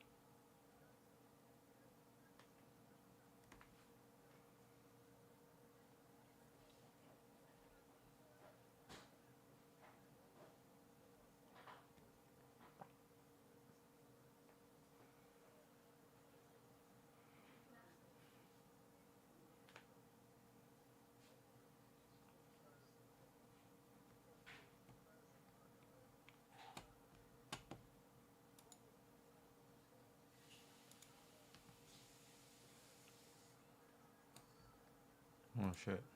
We had no ticker.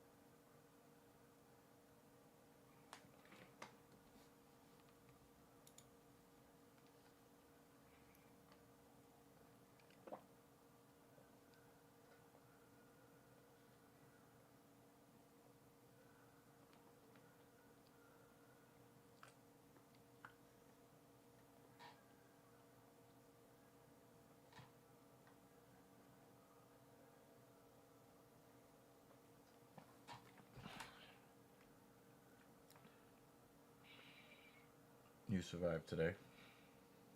I survived. It was successful. People enjoyed themselves.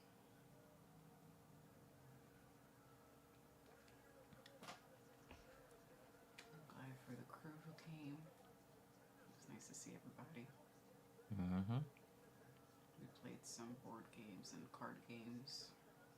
We realized that certain folks are very competitive, and it is hilarious to watch. So, fully enjoyed that. And sent a photo of them to their mother. Even though, Like their pouty face as they were losing. even though I almost cursed somebody, Oh, nothing happened. thing two will never forgive Yeah. my sister. Ever. No, not. No, it was before everybody got here. Oh yeah, that one. Yeah. Yeah. Yep. But I know. you didn't like you told mom and Bella, don't make a scene. Mhm. But I actually, I think they were. It's fair for them to actually give them the look. Oh yeah, the look was fine. There was a moment where my mom had to give somebody a dirty look. But I think they were able to, there were interactions with one certain type of group of people upstairs, and there were interactions with other types of groups of people. And we're trying to, I think they saw firsthand what I was trying to explain to them of the one type, one group is so entitled. The first group. The first group, very much entitled, and that we have learned how to navigate these situations Without having problem. without having problem, because the consequences against us would be worse. And I feel that's a big win Mm-hmm. for us because it's like because there's spoiled brat everywhere. Spoiled brat. But then the other group that we got to interact with, that was a lovely interaction. Yeah, that was Said really hello, nice. greeting, made eye contact, super nice. When we were done with the table, we were like, you guys need the table, we're done with our chairs. As neighbors should interact. Yep. So that's why I was like, don't cause a scene. We are in the right, Mm-hmm. but we're gonna enjoy our evening. Mm-hmm. That family was really cute. Yeah. They were really nice. Yeah. So I was like, we cherish those moments and we will enjoy those moments. Mm-hmm. And they were very neighborly and it was Mhm. awesome. Yeah. Was really great. Mm-hmm. But the board games were hilarious. That was fun. I'm glad he brought. I didn't expect him to bring those. I'm glad he did. Yeah. That was a lot of fun. Yeah. That was a nice way to break up. Yeah. Really good attention. Yeah. I really want to see what Derrick Lewis is going to do here. I really didn't know he was that competitive. He was trying to negotiate. That was Really so great. begged me for the last one that you are not. Oh, I missed that one. Yeah. Yeah. Like. That was cool. Yeah, and actually Victor, did his favor, Mm-hmm. and then it was really hilarious. Mm-hmm. I'm happy that Victor did the favor, Mm-hmm. but like it was like That was fun. Yeah. awesome to see. Mm-hmm.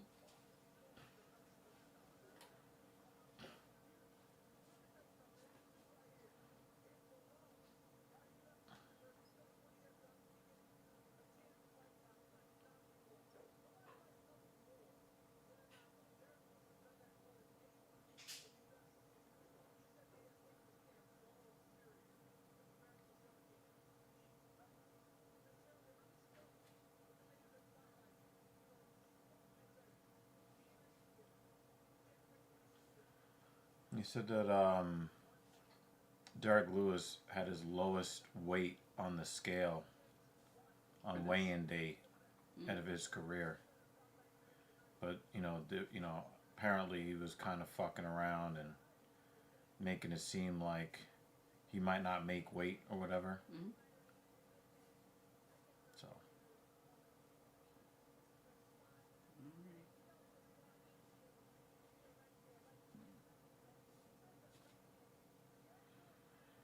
So,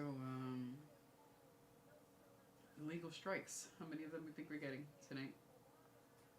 'Cause you know that's a strategy. It depends on how tired he is, I guess.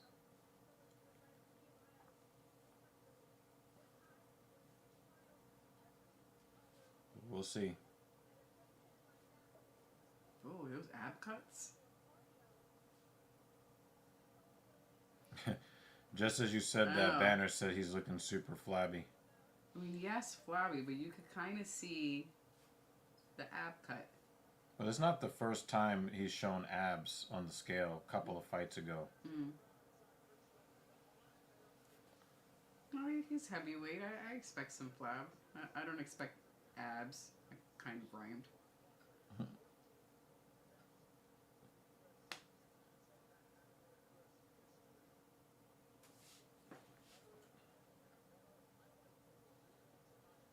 See him? See the top 2 abs. Look at that.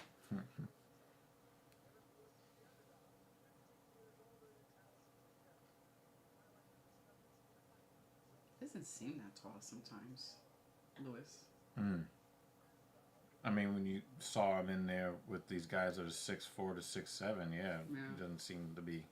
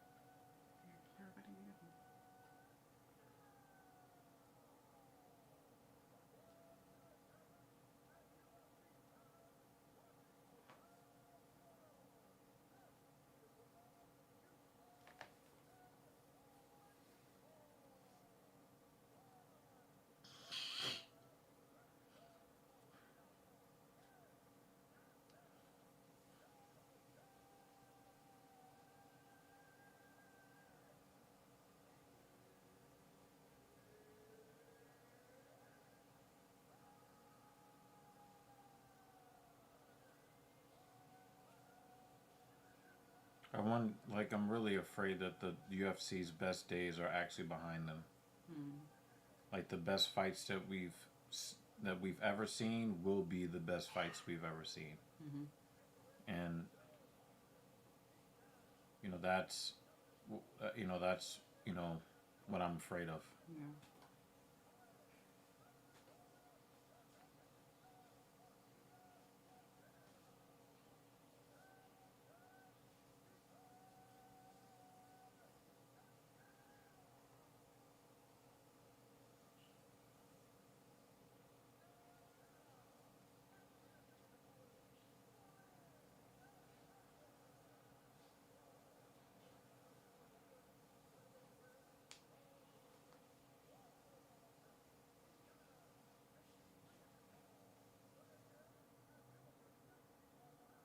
Fighters don't care. I'm just standing in somebody's blood.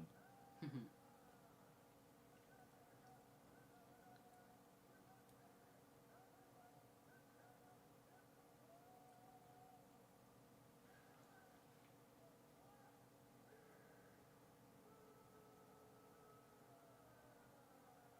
that was a nice announcement for him.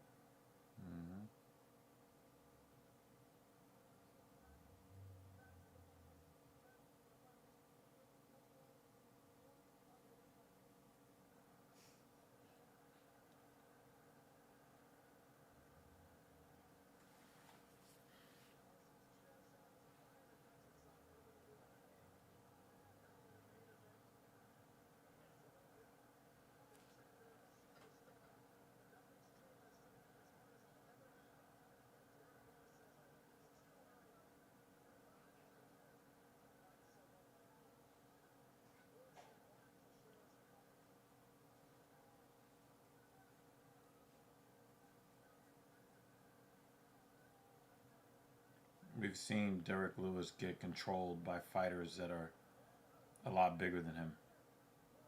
Oh, Derrick. Oh, no, he didn't!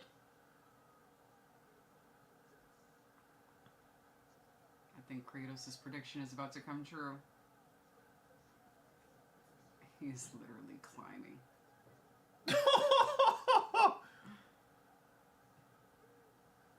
He's mad though. He was he's mad. Climbing up. Yeah, climbing the up octagon. the fence. Yeah.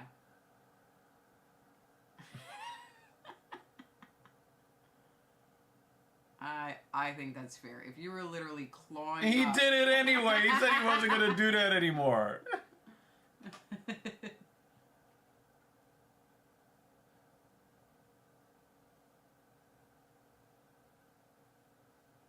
Oh no!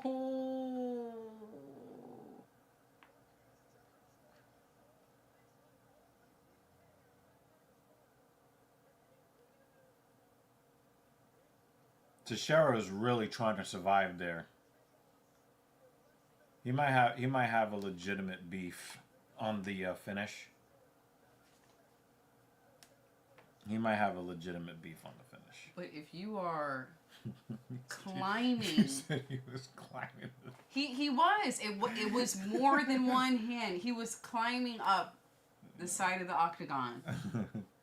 You're like, you might get your hand slapped for doing that once, just grabbing. But if you were climbing up, I think the fight is over. You know what I mean? That's fair. It just, that's a big no-no. That's fair. A quick grab, people do that. We could let that pass. But it looked like he might have taken. He took a shot to the eye. Mm-hmm. Yeah, I didn't see. So it wasn't a poke. No. He just took a knuckle to the eye.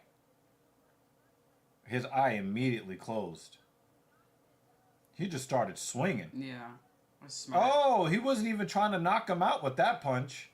He was trying to get him with the right hand. He just threw the left out there to try to set up the right. And it was the left. Damn, he's got power in both of them. Damn, you know it's a problem. It was really smart of him to just. He go just for barely it with touched his chin eye too.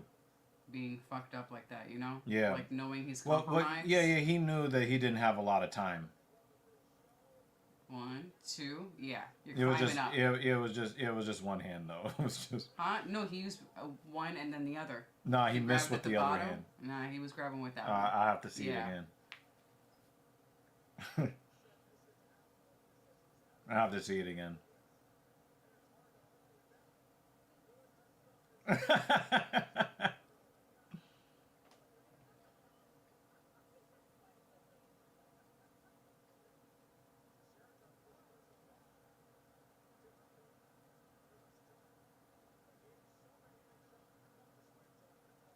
Yeah. I can see why he was mad though. Yeah, I can see why too. But had he not clawed for it, then I'd be like, oh, that was. Oh, come on. Didn't you say he's gonna stop doing this stuff, Derrick?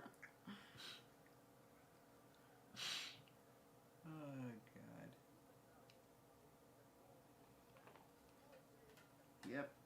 If you can't get up on your own, I don't have a problem with it.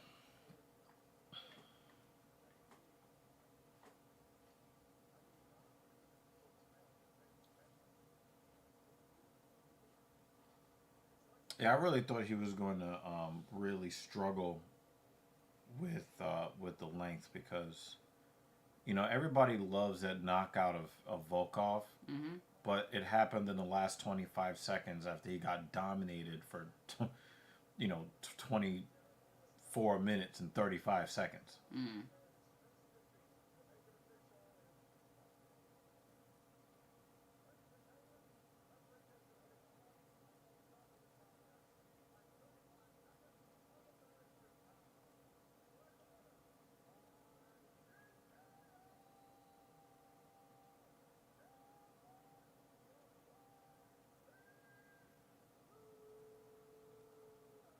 He's like, hold on, I'm on the phone.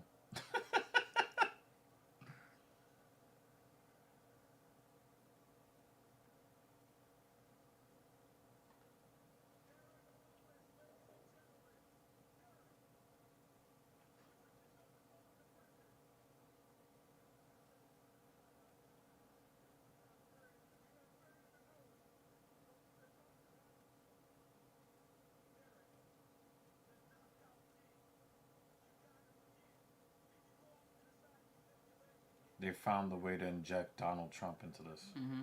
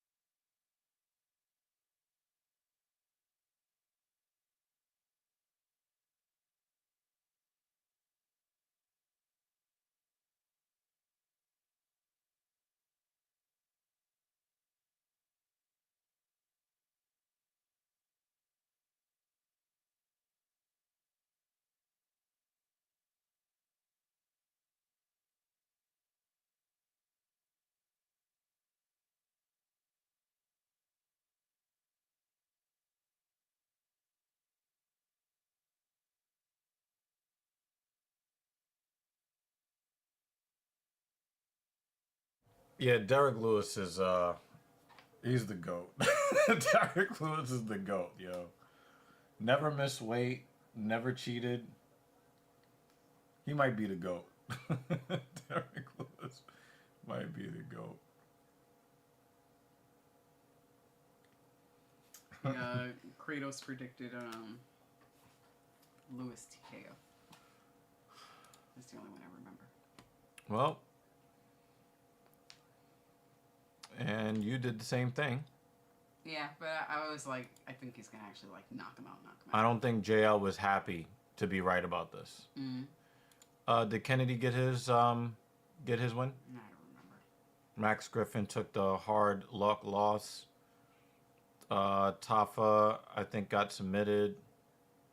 Petrino, I think, got it. Steve Garcia got it. Nate got knocked the fuck out. And unfortunately, hard luck loss for Wonder Boy. Making a walk said in Jokwani. Griffin obviously was gonna, he had Landwehr winning. He got knocked the fuck out. But I think that made him 5-2. You got Lewis, Bonfim, Garcia. No, wait. He might be 4-3 or 3-4 because. This deal ends tomorrow. I got fucked out.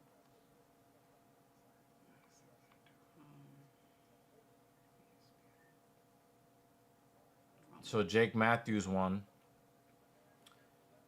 And Johnny Walker's brother won with a heel hook against Kennedy. So, yeah. Probably not the outcomes that a lot of us wanted, but and David, was 3-0 in his picks. All right, no stream sponsor today. We had a bunch of picks here. Thank you to Ms. Evil for starting the show. She had a lot of responsibilities today, and unfortunately I added it to it because I was just really out of it. Thank you guys for hanging out with us. Yep, hopefully next week will be better. I think I need to do this online. They made it more difficult to do it on the phone to purchase the pay-per-views. It's stupid. Well, you got anything else to say to the people? See you next week. And in the words of the old wise Dan Jensen, be safe out there in the real world.